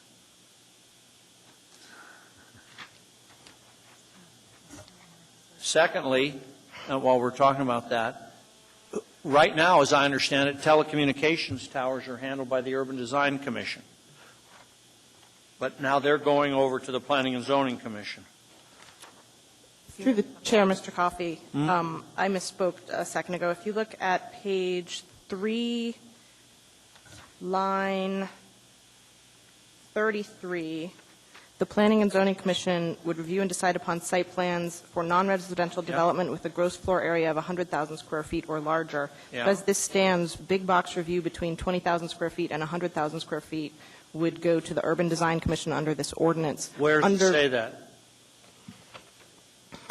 On the Under that next, two on page on the 4? next page, on page 4, lines 7 through 9. Okay, so that clarifies that problem, right? Yes. What about the telecommunication towers? Telecommunication towers remain with the Planning and Zoning Commission, page 4, line 3. No, I see that. I thought that maybe I'm just mistaken. I thought telecommunication towers went to UDC now.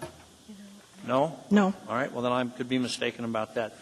Okay, those were the two main issues I have. And then the other thing is that I'm reading existing 2115-030, and I'm just, does this, if you look at, well, have you got that book? Because subsection B, I guess we're going to renumber it. Is that what that stuff on line 18, page 3 means? Re-letter the remaining sections, so we've got a new B, and then B would be C, and all of those remain the same all the way till we get to new G. So nothing would change there, right? That's correct. All right. Thanks. No one else is in the queue. Ms. Osiander, I know you have I do. an amendment, and what I would just inquire as to the amendment that you referred to on page 1, line 16. Yes. As a result of the discussion, it sounds like you may also have a similar amendment on page 3, line 34, but that's up to you. That was subtle, Mr. Chair. Try to be subtle when Yes, I can. thank you. I would agree with that. And additionally, page 2, line 10.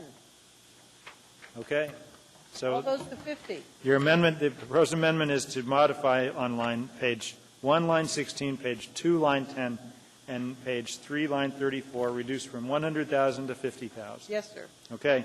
Is there a second? Second. It's been moved and seconded, moved by Ms. Osiander, seconded by Dr. Selcraig. Could I speak to it, sir? Yes, please, and then Dr. Selcraig is next. If you look at the addendum on the back, it shows these variety of projects, and then on the right-hand side, it says where they would go.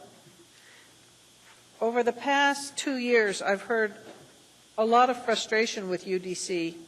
In fact, at one time, this body considered eliminating UDC. I think that this proposal, though, one more place Mr. Coffey found. I'm sorry. Also, page 2, line 5, and page 2, line 10. Thank you, Mr. Coffey. We have two intent. We'll treat that as a friendly amendment Thank without you. objection. My argument for this is the public is familiar, community councils are familiar with P&Z. They know how it works. They know where to go.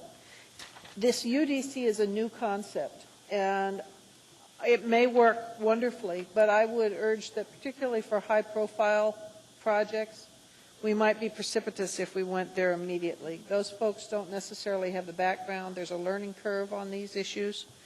You look at, the ones I underlined were the National Park Service building, the Service High School Phase Addition, Ptarmigan Elementary School expansion, Chugach Optional School renovation and expansion, Polaris School renovation and expansion, Roaming Middle School, Fire Station, Chester Valley Elementary School, St. Andrew Catholic Church, which was big in my area, the museum expansion, the UAA Science and Engineering Facility. All those are fairly high profile and a lot of community interest.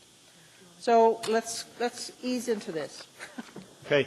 Dr. Selcraig and then Mr. Birch, I would note that as soon as we're done with this item, we're going to reorder to take up priority items, so I would ask you to keep your comments brief. I am assuming that I'm going to support this, but before I do, I would like to hear from staff in terms of their comments. Any opposition from staff? Mr. Chairman, You don't need a long, just tell us your position quickly. The number you choose is going to be certainly fine with us. Whether it's 75,000 or 70,000, I'm not sure what number I heard. 50 is the number we're 50,000. That's half of what we were proposing, but it's an interim measure. If that's what you propose, we'd be more comfortable with 70,000, but that's your decision. Thank you. Mr. Birch. Are you done, Dr. Selkirk? Yes. Mr. Birch. Yeah, I have concerns about trying to push to an urban design commission duties and responsibilities that are typically reserved for the Planning and Zoning Commission. I think what we're obviously dealing with is we're attempting to assign more and more responsibility to the Planning and Zoning Commission. What we're trying to do is broaden their capabilities.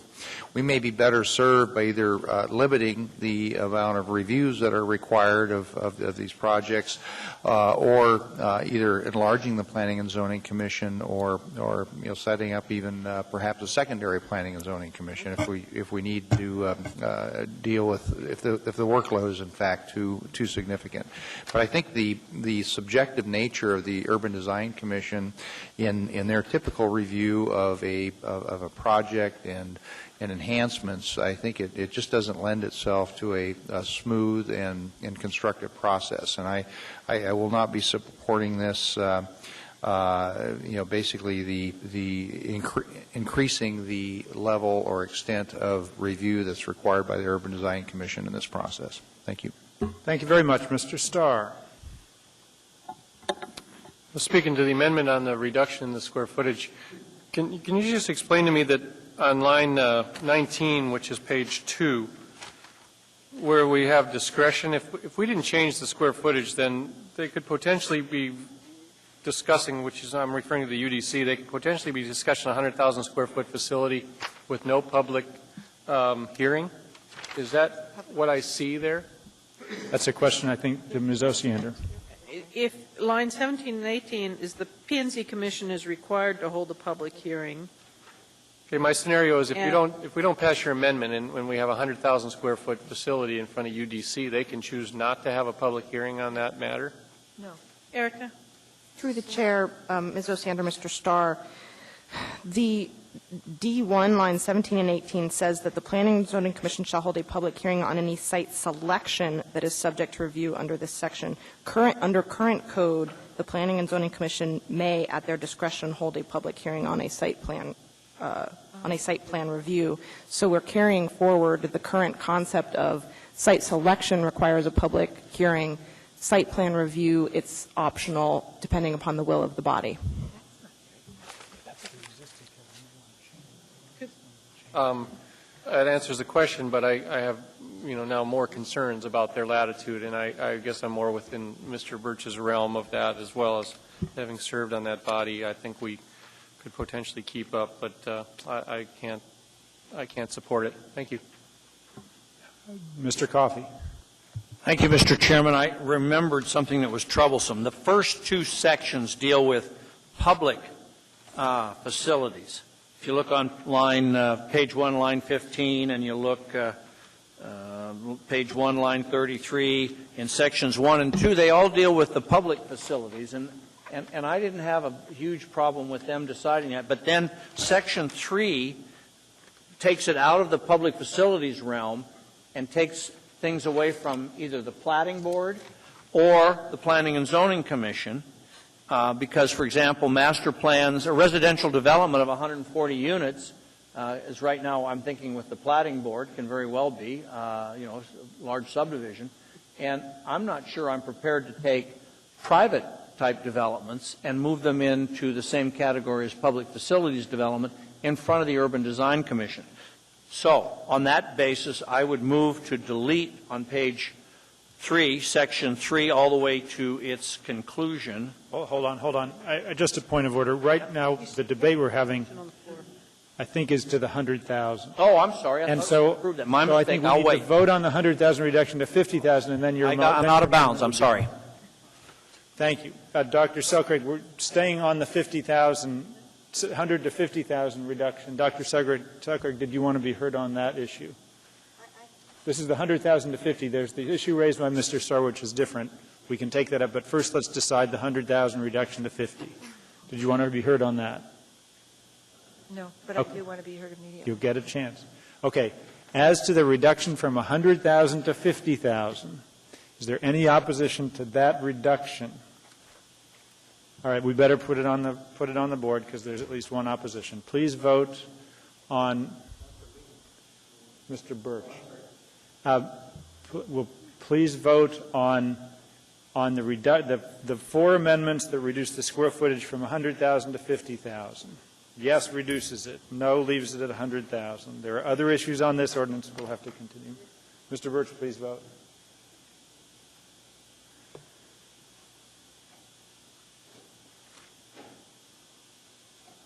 All right, that amendment to 50,000 passes.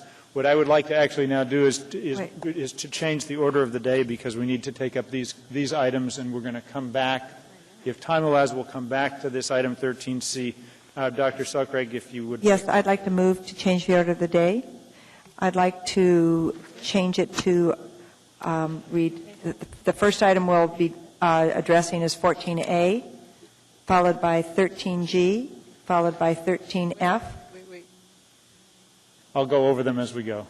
Followed by 14C, followed by 14D, followed by 14E, followed by 13E, and followed by 13H. Is there a second to that changing of the order of the day? Would you like me to?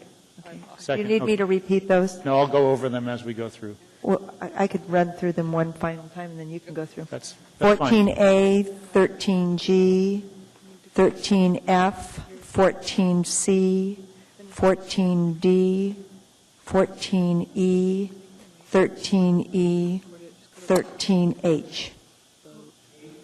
Yes. H is in Harold. Okay. Is there a second? There is a second. Any opposition to reordering? I have a question.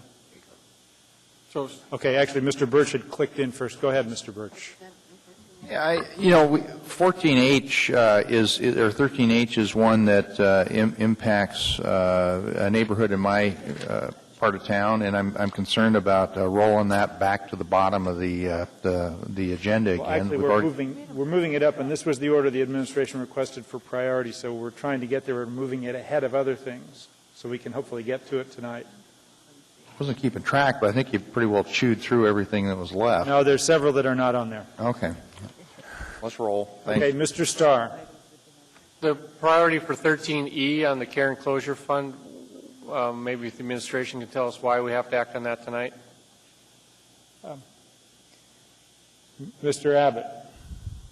We're looking for some certainty here in terms of establishing this fund. If the Assembly wants to defer it, they can. We've brought this forward, obviously, at the Assembly's request. We're just trying to make sure that we put it in place and meet your expectations. All right. Any opposition to changing the order of the day? I would just like to know, are we going to extend if we don't get to 13E? Is that, I mean, it's just. We're going to have to, let's see where we are. All right, to item 14A, number 2008-9, a resolution of the Municipality of Anchorage appropriating $1,807,853. Waive reading. Thank you very much. And this is being combined as pursuant to earlier with item 9D20. This both relate to Hanson Software. The public hearing on this matter is now open. Anyone wishing to be heard on this, please come forward. I see no one wishing to be heard. The public hearing on this is closed. What's the wish of the body as to? Move to approve. And would that be a motion to approve both 14A and 9D20? Yes. All right. Please. So as to both 9D20 and 14A, motion to approve. Is there a second? Moved in second. So it looks like Mr. Flynn beat you to it. Any discussion? Mr. Starr. On this, we're sort of a preferred customer with buying the second phase. Does the administration think we're going to get a benefit on the third phase in terms of technical support and all of that? Or where are we at? It seems awfully heavy on the IT support requirements. I mean, are we on the Hansen system? Am I correct in speaking to that? Okay. But phase 3 is also presentation. Is that adopted tonight or? No. All we're asking for is the appropriation and the proprietary purchase approval for phase 2, which is the building permit, tracking and processing system. My question remains, though, and maybe it's through Fred, do we get preferential treatment on phase 3 because we're starting to become a preferred customer? Do we have to, sort of pay top dollar again? I'm okay with going on it. I'm Fred Carpenter, the IT director. This is phase 2, and phase 3 probably will be the acquisition of a zoning and platting system. I think as preferred, we've whittled this down, we think, as a very good price. We discussed this in the work session last Friday, and I think that as we go along, I think definitely we'll be a preferred customer, and I think we'll get a good price as we go down the line, without a doubt. But we can expect then also the licensing agreement costs from year to year. I mean, I did miss the work session as well, but, I think we're going to get committed here. If they keep breaking their phases down, then we got to buy 4, 5, 6 licensing agreements. And, we're just buying modules here. We don't need to relicense every year. Well, I think that what we tried to negotiate, and I think Ron in particular was very successful in getting a lot of a good deal on some site licenses, where at one time we had 40 and now we're up to 100, and I think we'll continue to improve upon that. So I think as time goes on, you'll see we'll benefit from just being a partner with this company. Well, it's good, and I've approved enough here sitting on this body where you have those licensing agreements and the operating agreements and the technical support contracts that go on and on. So, $1.6 million becomes, $3.5 million because you've got this long-term commitment, and I get frustrated with that. So phase 3, again, we're starting to show our integrity here with the. Well, this is Mr. Starr, this is a bigger project. There's more people involved. And on the code enforcement, I think we've been pretty successful so far in keeping our costs down, not only from the initial implementation, but our continued effort. I think we've been fairly successful in keeping those costs down. Good. Okay, thanks, Brett. Yeah. Mr. Birch. Just a question on, do we have any means of benchmarking the aggregate amount, the IT expenditures, for instance, for AWWU or any of our city departments against any sort of, either national standards or, Well, the only thing we can compare it with, we've talked to other cities that have implemented. We've talked to folks in Boston. Actually, we're much lower. Although it's a bigger city, our implementation is about the same as the number of licenses. In fact, we're below a lot of the costs from other cities. And I think that's just from, and I'll go back to Ron and some of the IT folks that negotiated a very good contract for the city. So I think our benchmark at this point is just comparing what comparable cities sizes of Anchorage and looking at the cost they're paying. And I think we're in a really good position. I think we've just been hard, to be honest with you, I think we've just been hard negotiators. And we want to try to get the best bang for a buck. All right. Thank you. Thank you, Ms. Gray-Jackson. Thank you, Mr. Chairman. I think Mr. Starr makes a very good point about the ability to whittle down the price, so to speak.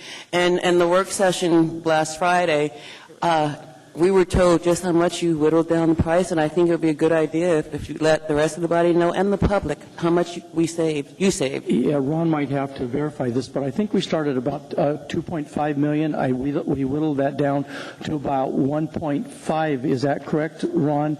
The additional $300,000 is basically we needed a project manager and some other expenses for contract services. But we whittled down about $1 million from that point in negotiation. All right. Thank you very much. I see no one else in the queue. Any opposition to the approval of item 14A and 9D20? Hearing and seeing no opposition, those matters are approved. 20. Both those matters are approved unanimously. All right. That brings us now to 13G, number AR 2008-46, a resolution appropriating $298,704 of revenue from the State of Alaska Department of Transportation and Public Facilities to the state category. Waive reading. Thank you very much. The public hearing on this matter about National Pollution Discharge Elimination System permit services is now open. Anyone wishing to be heard, please come down. Seeing no movement, the public hearing is closed. What is the wish of the body? Punch in, please, a second. Second, Mr. Gutierrez. This? On 13G. G. G as in girl. 2008-46. It's been moved and seconded. Any discussion? Seeing no one in the queue, any opposition to 13G? I see no opposition. 13G is approved unanimously. That brings us to 13F as in Frank. 13F, number 2008-58, a resolution of the Municipality of Anchorage appropriating, let me get the amount in a little bit of information, $157,829 to the police operating budget for impaired driving enforcement. The public hearing on this matter is now open. If you want to be heard, come on down. No one wishes to be heard. The public hearing is closed. What's the wish of the body? Move to approve. Second. Somebody else second. Moved and seconded. Ms. Johnston seconded. Any discussion? Seeing no one in the queue. Any opposition to 13F? Hearing and seeing no opposition, that matter is approved. That brings us to item 14C, Charlie.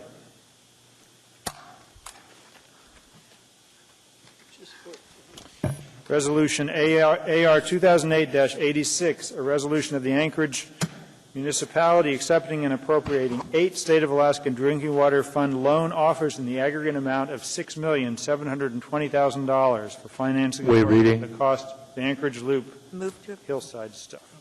The public hearing on this matter is now open. Anyone wishing to be heard, come on down. Well, no one's coming. The public hearing is closed. Move to approve. Is there a second? Selcraig and Flynn have moved and seconded. Any discussion? Seeing no one in the queue, any opposition to item 14C?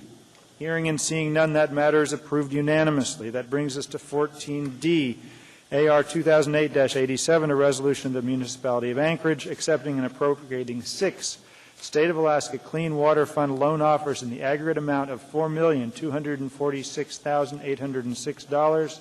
Waive reading. Waive reading. Thank you very much. The public hearing on this matter is now open. Anyone wishing to be heard, please come down. Seeing no one, public hearing is closed. What's the wish of the body? Move to approve. Second. Moved and seconded. I see no one in the queue. Any opposition to the adoption of 14D? Seeing and hearing none, that is approved unanimously. That brings us to 14E. AR 2008-88, a resolution of the Municipality of Anchorage appropriating $1,603,589 from Alaska Housing Finance Corporation. The public hearing on this matter is now open. Anyone wishing to be heard, please come forth and be heard. Hearing and seeing no one, the public hearing is closed. What's the wish of the body? Move to approve. Second. It's been pushed. Moved and seconded. Any discussion? No one's in the queue. Any opposition? Hearing and seeing none. 14E is approved. That brings us now to 13E Echo. Number 2008-46, an ordinance amending Anchorage Municipal Code, Chapter 26.80 to add a new section for Anchorage Regional Landfill Closure and Post-Closure Care Liability retroactive to January 1st, 2008. The public hearing in this matter is now open, and we have someone that's been waiting all night. I appreciate your patience. You're the next contestant on item 13E. Well, good evening. My name is Bob Mayer. Over 2 decades ago, the tipping fee for solid waste services was raised to $45 per ton. Among the reasons given were increased operating costs, capital costs associated with the construction of the Highland Road landfill, and a necessity to fund the care and closure liability. Now, for over 20 years, the solid waste services ratepayers have been paying towards this liability, only to find out that the Treasury has been plundered. Ratepayers are now having to repay monies already paid without a proper explanation as to why. It is going to take some forensic accounting to trace the movement of this money, and then a determination on how the solid waste services ratepayers should be paid back. The Anchorage Assembly needs to begin a process of hiring a credentialed consumer advocacy team to represent the solid waste services ratepayers. As we all can see, the AWW ratepayers have been very well represented by a group of consumer advocates. At AWW, it was the consumer advocates who ferreted out the unlawful rate base, which just this month has crested $24 million going back to February '04. This will not be cheap, and the cost should be borne by the ratepayers through a special assessment on their bills. The process of selection should be an open one without any input, involvement, or monies accepted from the utility or the owner of the utility. As the Anchorage Assembly moves itself towards increased rate-making responsibilities, and I here refer you to the Chugach Electric ML&P merger, you are going to have to establish a process by which ratepayers are protected from the owner of the utility. Thank you for your time. Thank you. I see no one with questions, but I appreciate your coming down. Thank you very much. Good. Mr. Kleiman? Oh, there is someone in the queue. Please come back. I was looking once, I saw no one, and I looked You're twice. on the wrong Ms. screen, Osiander is then. on the list. I want to thank you for your continued advocacy on this point and for shining a spotlight on it. I actually concur, and I'm pretty frustrated sometimes at how we deal with rates. If you have any specific templates that could be followed to create such a consumer advocacy group, could you pass it on? I can do that, yes. Thank you. Okay, thank you. Dr. Selcraig, I would don't just- go. We have two in the queue now. Uh-oh. I would ask that you would share that with all of us. I think Okay. that the initial briefing that we had in terms of our situation indicated some challenges in terms of where the initial money went. Thank you. Okay. Mr. Coffey took himself out of the queue. All right. Thank you very much. Thanks. Anyone else wishing to be heard? Come on down. Seeing no one, the public hearing is closed. What's the wish of the body? Second. Looks like we got Selcraig and Johnston, first and second. Mr. Say anything, didn't say. I can't keep track of it, but when I look at the screen, I have to follow it. Mr. Coffey. Mr. Chairman, the public testimony was clear of something that we've all wrestled with. We're ill-equipped to be a regulatory commission or a public utilities commission here.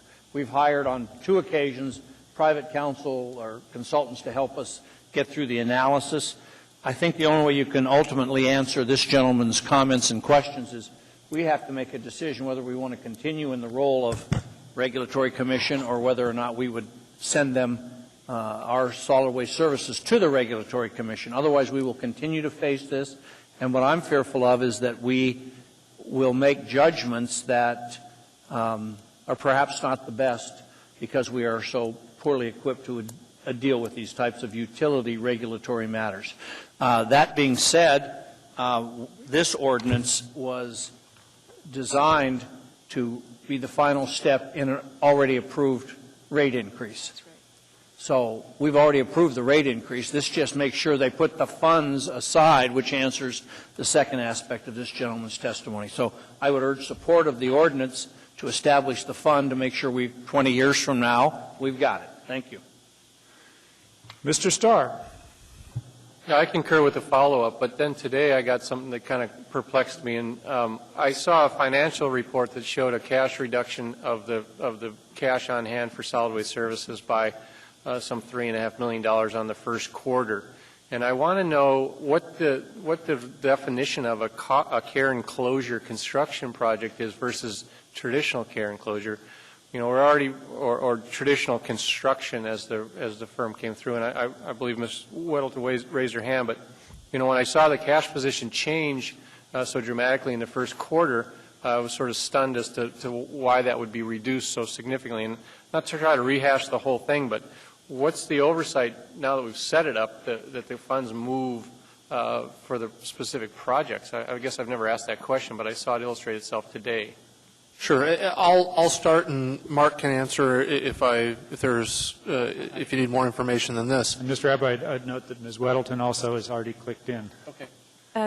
Through the chair, I'm familiar with the cash transfer that you're referring to.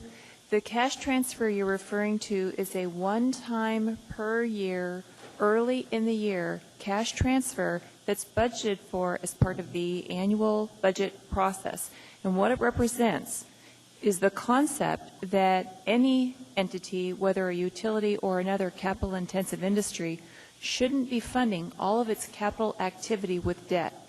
Every year, some of the capital activity for that year should be funded with cash from operations as a prudent management practice.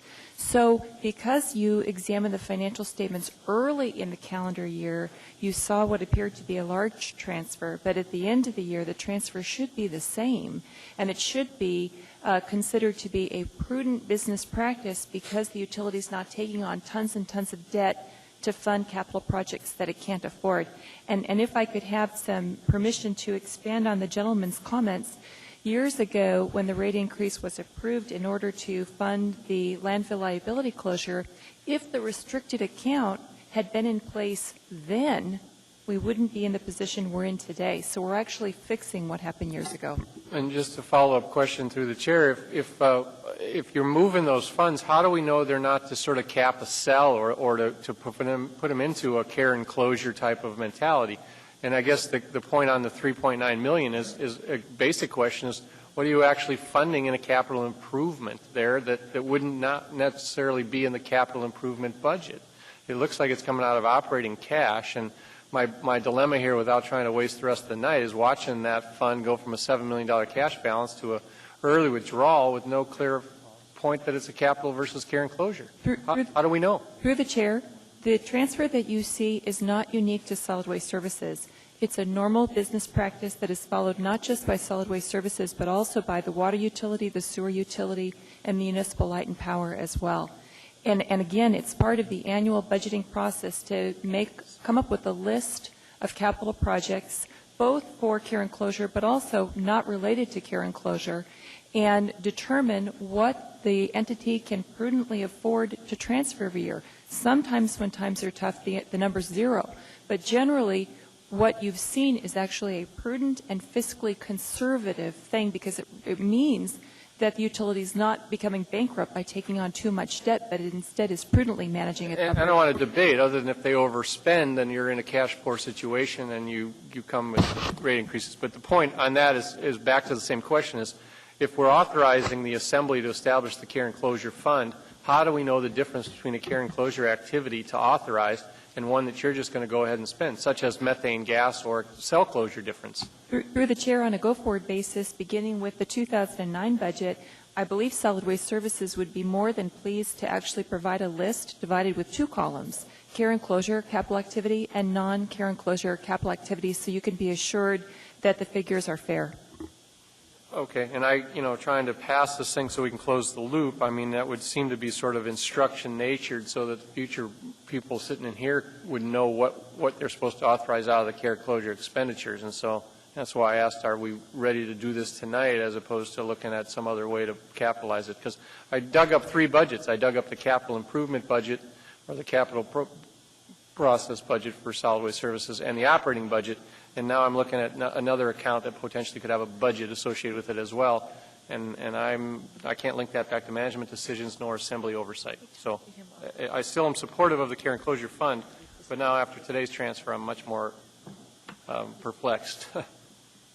Thank you. And I don't, Mr. Abbott and Mr. Mayor, I think you're relying on the wise advice of Ms. Weddleton. I see no one else in the queue. I will ask you first, before we make you vote on the screen, any opposition to approval of 13E? I see no objection. That matter is approved unanimously. Brings us now to 13H, item 2008-60AR, a resolution of the Municipality of Anchorage appropriating $195,705 as payment in lieu of subdivision agreement obligations. The public hearing on this matter is now open. Anyone wishing to be heard, please come down. Hearing and seeing no one, public hearing is closed. What's the wish of the body? Move to approve. Any discussion? Ms. Osiander, go ahead. I have had difficulties with this for the past 2 months, and I've had probably 6 conversations. My concern is I don't think the city's getting enough money for this. Back in the year, in March 2000, the developer came and was required for approval of the city to build his development, and at the time he was told to construct Independence Drive to urban access standards, 24 strip paved. The cost estimate at that time, 8 years ago, was $465,000. Okay, they didn't build the road. They came back 2 months later and asked for an extension, and it was still, we're going to build a 24-foot wide strip paved road.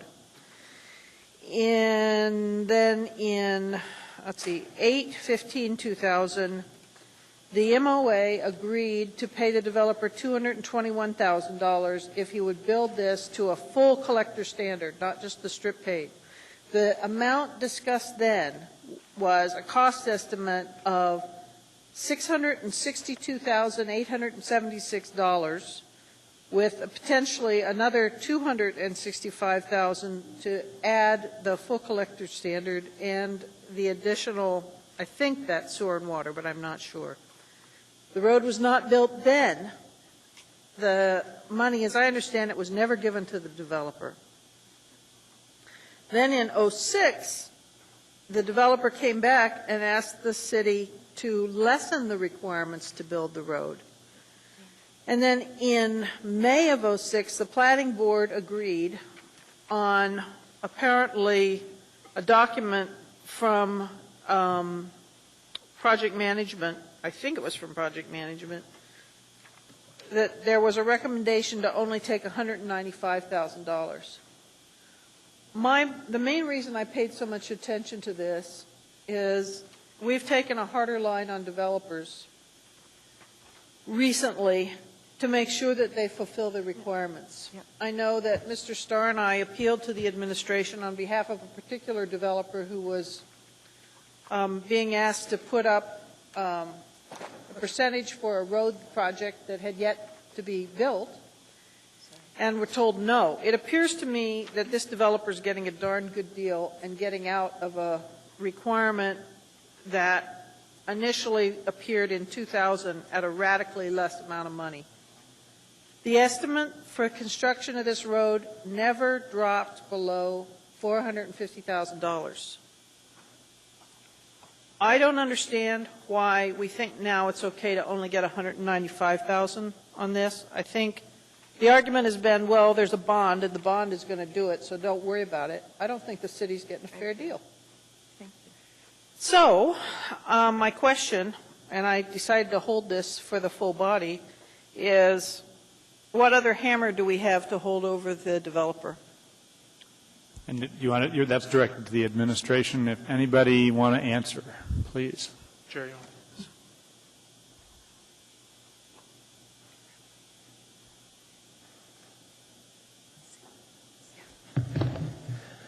Jerry Hansen, Project Management and Engineering.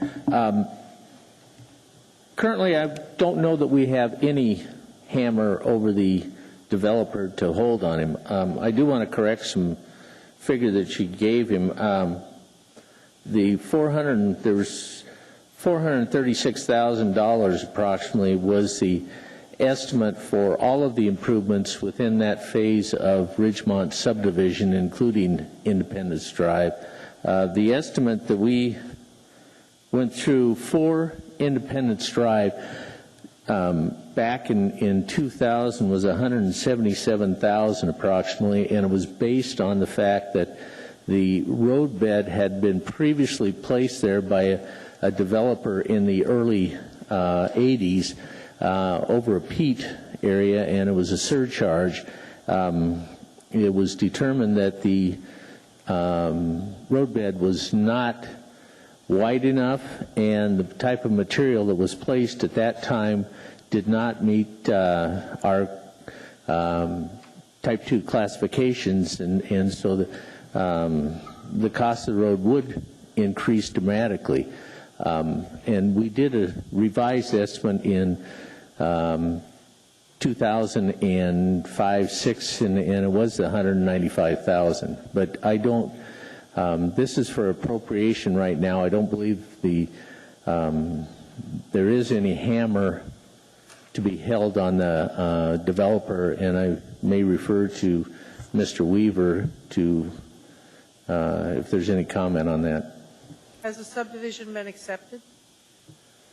The majority of the rest of the subdivision has been accepted. I'd have to verify that. I think the only improvement that is left to be completed is for the improvements on Independence Drive,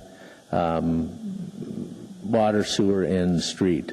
So what if we just don't accept the rest of the subdivision? Again, I'm not sure that I'm not sure how that would work, Ms. Osiander. Every place else, developers are having to put in roads. ARTSA, you get a good deal, and that is you only have to put in a minimum road, and the city pays for the bringing up to collector.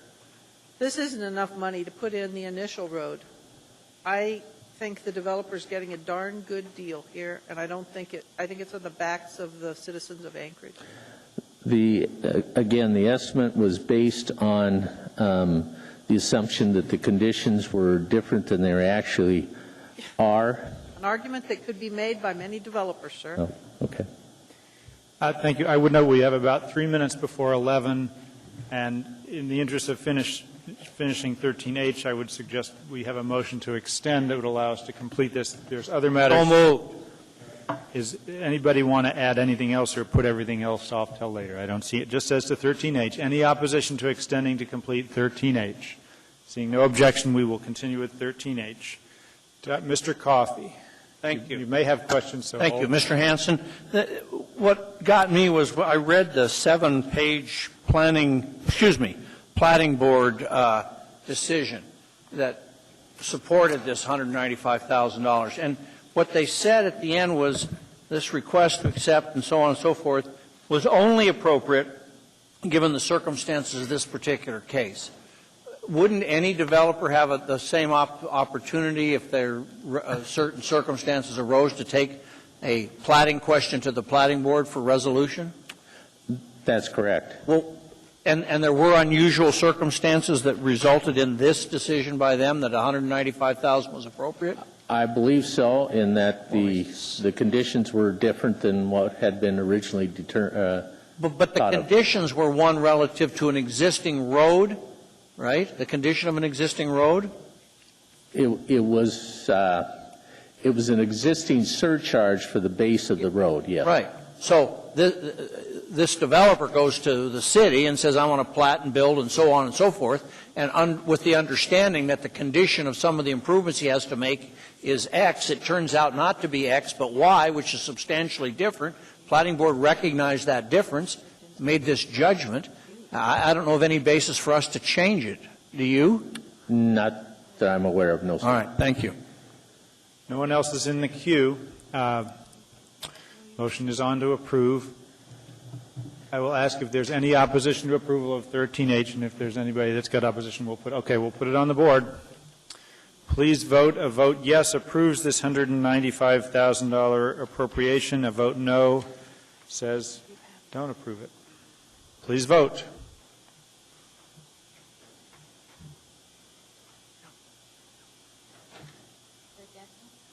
Ms. Gray-Jackson. She's absent, so go ahead and record it.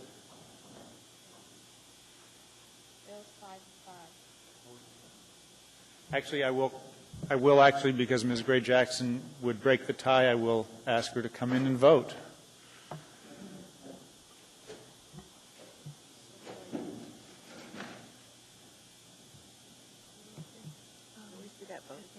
What's that? We had a tie and you got... Right click.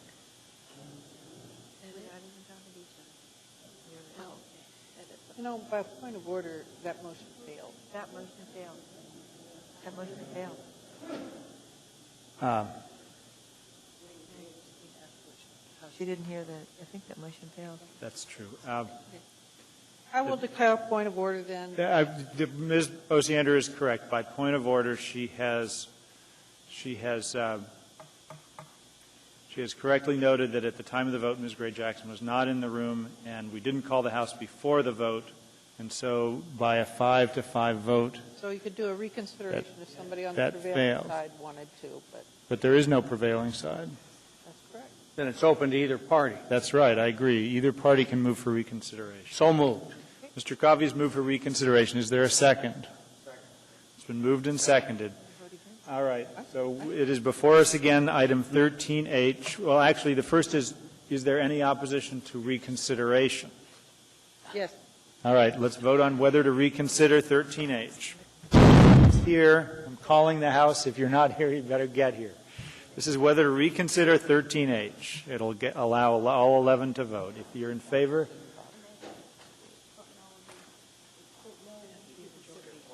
How about no, oh, wait. no, vote yes, we'll reconsider. Yes, if you want to reconsider, vote yes. If you don't want to reconsider, vote no. If you don't want to reconsider, vote no. Ms. Drummond, Ms. Osiander.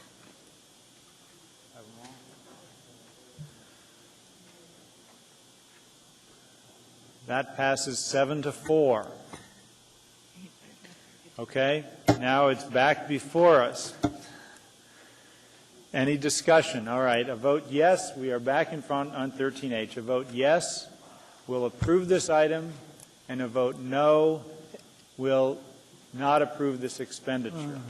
Mr. Chairman? Yes. Ms. Gray Jackson, did you have a chance to hear any of the discussion? No. Actually, I missed some of it. It's pretty important.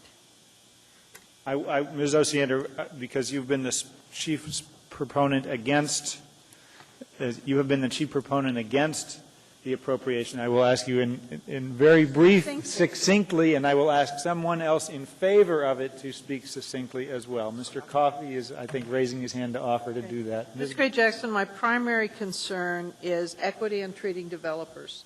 I have had several developers who have approached me asking for leniency on one point or another.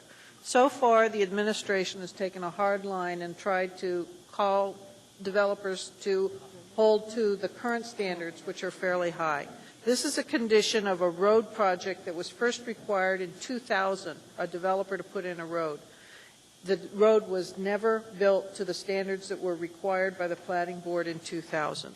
All of the initial estimates that I saw for this road project were larger than the dollar amount that the city is now accepting in lieu of the work that should have been done in 2000.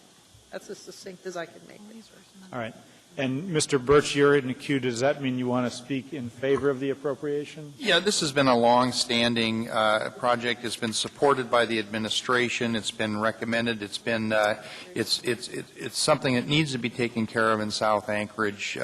It's gone through a couple of different developers and transitions. We've got good support for it in the documentation here, and I'd recommend approval. And Mr. Coffey, I see you're in the queue. Yeah, thank you. You know, generally speaking, when our Planning and Zoning Commission, or in this case our Platting Board, has gone through the process that they've gone through and heard this matter and recognized certain special circumstances existed, that seems to me it's most appropriate to do that, absent some compelling reason why not to. Ms. Osiander's argument is that others have come to her and haven't gotten the relief they sought by this administration. What I would be curious is whether they went to the Platting Board and sought relief from their subdivision agreement requirements, as this developer did. And the circumstances that described by Mr. Hansen seem to indicate that the circumstances associated with this were different, in part based on a construction in the right-of-way of a road that was substantially different in terms of its base, which would have required additional expenditure funds beyond that which was anticipated by both parties to the subdivision agreement at the inception of the plan. Recognizing those circumstances, the Platting Board said, we'll take $195,000 rather than $204,000. It's got nothing to do with sewer and water and the other things. It only has to do with this road construction. And finally, I say this. If we don't approve this, what happens? Mr. Hansen said there's nothing we can do. This way we get $195,000, which is better than nothing. Thank you. Dr. Selcraig. The thing that doesn't seem to jive for me is that there was an original cost associated with this development that was never really never came forward. And now basically there was an original cost of $435,000 associated with the project. And then it was determined that it was a more complicated project, it was a more expensive project, there was a change in ownership. I'm just this is my basic understanding, a change in ownership. It seems to me that obligation, that original obligation should have been carried, or that the new owner still has that same obligation made by the original person who platted the property.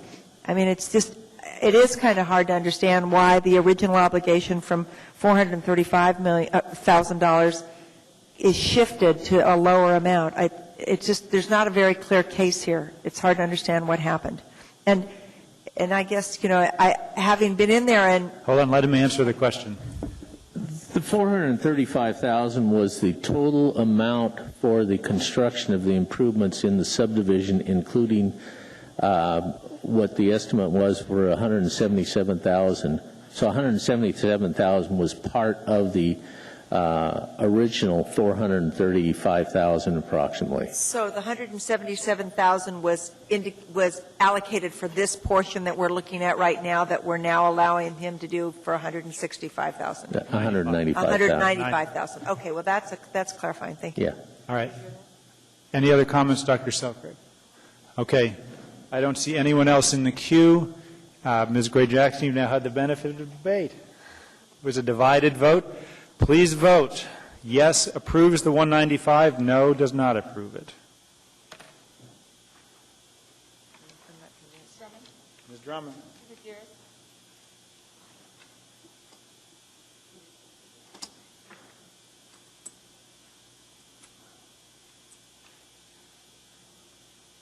That passes 7-4. Move to adjourn. That moved in second. We are adjourned. I would note that as to 13C, we'll be back to that next time.